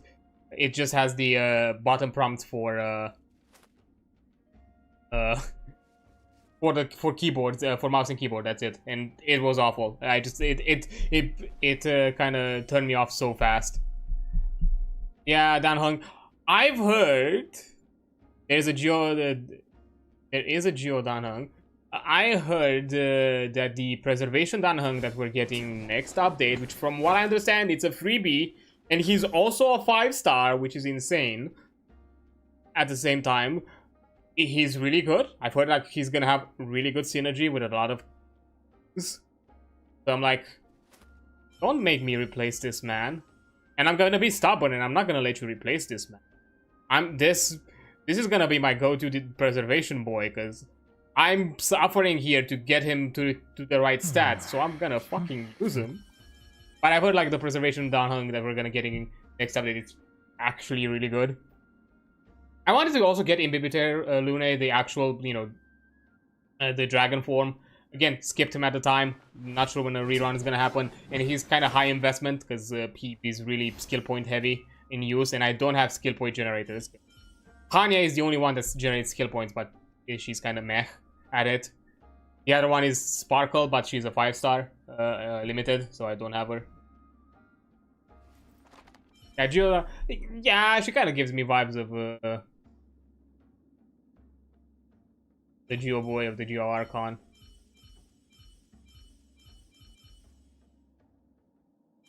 Arlund way.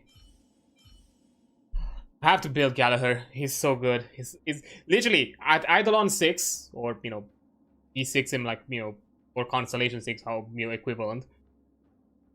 He's borderline 5-star level tier of support, like healer.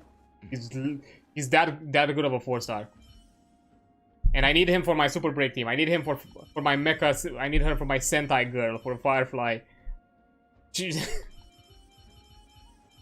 Until I get the Dragon Woman, and then he's gonna be replaced. For Misha, this bastard, and I want to yeet him over a fucking window every time I see him. I don't want to meet this man again. He's an absolute bastard in a and does not deserve to breathe. I hate him. He's too smug and self-serving for this world. Nah. Back in the trash with you. I have a few. Right now I'm trying. Luca is new to me. Luca has been a while. He's an okay-ish, like if you want like a dot. Like his knife, yeah, he's mean, sample was really good when there weren't a lot of dot options, or like, you know, dot character nihility options. It was pretty good. Now that I have the tarot reading woman and Kafka, which I've got her for a long time, and I also want to get High Sealan, the this woman. I'm basically making it's gonna be a full-on premium team. I'm still missing a premium support for the team to kind of be full premium, but when it comes to the damage dealers, these three are the core. Yeah, I just need the fishbowl woman, and I'm done. Because I already have the other two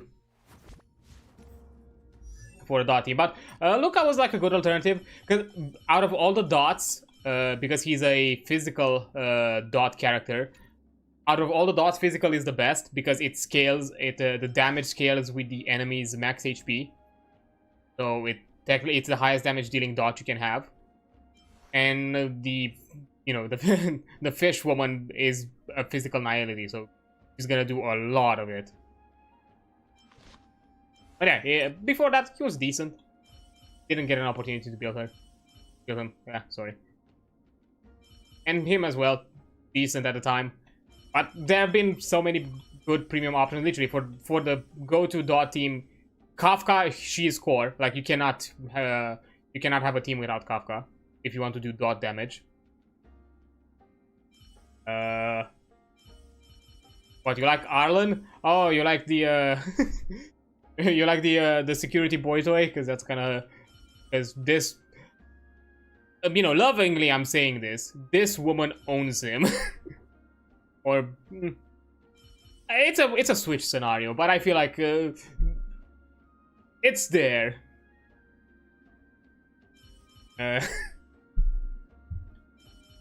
It's there because yeah, they have an interesting dynamic.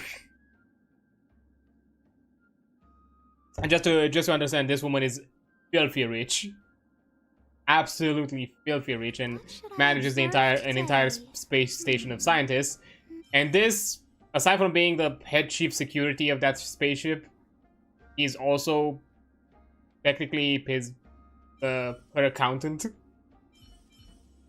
Because literally there was like a dialogue at that point, like, who are you to tell me, you know, how to use my money? You told me how to stop you. Legit, like, it's a Switch power dynamic in my opinion, but still,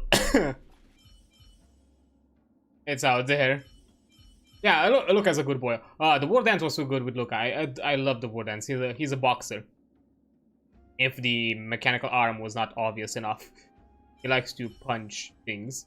Although that's not even his biggest arm. I'm not even sure if I can. Maybe I can trigger it with an idol. I don't know if idol. Does it?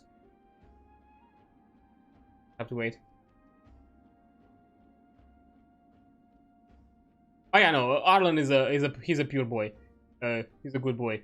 Too bad he's bad at it, as a character. Too bad. I'm so sorry for him.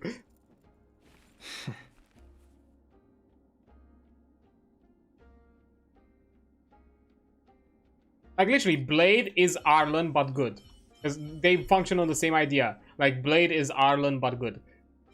They function on the same principle of doing self-damage to do high damage. They scale off HP, both of them. But he has more options of damage dealing than he does. Because he also does, like, out-of-turn attacks. Every time he gets damage, he basically builds a stack, and once the stack reaches the max, he does an out-of-turn attack and does a lot of damage to all enemies in the field. So it's good. Although I've heard he's being kind of, which is kind of been the trend of most gachas, because he's an old DPS. Even though he got reworked and buffed. They are not the same. Yeah, they are not the same. Yeah, definitely not the same.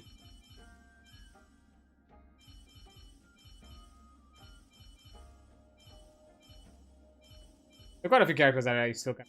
Like, can I? Oh, I know where to look for. I don't think I can look at the data bank while I'm in an instance scenario. can. Nope, because it gets me out of the game. Yeah, no, it gets me out of the scenario, so no, I'll do it. Is there some other male characters that released? Definitely Don Hung, if from the reruns.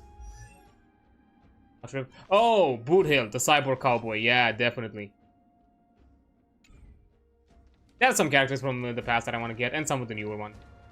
I've heard that they're already planning to do like for the next update. You're singing. It feels so romantic. I still feel like we're gonna be sent to judgment, and this is just pretense.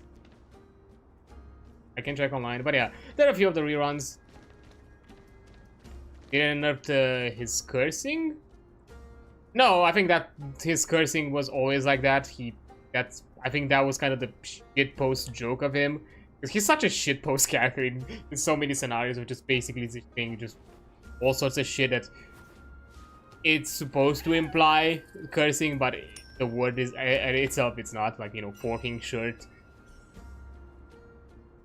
I don't know, so many others that don't come to mind right now.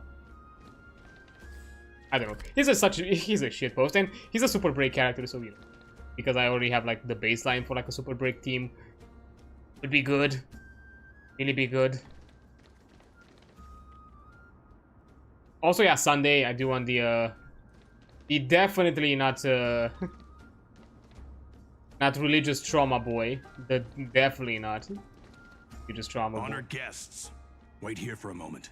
You must surrender any personal belongings you have on you before entering the venue. Nuh-uh, my bat is mine. He's been in on my journey this entire time. I'm not giving you my bat.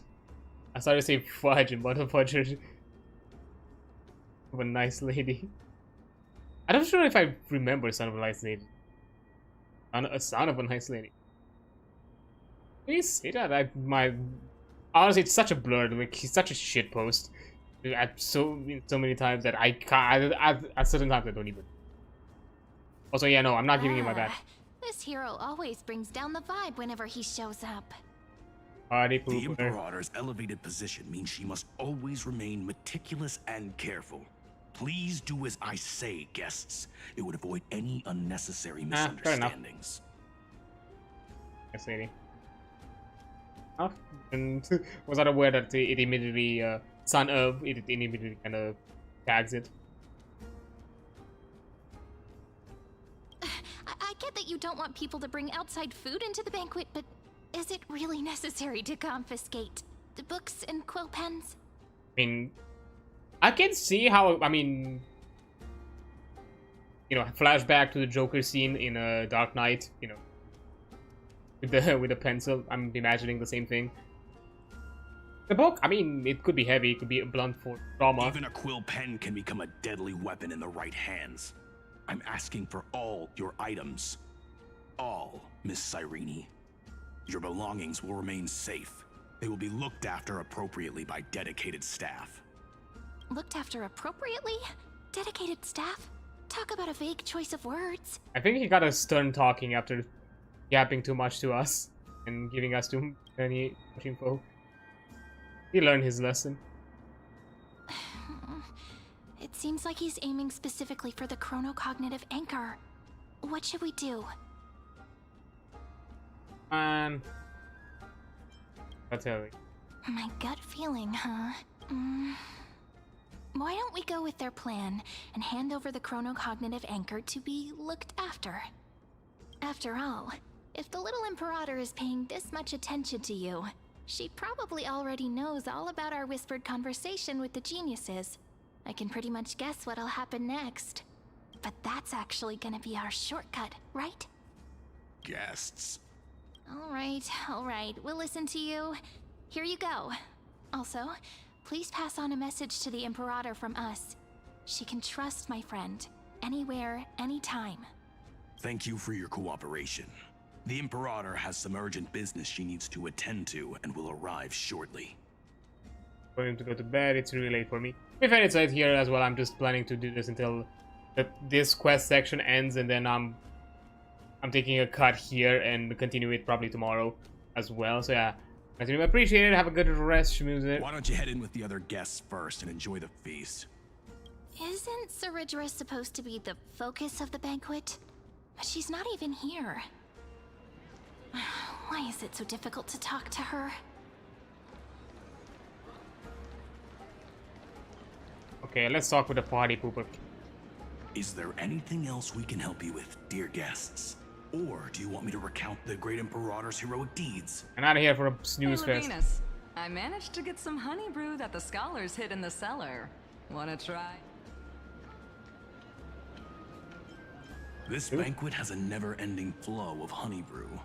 You're welcome to try it and see whether our drinks are as good as those from beyond the sky. Thank you for the offer, but we're more interested in knowing when the Imperator will be back. The Imperator? Who knows? Maybe she's hiding somewhere, thinking up weird ideas again. If you ask me, she's never treated us soldiers properly, even though we put our necks on the line for her. Hey, I can't pretend I didn't hear that, Seneca. Either retract your statement or duel me. Oh my god, just get a room and kiss already. Fine by me. Attendant, bring us 10 more jars of honey brew. I'm gonna make sure he can't even stand straight by the end of this. I mean, that could mean things. You wish. Be careful you don't get drunk first. Actually, there are so many people. We wouldn't be able to find the Imperator even if she were here. Talk with I more know. friends. Let's look for seats that are raised up higher than others. Aggie, if you can't get used to the honey brew, we will go ask for a pot and cook some oatmeal for you. Aww. Could be No still need being for a that. mom. This banquet is just too loud. And nothing and no one here is interesting. I just don't really want to be here. He's not a social butterfly. He's an introvert. I love that. Lies! You were pretty energized when you came back from the bath chamber. Let me guess. Are you worrying about someone? About High Sealins? Or Little Cypher? You take everything too seriously. At this rate, life's gonna be real tough for you later on. Wouldn't it be? You're the least qualified to lecture me about that, teacher.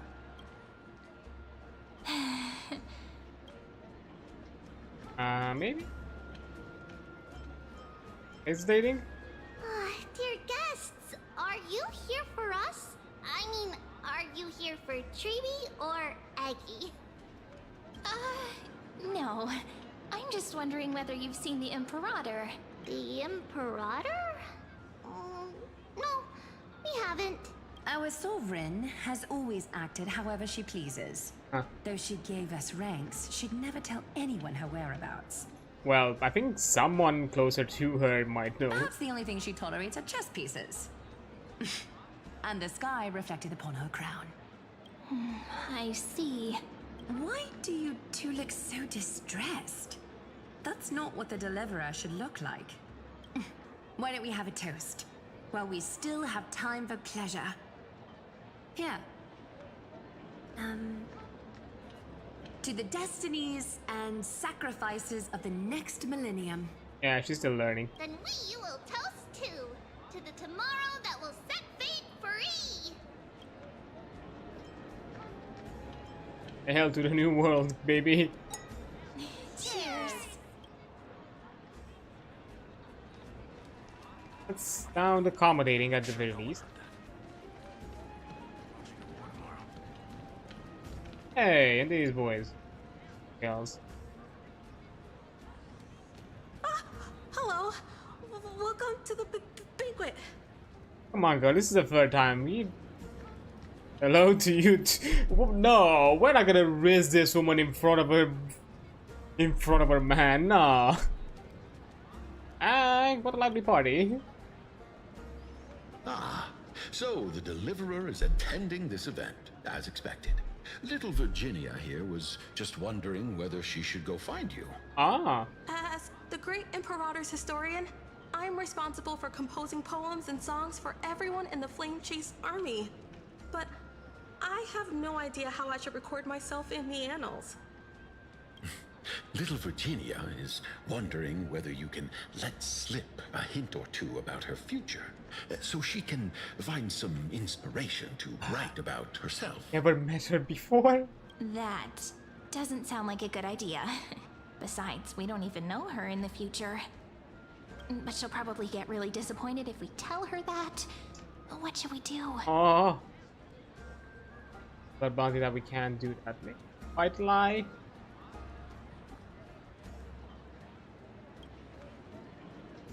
Alright, I got it. We can't reveal too much, but I think it wouldn't hurt to start your poem with the future. Maybe use something like, with hope, I write down the tale of tomorrow for myself. Silently waiting, day after day, till the moment it fulfills its promise.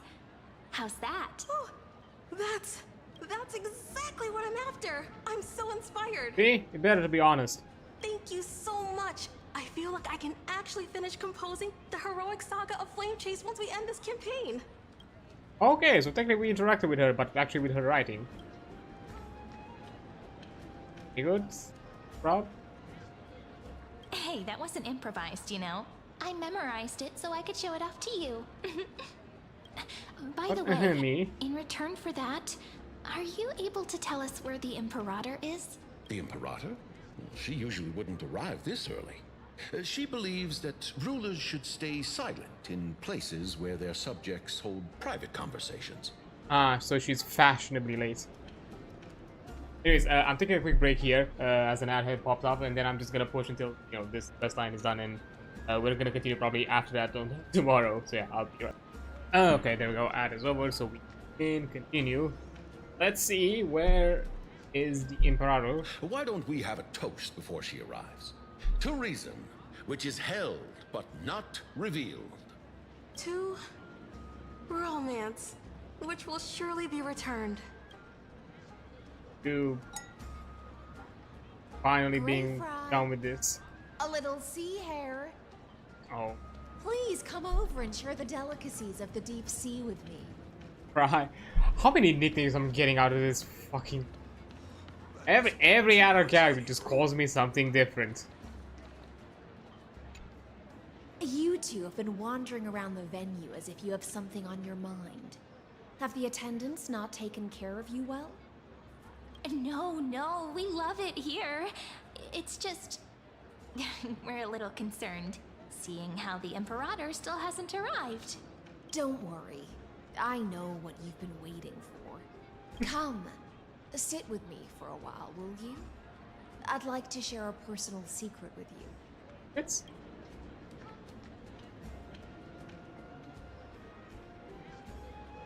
sounds like an ambush. See here? This is Fagusa's dew of divine blood. The sweetest of all the 12 bottles. Why are we getting so many close-ups of this woman? I'm not complaining, I'm just saying. On the night before such a historical event, I'd like to share this marvelous drink with the deliverer. This sounds like a fucking trap. Doesn't this count as bringing in outside food? I knew that security check was targeted at us. What's the matter, guests? Oh, we're simply overwhelmed by such an honor. Are you worried that I might have poisoned the dew? Well then, let me prove my innocence. Probably honeydew with her lips, deliberately arching her neck so you could watch the descend down her throat as she swallows.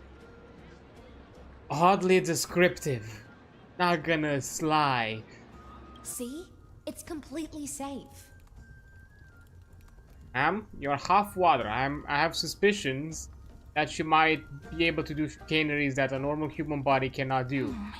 I feel like Miss Hysealans wants to talk to us about something. Why don't we go along with her for now? I'm gonna again. I should have drink. I want a new cup for myself. You're a pretty sharp fish. Worry not. Honeydew's not alcohol. It won't get you drunk. I just asked for a new cup. I don't care if it's alcohol or not. I'm down to get buzzed. I just don't want to get poisoned. On the contrary, it can make your mind even sharper. So it's drugs. So it's not alcohol or poison, it's just you want me to go to a different place. Click up touches your lips in a blink of an eye. She's indeed the imperial blade of the Imperator and the Swift Master. Please have a taste. Would you like some too, little Sierra? I can drink it myself. Give it to her like a sip. Sweet enough? Very nice taste. Calm at times, tempestuous at others. That's the taste of the ocean. It'll do you good to understand Fagusa's fickleness before we set off to face their waves. Just like how you're about to understand the secrets within this dew. Now, please turn around. Very, very quietly. Don't make a single noise.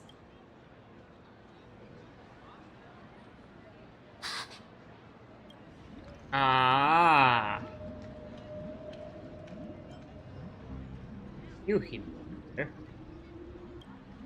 The dew of other gods all intoxicate humans, but the god of banquets dew is an antidote that can awaken humans from a sea siren's enchanting song.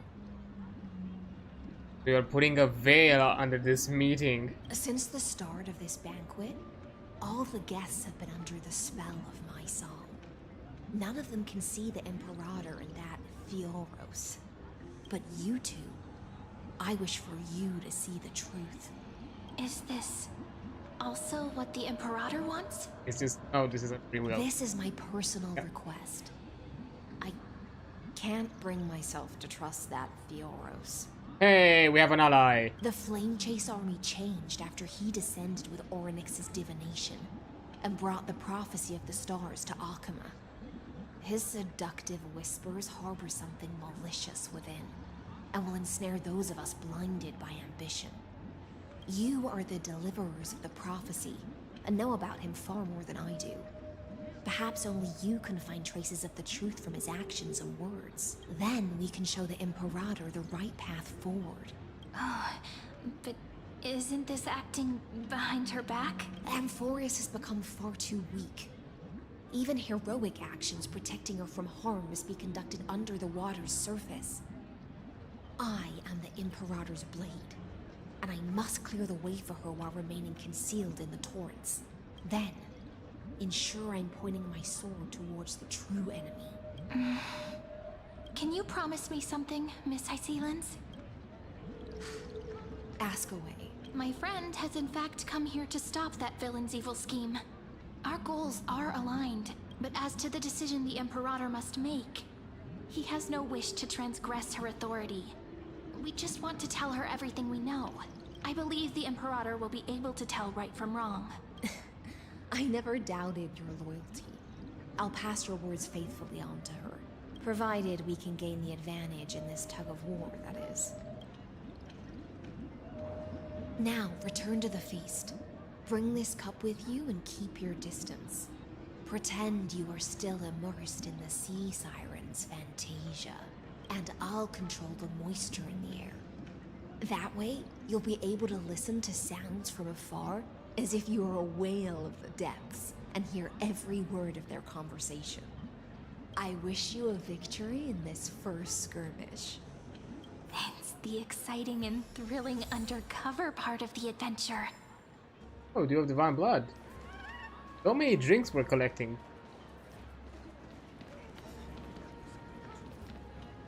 Let's mingle in the crowds here.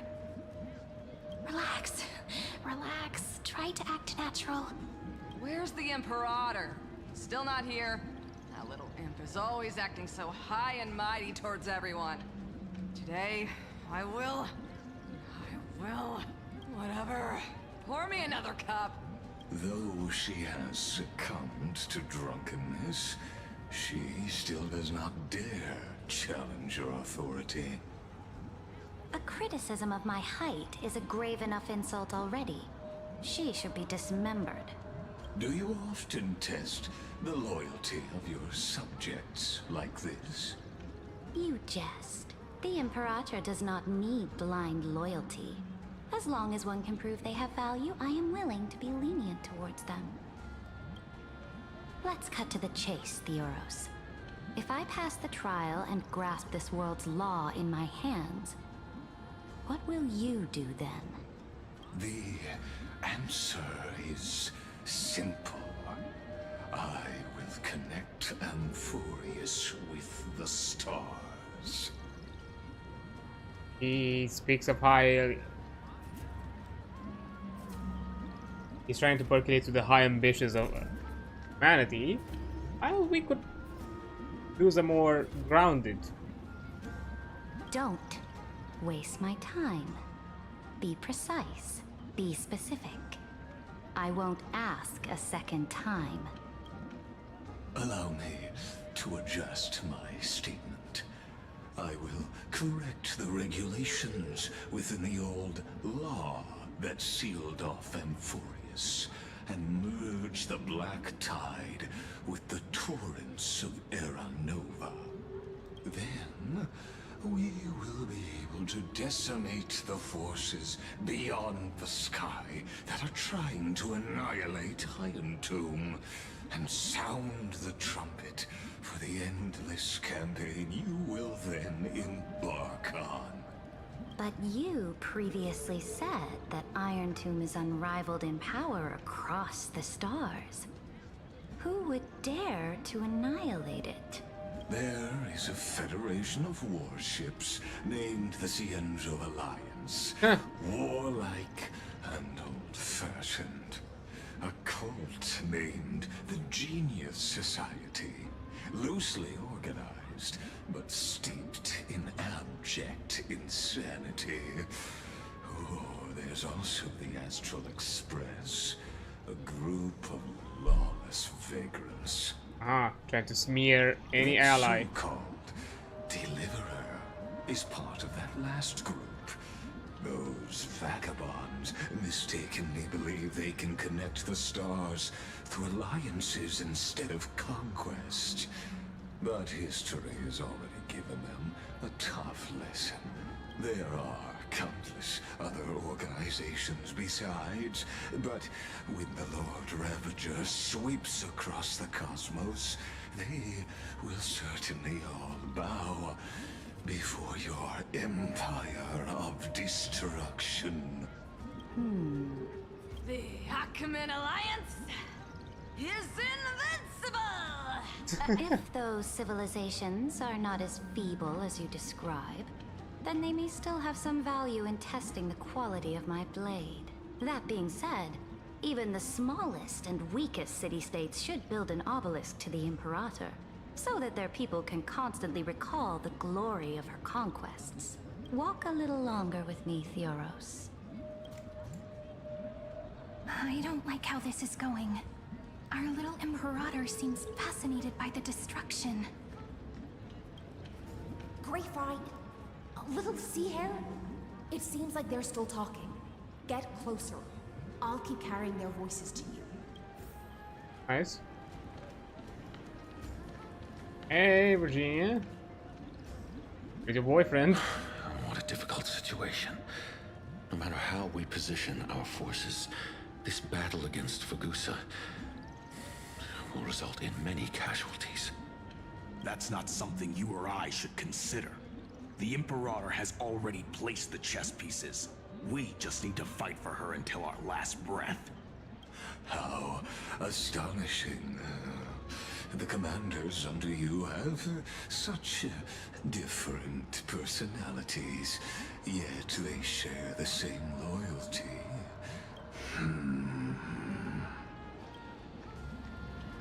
He's looking this way. Quick, do something and pretend we can't see them.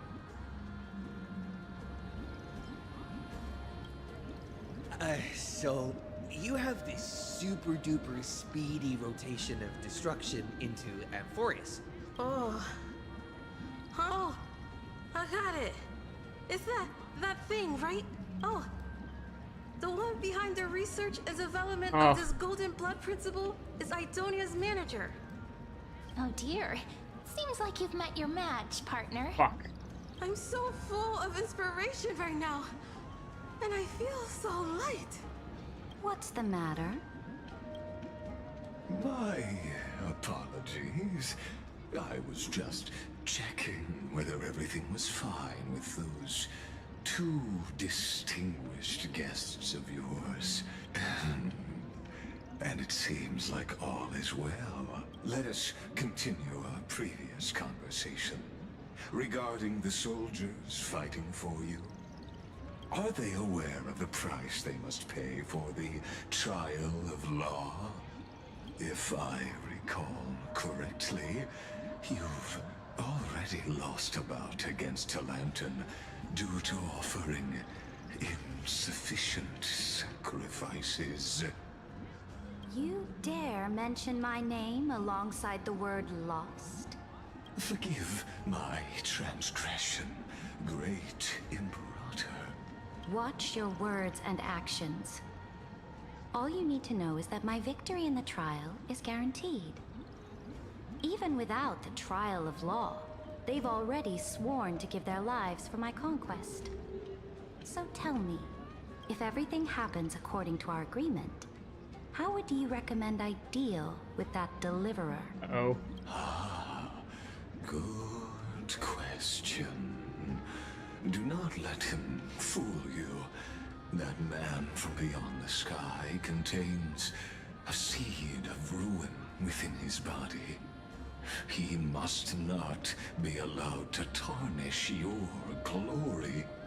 Therefore, the wisest decision would be to hand him over to me.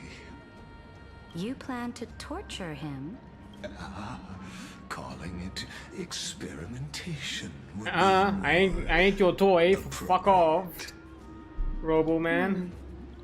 The guest's patience is running thin. I plan to remove the Fantasia and head into the banquet. I will heed your advice. Leave for now, Theoros, and go back to Akama. You don't want to confront those two directly either, do you? Indeed. It's a pity that Antikytherans are lightweights when it comes to drinking. Before I leave, I would like to make a toast to your boundless ambition, using my spirit instead of a goblet. As I expected, that Theoros' schemes have been revealed. Thank you for your bravery, guests. It's time for me to dispel the Fantasia. This will be the Imperator's last public address before we head off, and therefore, likely, the final chance to change her mind. I will try to get you a chance to speak, and I'll also prepare for any contingencies. The rest is up to you. You should head back to your seats for now. Okay. Wait. Oh. This honey brew sure wears off fast.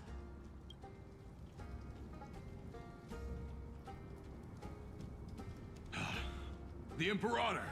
The Imperator has arrived! No need for formalities. I should be apologizing for my tardiness instead. The hour draws late, and I trust you have all had your fill of brews.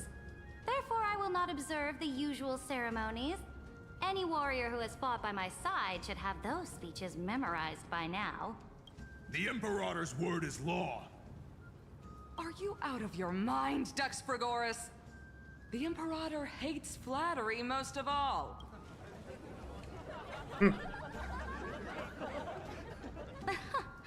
A joyous atmosphere is a better fit for showing me your resolve.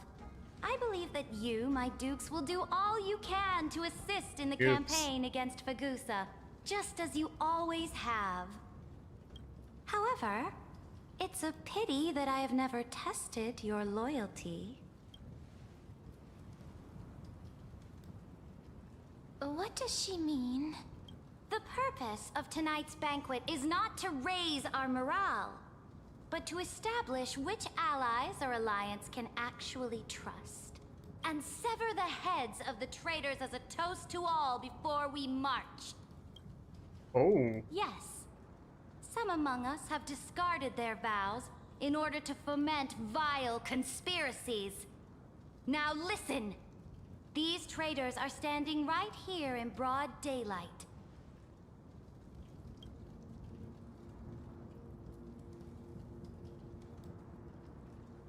Dux Gladiorum Hycelens. She used the sea siren song to immerse the crowds in an illusion and conceal her whereabouts. She then worked with those from beyond the sky to spy on confidential matters, hoping to rob the core flame by force. Ah, she's planning this. The Imperator. Her plan.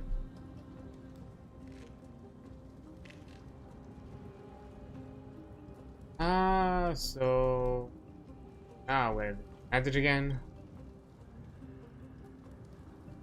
Imperator, I can explain. Silence. Do you remember who used to own this blade? She met you once, back at the Temple of the Three Fates.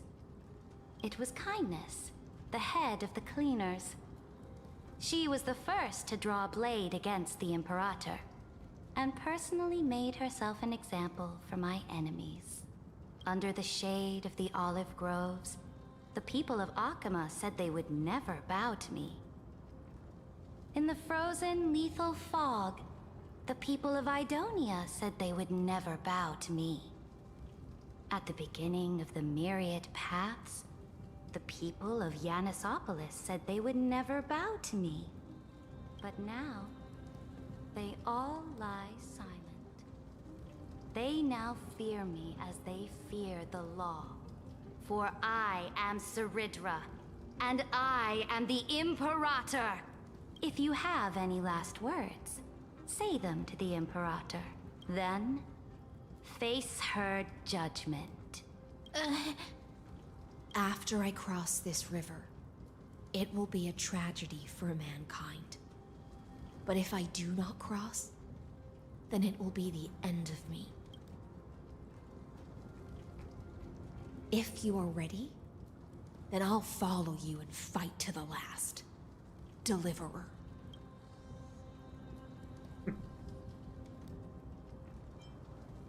That's right, friend. Now, use your identity and add in a bit of experience and charm and testify to the Imperator as we promised. Are we debating?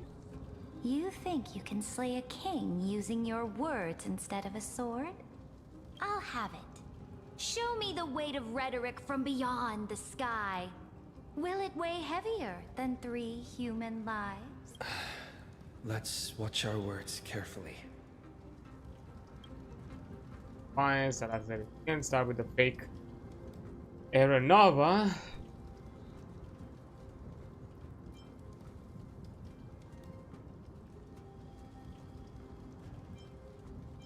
Before I arrived in this world, the Chrysos heir of World Baron was a young man with the pseudonym of Finan. He came from Aides Elysiae.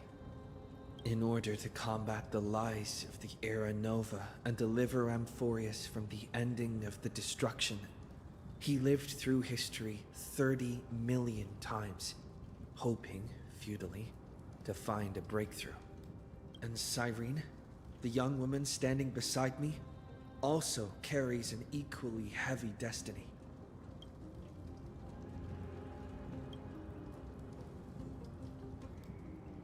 What I do? See? Iron Tomb is the ultimate end of Amphorius' destiny. It is an embodiment of pure horror that walks the path of destruction and can never be tamed. That is the only thing Lycus cares about. As for Amphorius, your glory and campaigns, he doesn't care about any of those. He will most certainly betray you. When that time comes, all of us will be ground to dust by the destruction. Change. Trailblazer's beauty. Trailblazer's resolve. I have seen many beautiful worlds. The road chosen by the Trailblaze is to explore, understand, establish, and connect. That will never change. We will continue our journey until we have united the entire cosmos. Therefore, if you choose the way of the destruction, then I'll place your ambitions into the same basket as Lycus and smash them into pieces with my baseball bat.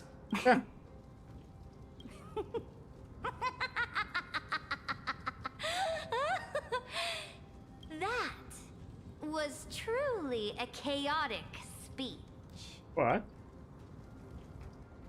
All that needs to be said has been said. Dux Frigoris, Dux Bromalis, escort the traitors to the prison. Oh well. Before the next entry hour, I will give them an end befitting of their betrayal. Oh, great Imperator, your ambition certainly eclipses all things. You're still here, Theoros. Of course. As the Theoros, I simply cannot miss this moment, miss witnessing the fall of a nameless one. Or perhaps I am waiting for you to give me an answer. Why would someone as powerful as you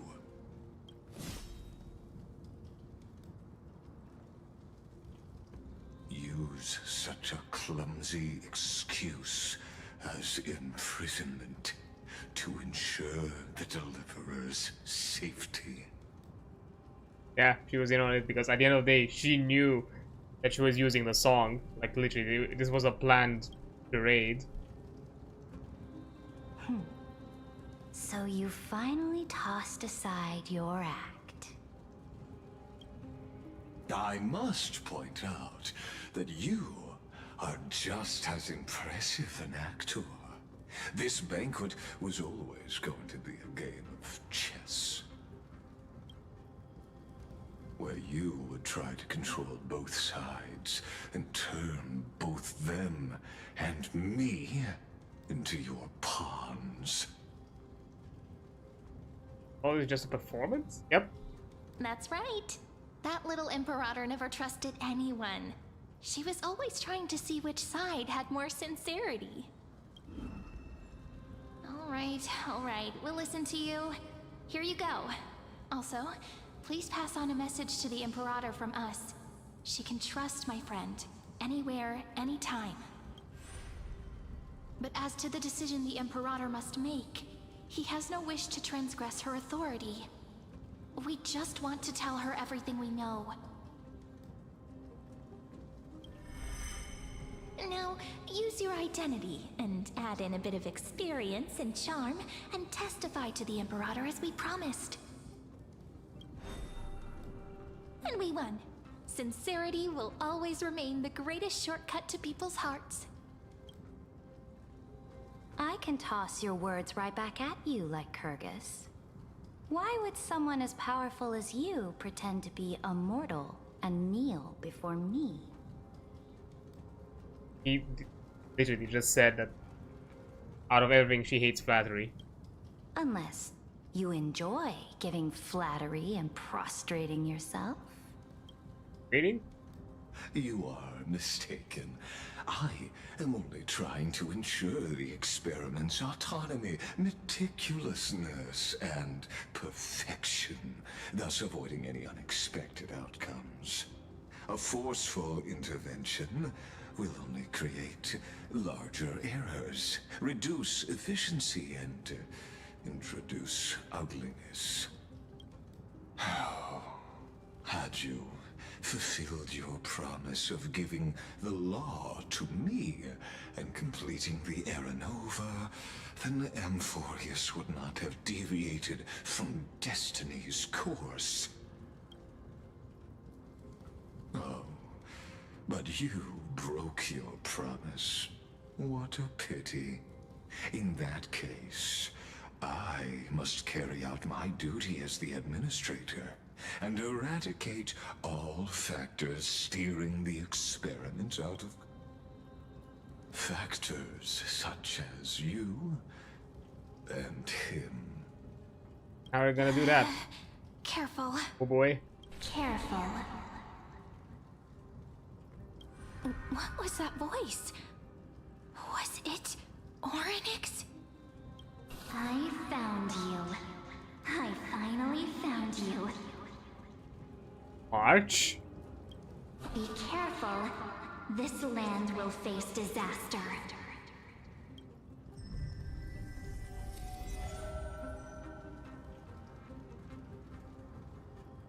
Ah, the time of judgment is nigh, my lord. The prison I have built for you is now complete. Don't tell me he captured March. In the name of the erudition, I invite you to step into the same cage as mine. What?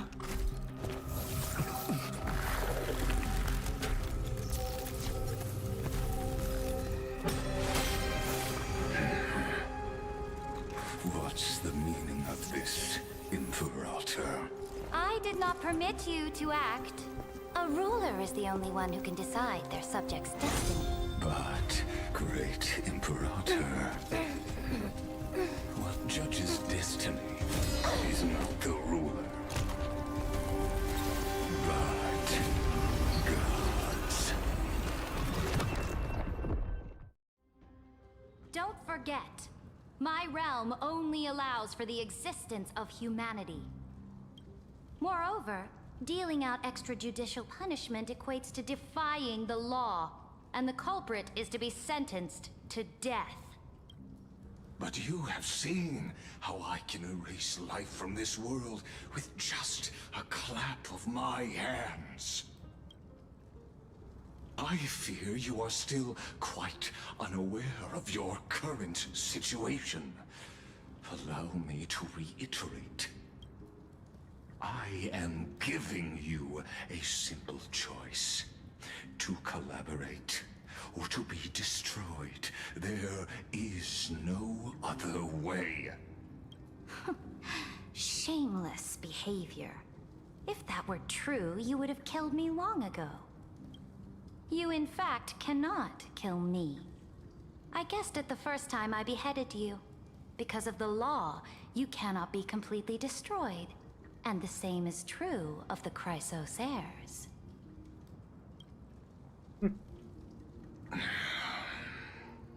The more you bluff now, the more you are proving that conjecture to be true. What magnificent foresight. I once regarded this precious quality of yours as a sure sign of my ultimate victory. But now, I have to admit that I made a mistake. Yet, as a mere mortal, how will you contend against the Theoros? We are both slaves to hubris. But do you know what differentiates us, Lycurgus? I will never be blinded by my pride. If I wish to break the scale's balance, I only need to appeal to external forces and use them for my own ends.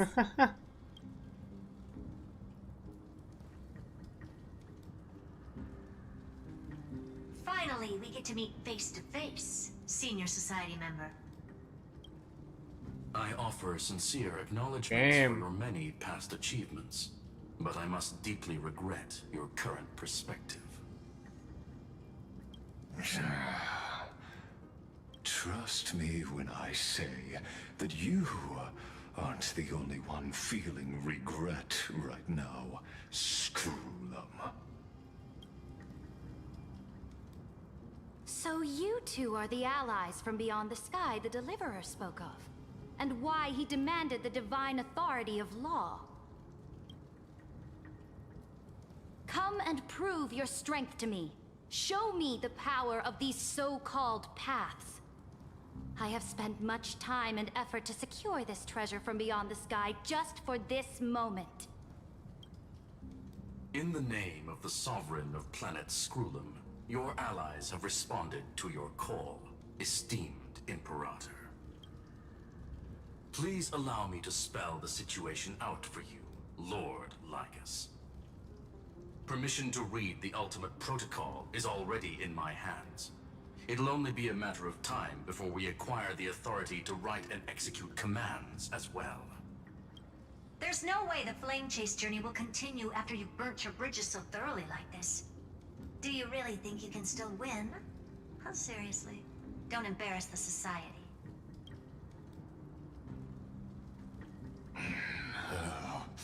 I understand that a near zero possibility does not equate to zero. That argument is very persuasive to me. Which means the same principle also applies to you, my dear peers. You will never be a match for me in a world constructed through Catorzane algebraic expressions. And as for Era Nova, why don't you entertain this possibility? What if I reduced Akama to rubble and ground her people into minced meat?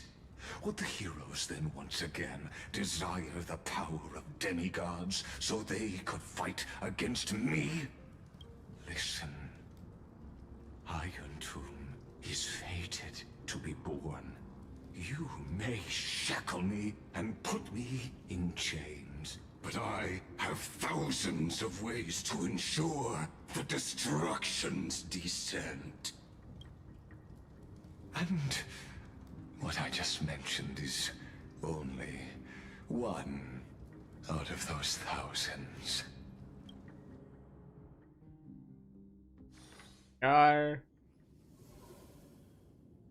Not here again. Uh-oh. This is the place outside the legends? This doesn't feel the same as before. How should I get back? Warning! Warning! Warning! Onto outlier. What? Warning! Warning! And warning. isolation? Isolation? Since we parted ways last time, I have modified the exomyth into an audience area exclusive to you. Now, you'll be able to silently wait here for the final act of Amphorius to begin. I see. I'm the player, not the audience. We always feel so powerless before fate, don't we? But you're not fate. This could, in fact, be a wonderful opportunity for you. From the audience's perspective, you may better observe the workings of the erudition at a macroscopic level. In this place where time flows far slower than within Amphorius, you will witness the end of that world's saga.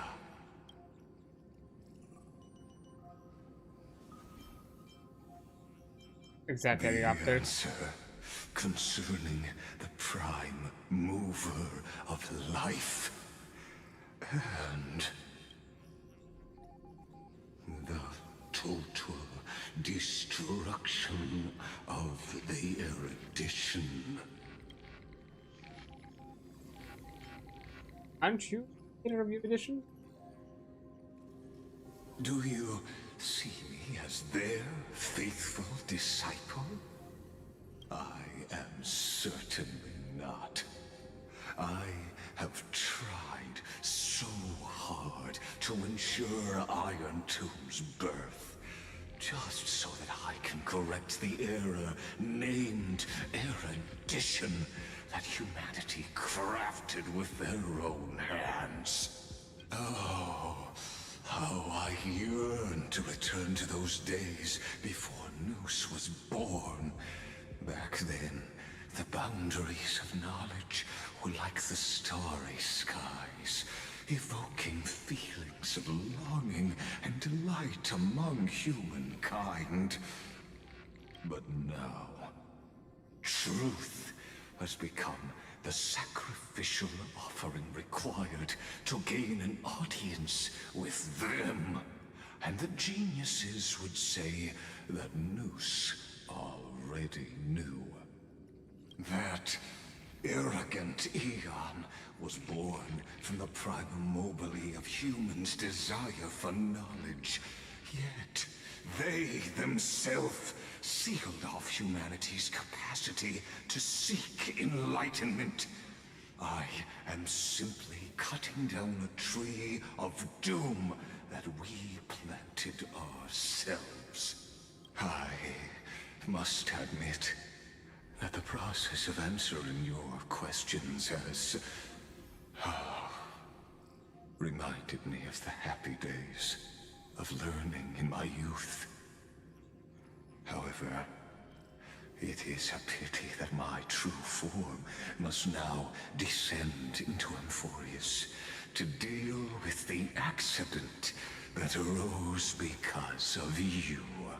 But you won't have to wait long. When the curtain falls, you'll surely understand mine and Amphorius's ardent wish. Where time flows slower than within Amphorius. If Lycus spoke the truth, then I don't have much time left. But how can I get out of here?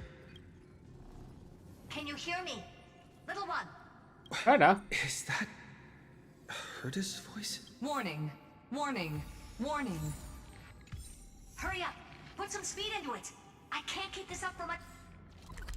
I'm still stuck in here. Okay.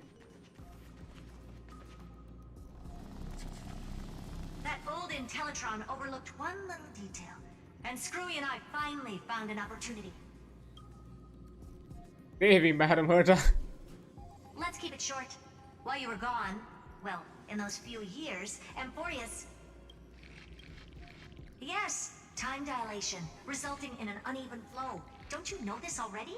Let's stick to the main points. The Chrysos heirs activated the chronocognitive anchor and helped Skrullum and me open a hole in the firewall. We made some adjustments, so he can't attack us immediately, but it won't hold for long. Critical warning. Critical warning. Better locked on, first communication confirmed. Time is running out. Here's the conclusion. It'll probably take a long time for Screwy and me to completely break this cage before Chrysos heirs have a full grasp of the law. To be safe, we'll continue to launch side-channel attacks on the system to give you opportunities to escape. You need to seize these opportunities. So start moving, and find a way to pull off a magnificent jailbreak.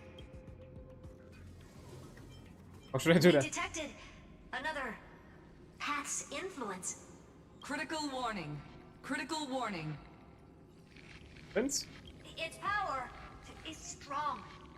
May be able to help use the path's power. Make it detect you. Unauthorized communication terminated.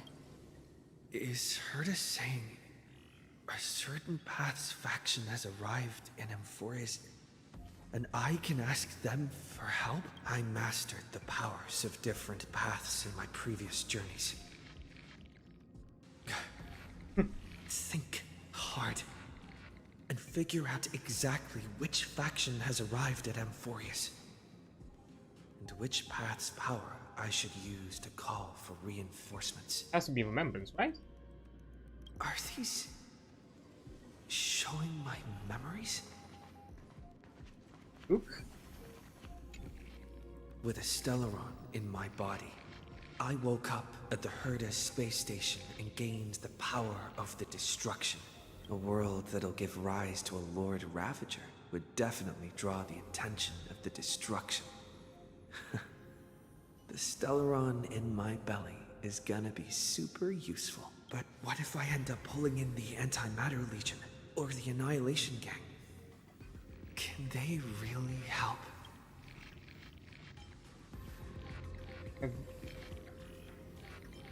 Hey, Luke, let me your hands to burn through this jail. This is the heartbeat's rhythm with frequency that dancing flame.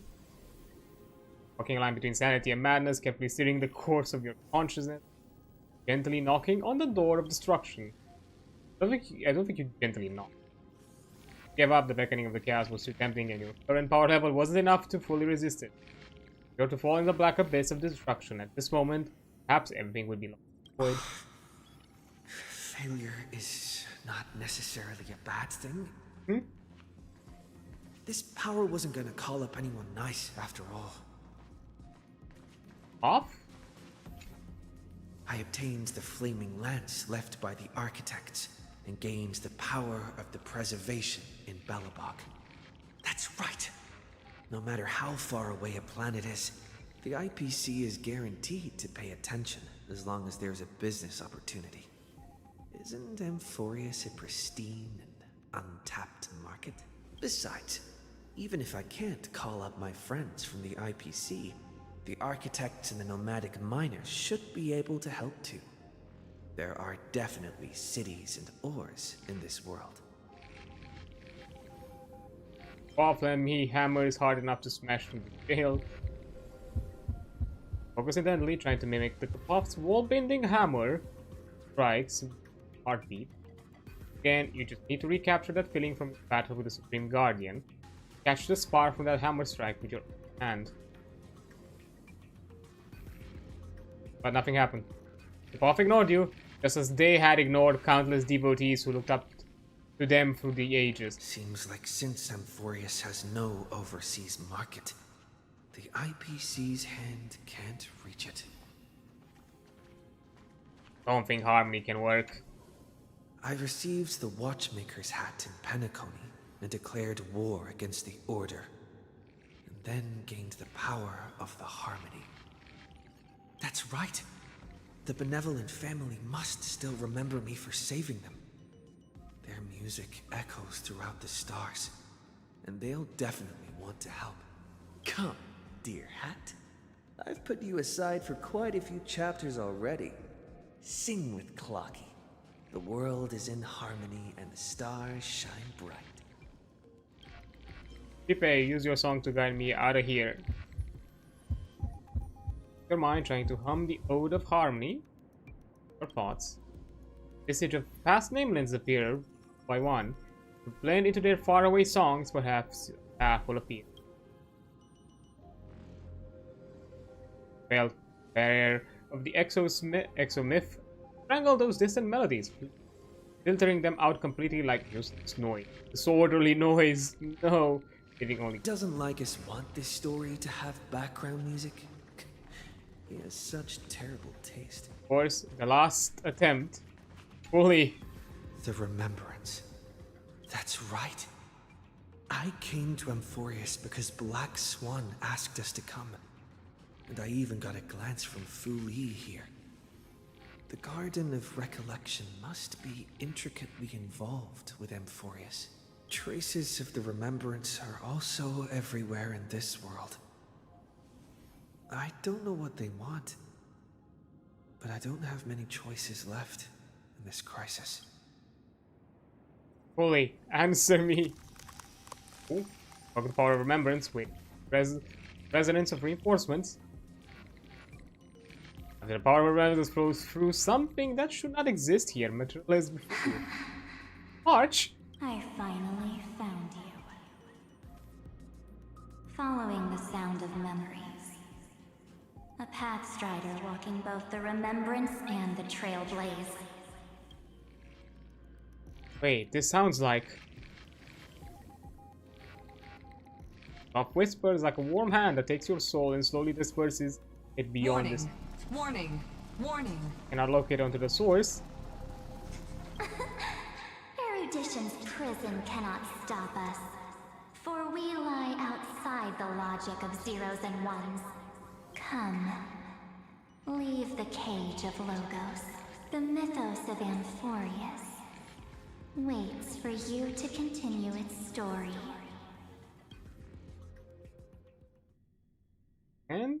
When that brightest star, that star heralding the dawn, finally rises, a boat, so used to drifting, at long last enters an island's safe embrace.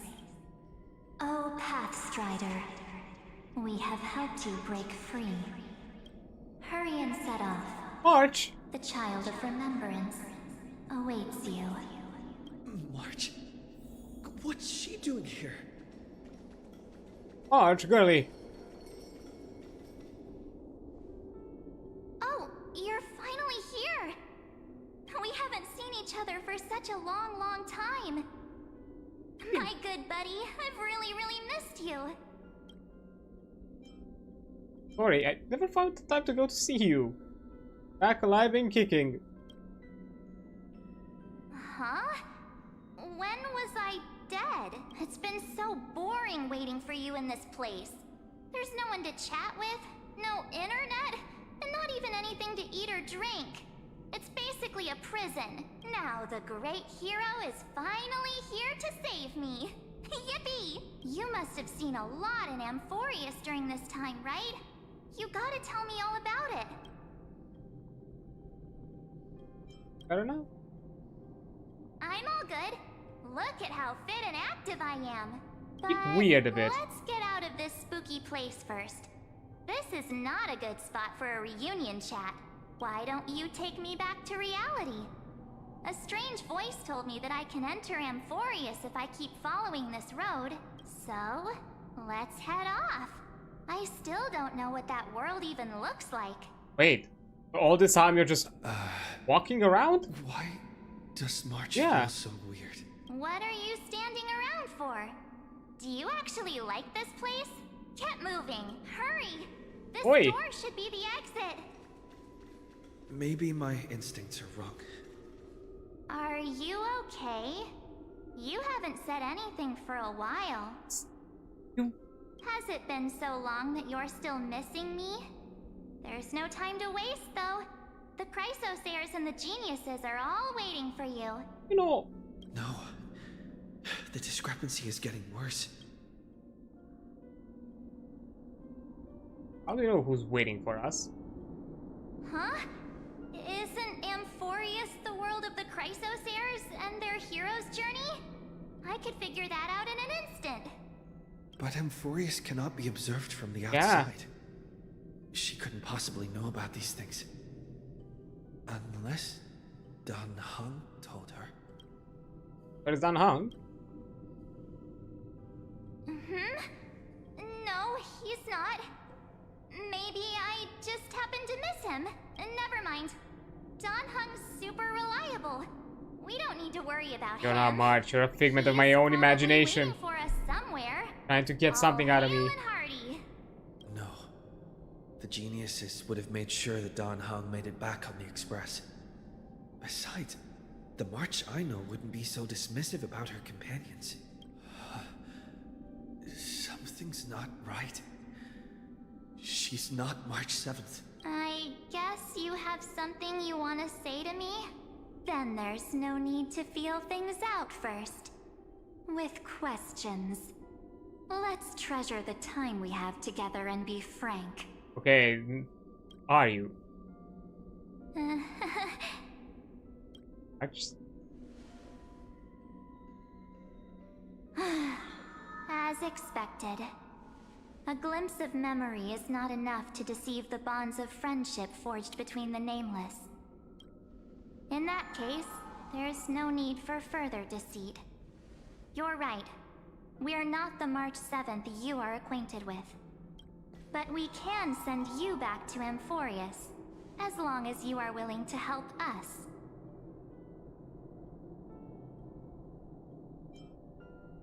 Are you people?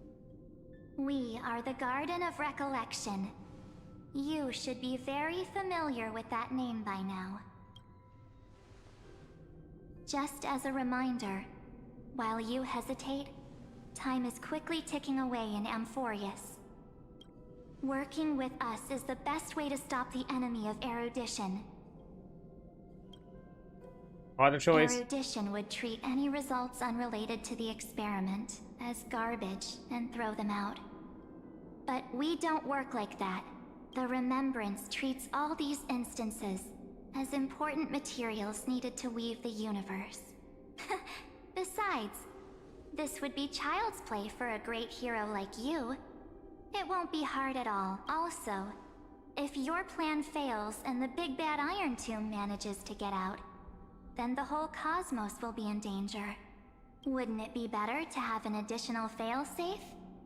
As long as you help the Garden retrieve what we want, even if Iron Tomb reformats everything in the physical plane, we can use Remembrance to reconstruct the entire world.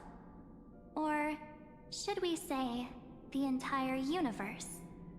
So help us. Okay. Find where Amphorius's memory began, and bring it out. The Master of Anastrava has already glanced at you. Don't deny it. That storybook is the best evidence. Say, you aren't seriously gonna be moved by their pretty words, are you? I am the one who commanded those little ones to lead you out of the prison. But I didn't expect to attract little gnats trying to take advantage of the situation.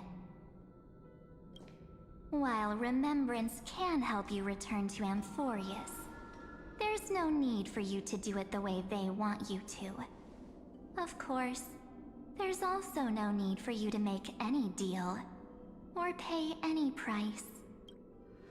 For you, this is probably a long time no see. My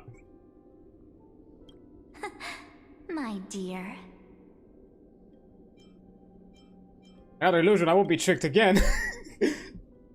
Shh. There's no need to say anything. I know. You have so many questions swirling around in your memories at this moment. And you feel so helpless. Put them aside. For now, all you need to do is trust me. Okay, taking a quick break. Idea to end, and I'm gonna push for as fast as this is gonna go. When I get a moment of respite where, you know, I'm still back into the actual game and not in a sequence, I'm probably gonna put a stop there. I'll be right back. Back from the ad, let's push on through and see what's happening and hopefully find a moment of respite. Oh. Or do you need more proof?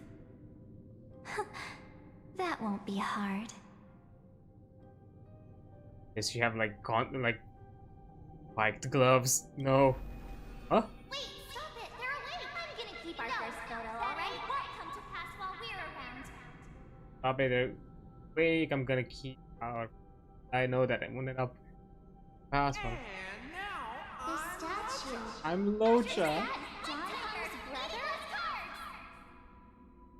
Oh, did you hear that?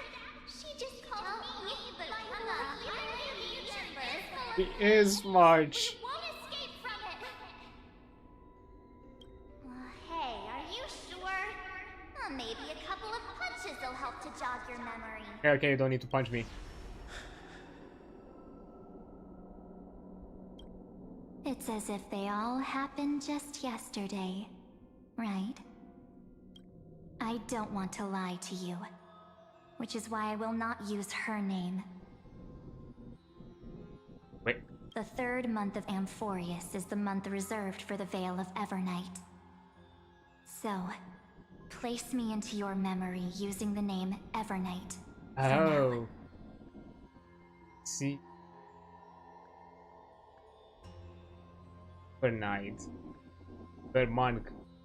So, you know, the bit of March. But also, that's carefully. I'm happy to explain more, just not now. We might have a lot of time to ourselves, but Amphorius does not have that luxury. If we do not stop erudition and destruction, then the journey you've treasured so much will face the prelude to its obliteration. A countdown not in amber eras, but in days, minutes, seconds. So, take this gift, this burning core flame, this footnote of a transaction. It contains hope, and the warmth of the entire world, ripples of past reverie. She hid this fire in the long river of time, hoping that her wishes would transcend time to reach your hands in the future. Now, take it, and return with it, dear friend. Return to Amphorius, and overturn the final era Nova. Witness the time that stood still for the Deliverer, and the resistance that never bowed to the destiny of destruction over the long years that passed in a flash. Then, with this core flame blessed by the remembrance, respond to their hopes and blaze a trail to the future. And I will silently watch in a corner of time, waiting for our next encounter. I believe the wait won't be too long. Wait. Oh, is she some sort of like the version of March? Is happening. Keep going. Keep trailblazing for Amphorius. For you. And for the March 7th in your memories. Go forth. I trust in March even if she looks the same.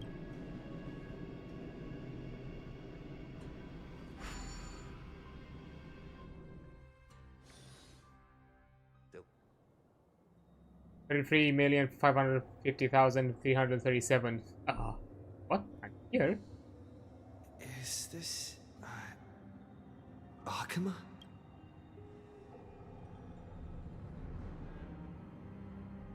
Island. No one's here. And the dawn device is off. What is happening? Am I too late?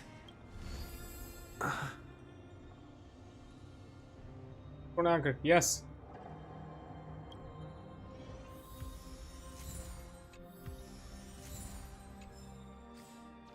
Where I am. Ah man, I'm still in an instance. Will I escape? Oh, Herta. Hey kiddo, can you see me? Don't bother responding, this is a pre-recorded video message. Thanks to the little Emperor's granting access to the Ultimate Protocol, Rui and I rewrote Progress of Era Nova while you were away. My guess is you don't have much time to listen to all those complicated principles right now. So let me break it down to simple terms that anyone can understand. Amphorius has been racing down the path of destruction for too long, and the underlying logic of Era Nova has been completely corrupted. Rui and I put in a lot of effort, but we could barely manage to overwrite a small portion of its logic. Let's take the progress bar as an example. irontube's progress bar is currently at 99.98%, and through this rewritten Era Nova, we are confident we can push it back to 96%. Let's be conservative, let's say 97%. This is a critical matter. The internal structure of the scepter is too unstable, and we don't know what complications might suddenly arise. The most rational course of action is to quickly run another extrapolation to buy the cosmos a bit more time. Once you've dealt with that troubling old Intellitron, don't hesitate and start a new cycle of extrapolation right away. He said that Era Nova isn't a process that happens in an instant, and the protected nodes of the scepter are probably their most vulnerable during. By initiating this progress first, we can seize the opportunity to make our move. It's all up to you now, Deliverer. The chronocognitive anchor?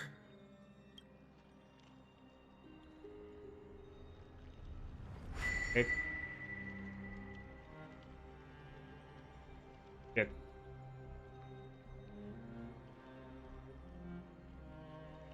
There's so much I wanted to say for our reunion. Yet now that you're back, there's only one thing to say. Huh? Welcome back, friend. It's been such a long, long time. What happened? Well, gone. You must be really confused right now, aren't you? So much has happened in Amphorius while you were gone. But don't worry. The Deliverer can't afford to be lost, no? Now, please follow me and turn the pages of time and hear the words everyone left for you. I'll tell you the story of this 1000-year journey. That way, it won't just be my memories alone. Cyrene, can't hear me? Oh, so literally like all the other cycles, I'm the last one. I have to see their toils.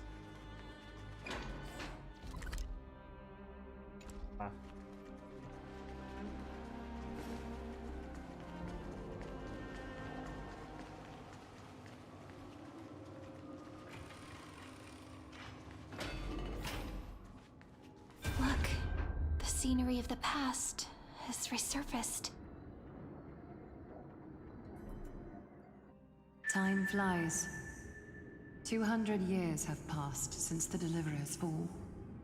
We had to return 3 core flames of law, romance, and ocean to stop Lygus, but even so, Terravox has fallen. The 2 geniuses vanished without a trace, and Zeridra embraced her fate. At this rate, Era Nova will come, and Amphorius will fall into the destruction. oh. It seems the key to rewriting the end once again lies in the core flame of world-bearing. According to the instructions left behind by those 2 geniuses, we must get it into the Deliverer's hands, no matter the cost. But how? We need to find a way to hide the core flame. And we must buy enough time to keep Lygus at bay. About that, Rini might have some good news. She had that dream again last night, but the Titan's voice was clearer than ever this time. She said, "Pass the flame into the future." Good night. Is that a prophecy from Orynyx? She chose to side with humanity this time and hide one of her kin's core flame? It seems Amphorius' fate isn't sealed just yet. You're right. History has changed. Humans and Titans are both giving their all to keep this world going. Perhaps a relay across the ages is finally about to begin somewhere out there. Unfortunately, life will never go smoothly. Leiden's army is already at our gates, and their commander, that Lycurgus, he's right outside Akama. Light calendar 3960. Zeridra, under the pretense of a campaign against Vagusa, sacrificed 500 Chrysos heirs to complete the trial of law. This tragedy shook everyone in Amphorius. That same year, Zeridra the Imperator was assassinated, after which Aglaia the Goldweaver took command. Thus began humanity's second flame chase journey, a path hanging by a thread. Come, this way.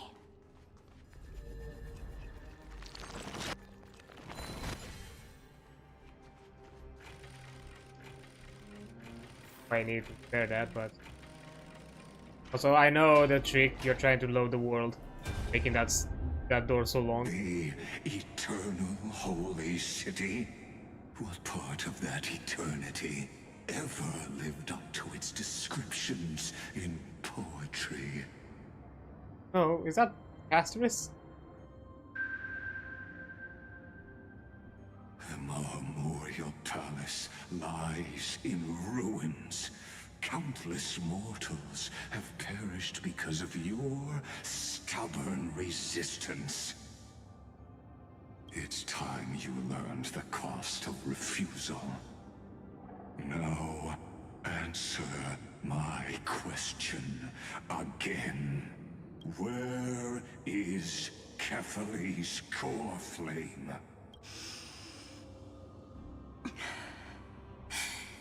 You really think you'll find it by razing the holy city to the ground? From what I see, all you'll get is dust and disappointment. Don't forget, you can't kill the Chrysos as mentioned in the prophecy because of law. I have never denied that, which is why I now place my hope in the faithful citizens of Akama. Perhaps they'll give me what I seek in the echo of your screams. Now then, I'll be cutting open your chests and using your scalding golden blood to baptize the masses. Allow me to apologize in advance. We shall start with you, blind and foolish Lady Goldweaver. Leave this to me, Lady Aglaya. You must get away now. No, Holy Maiden. I'm the one who must stay. What? His conspiracy won't succeed. Because Romance is ready to make good on their promise to weave an indestructible armor for Amphorius. Its name is Solidarity. You must escape with your life and carry word of my death to those still fighting. Then keep going with them, just as the Imperator lit the torch of resistance with her death. My passing will make this flame everlasting. Take good care of it. Guide it to the future. And place it into the hands of our deliverer. 50 years later, Lygus led his forces again to Akama. He charged directly into the Holy City and razed the Marmorial Palace. History would name this battle the Third Siege of Akama. 90,000 brave souls gave their lives for Akama that day, including their fearless leader, Aglaya. Go forth, Deliverer.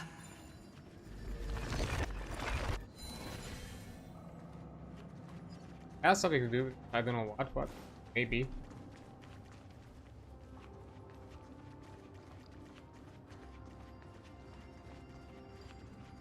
Go. When the frost melts and the snows give way, the flowers will bloom again. You'll find me there. So what you're saying is, Princess Homebuddy is never coming back, is she? She just left, like that. Since Cass has made up her mind, we can't let her resolve be in vain. But You're charged of death. between staying in Akama and going to Styxia, what difference does it make when it's death either way? I'm against relocating. With Kefali's protection, isn't Akama far safer than that dead city? Cass's plan doesn't involve any relocation at all. Huh? Like you said, Akama is humanity's refuge. We never intended to get everyone moving to Styxia. It's just on Cass, Hycealans, and me to prepare the final trump card for the Deliverer.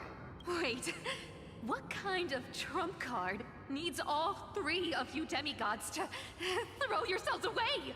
We must lay down the path to the future, so when the Deliverer returns, they'll have a clear road to reach the location of Aranova. Styxia sits where death meets the ocean. There, with the combined powers of ocean and passage, we can summon a current that leads to the vortex of Genesis. And the demigod of death will forever guard that secret path until he returns. We all know Lygus will set his sights on the vortex of Genesis. That's exactly why we have to do this. Guess I underestimated Idonia's Maiden of War. She's got way more steel than I thought. And Cypher, We need you to head to Castrum Kremnos as soon as possible. By any means necessary, forge an alliance with Strife. The prophesized Crown Prince has already been born. He shall become the new defender of Akama, protecting this land after we leave. Oh, mighty. You don't need to worry about that. I just came back from Castrum Kremnos. Only a step ahead of the news. Treeby, something's flying towards Akama, and it's really fast. What is it? It's a spear! It's the Kremnoans. Their king's already here. Now to make an entrance, mighty. With the protection of the demigods Trebios and Cyphera, Akama endured wave after wave of warfare, though just barely. Castorus chose Styxia as the last resort, and completed the trial of death, causing the stagnant waters in the River of Souls to recede. Soon after, Trebios departed on a long journey. That same year, the Kremnoan king Euripon, along with his son, Prince Midamos, joined the alliance to safeguard the holy city in the Battle of Deliverance. Huh, interesting. His dad was actually on the same side. Go on, and see you tomorrow. Aw, see you tomorrow, Chibi. Have to do the puzzle? I don't. Breaking me apart buys this world even one more second. And so be it.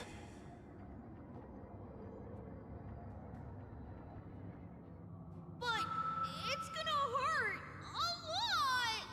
Pain brings endless torment. But it can never destroy me. I believe that you were thinking the same thing when you stepped through the gate of infinity and jumped off that cliff. Can't argue with that. In the current situation, this is the only path Akama has left. Just do as I say. Split my soul into 5 pieces. Forge me an immortal vessel. Became Strife. The blade of Strife hang forever overhead. Locked in battle with their enemies to the world's bitter end. There's no need to be sad, Lady Trebios. Haven't we already taken great strides towards that promise tomorrow? In this life, my people no longer have to drown in false guidance. Kremnos has washed the blood off its fate. Emphorius no longer needs a god named Strife. So let me shatter the former laws and turn the Lance of Fury back into a weapon that protects the world. We understand. By the way, can you do me another favor? The 7 sages from Grove of Epiphany are already en route. They'll arrive in waves to join the Resistance in a couple of days. Among them is a scholar named Anaxagoras. He has extraordinary insight and fears no sacrifice. This soul-rending ceremony wasn't just my decision. It was his counsel. His wisdom will surely be the backbone of Amphoria's survival. Watch over him. Carry on this everlasting flame for me. Through Anaxagoras' ritual, the demigod of strife split his soul into 5. Courage, honor, tenacity, sacrifice, self-fulfilling and prophecy. reason. Each sealed in blood crystal and cast into battle. The people held a 10-day funeral to mourn their fallen god king. And through his sacrifice, humanity was granted 200 years of peace.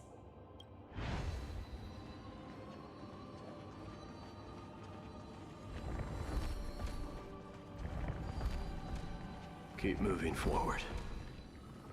My blood will pave the road ahead for you.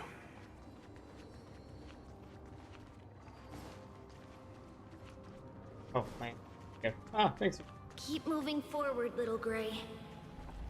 See you tomorrow.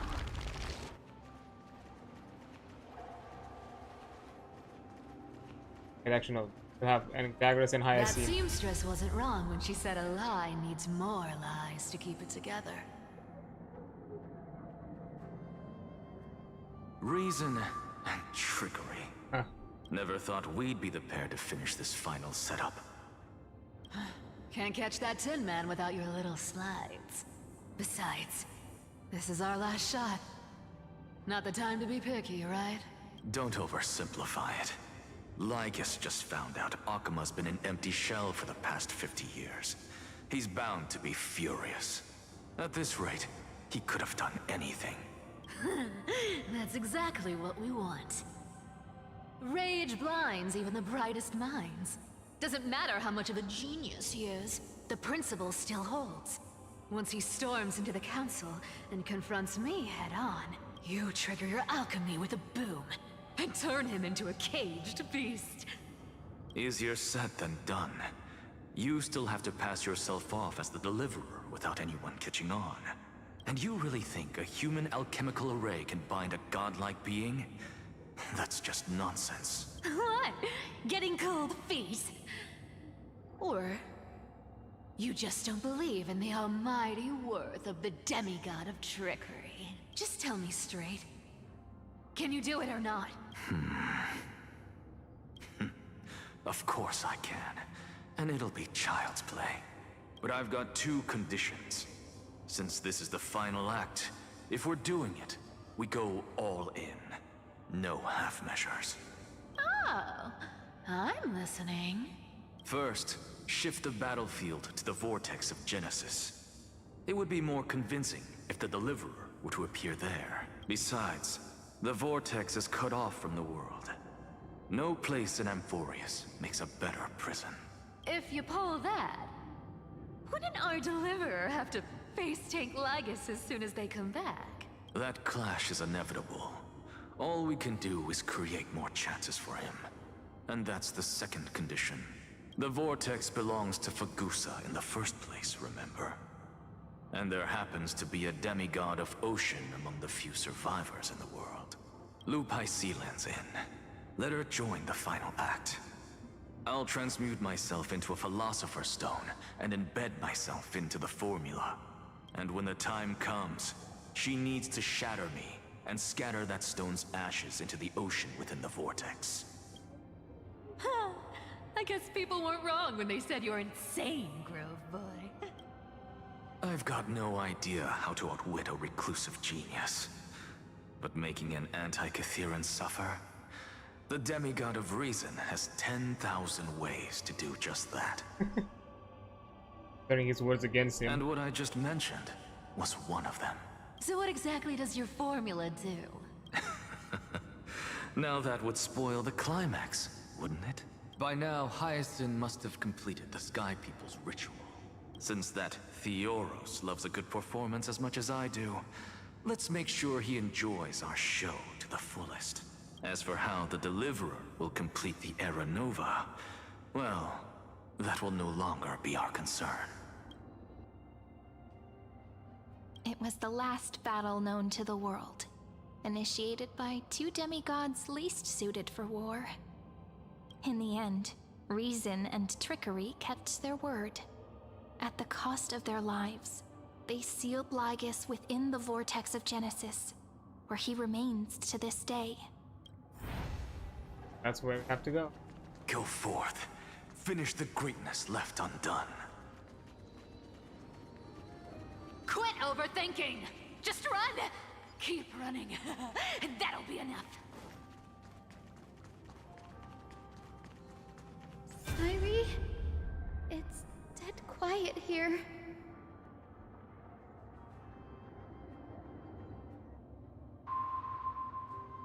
Akima will stand eternal. Miss Cypher's lie has crumbled after all.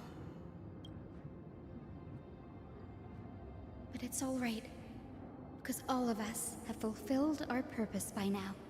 When the Deliverer returns, no matter where he is, sky will turn clear, and a rainbow bridge will rise, carrying him to the final battleground. Sairi, this arduous relay is finally nearing its end. Now, I'm passing the final baton of fate to you, okay? No, that's not quite right. After all, it was you and him who lit the first spark of this journey, wasn't it?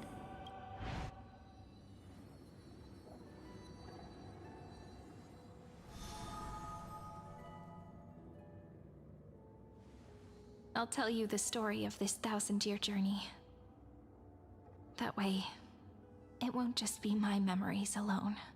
And I'll share the moments I spent with you with everyone. That way, the path we walked becomes a memory shared by all.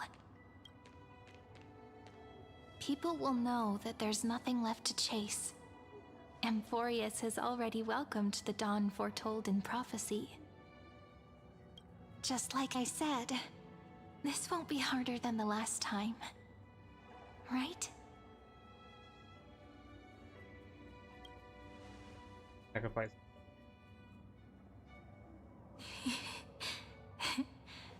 I wonder what kind of expression you're wearing right now. Probably the same as always. Calm, resolute, and brimming with confidence. If I have the chance, I'd love to see it again.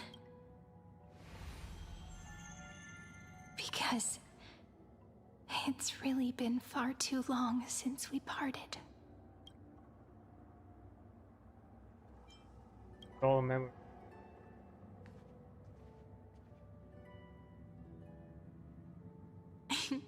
Someone as sharp as you must have realized by now that this isn't reality, but a maze of time. As the last link in the relay, I will return to the Temple of the Three Fates, tell Orynyx all of our stories, and bottle every page we've written into the little flask of memories. And then, may it set sail in peace, drift down the river of time along with the core flame of world-bearing, reach your side, and lead you back to Amphorius.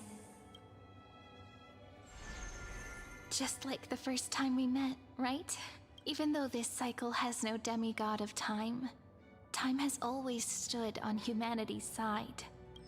This is the only way to make sure that the Era Nova won't happen before you return. And the only way I can safely entrust the completed final flame chase journey to the Deliverer's heart. After all, the new world will be born from your memories, and the protagonist of this story mustn't be absent. Okay, time to complete the Era Nova. I believe you will never let us down, just like always. Do you remember when Finan sent us back to the beginning? When you and I got separated? But in the end, I returned to you, carrying all that we've been through. That's what memory is. It may wear down and fade in the river of time, but it never truly leaves. When that hidden corner of the heart is stirred, the past returns even more beautiful than before. So don't worry. Let the 33,550,337th Flame Chase journey become part of you too. I've gotten a lot better at it with the experience from the last time.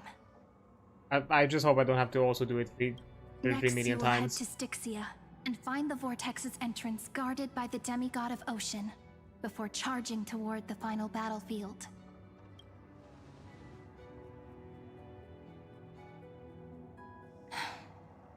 Don't worry.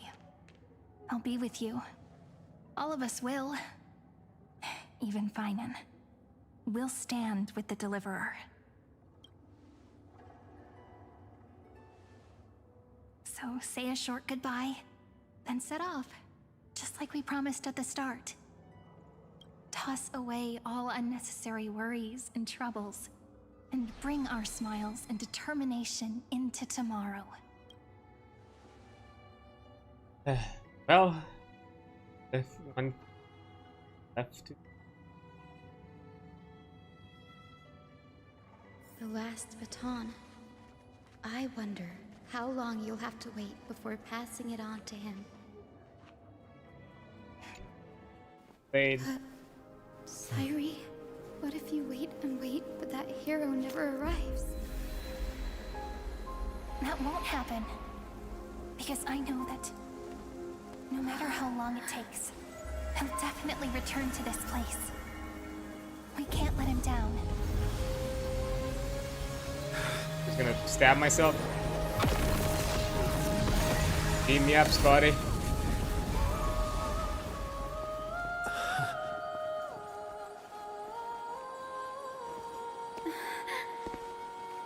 Sky shall rain rays of dawn for you. May romance be with you on your journey. And reason grant you enlightenment. Let strife bestow you with inspiration. Trickery ensure your success. Allow death Aww. to protect your soul. And at last, let passage point the way forward. Well, time will remember the Trailblazer's journey.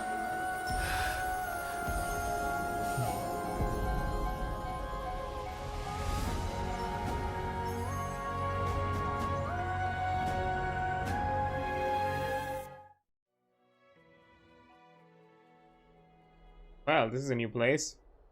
Is this Styxia? What happened to this place? I need to find the entrance to the vortex, guarded by the demigod of ocean. High Sealance. Is she still there? Long time no see, Trailblazer. Hi, fuckboy. Generation after generation of Chrysos heir heroes have tried to defy fate with their blood and tears, either voluntarily shattering their souls or waiting in eternal solitude. But alas, fate can never be defeated. Do again. Reason and trickery may bind my flesh, but my will shall never fall silent. So the demigod of ocean, the Dux Gladiorum High Sealance, sought to bring me into a fantasia with her voice and drown a genius in slumber. But alas, it was all a hopeless dream.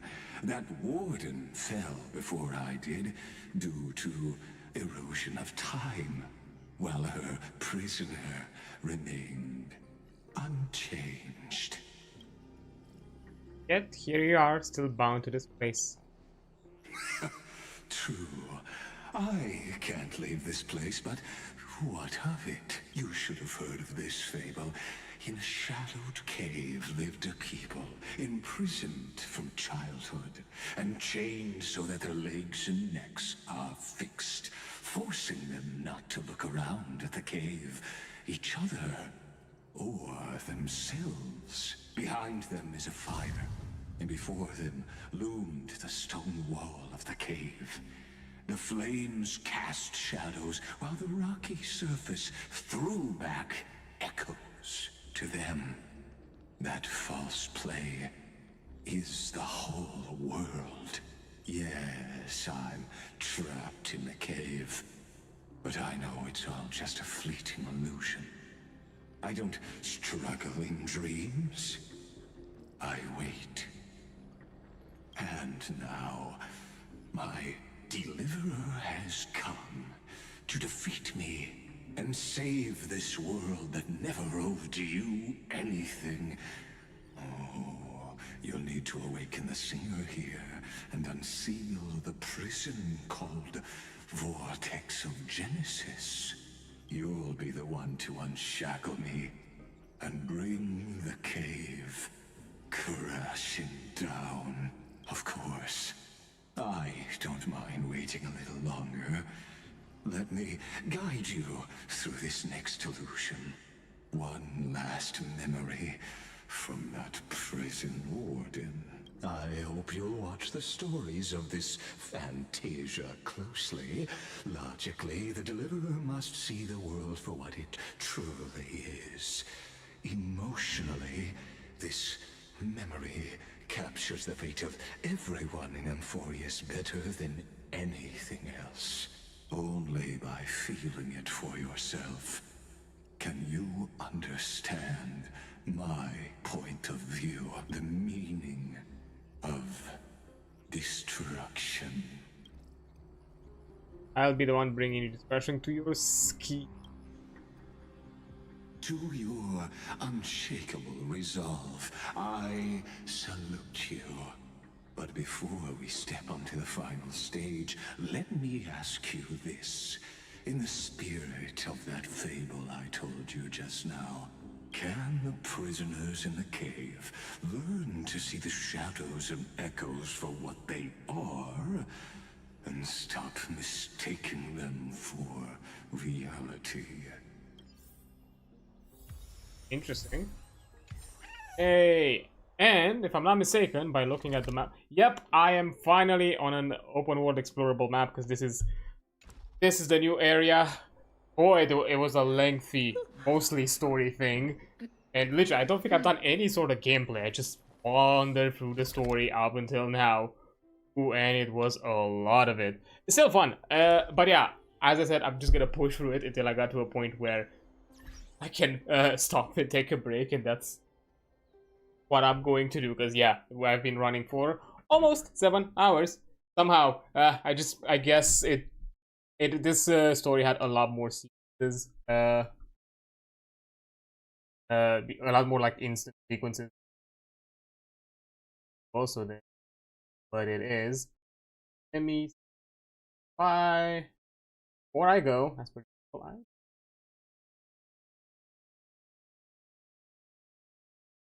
Everybody else's place. Oh, friendo. Here. That. What the cool was like, but I think stopped already. Okay. Done by the point I started. Quite a while.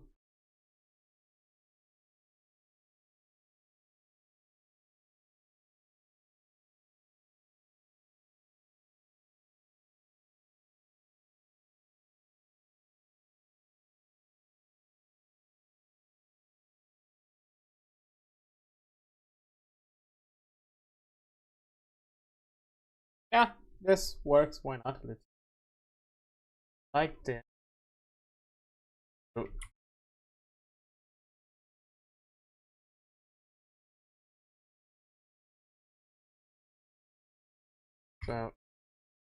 So are getting Ruby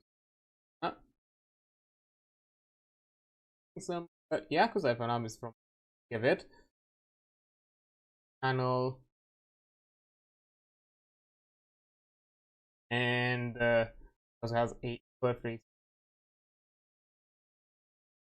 Important well wishes to fellow vtuber who also done some stream for cause things and all fun stuff. So there we go. These are the usual round for stream. So yeah, that's gonna be it. Tomorrow I'm gonna jump back at this and continue playing through the story. Probably at some similar-ish late hour, just because terrible. And probably won't be as lengthy. We'll see. We'll have to see. To be fair, I did for like 2 hours and not really progress with this time. And when I'm jumping back to tomorrow, I'll probably be a lot more get straight to action. But yeah, thank you so much for being here. You've been amazing. Don't forget that. I'll see you on the flip side. Bye.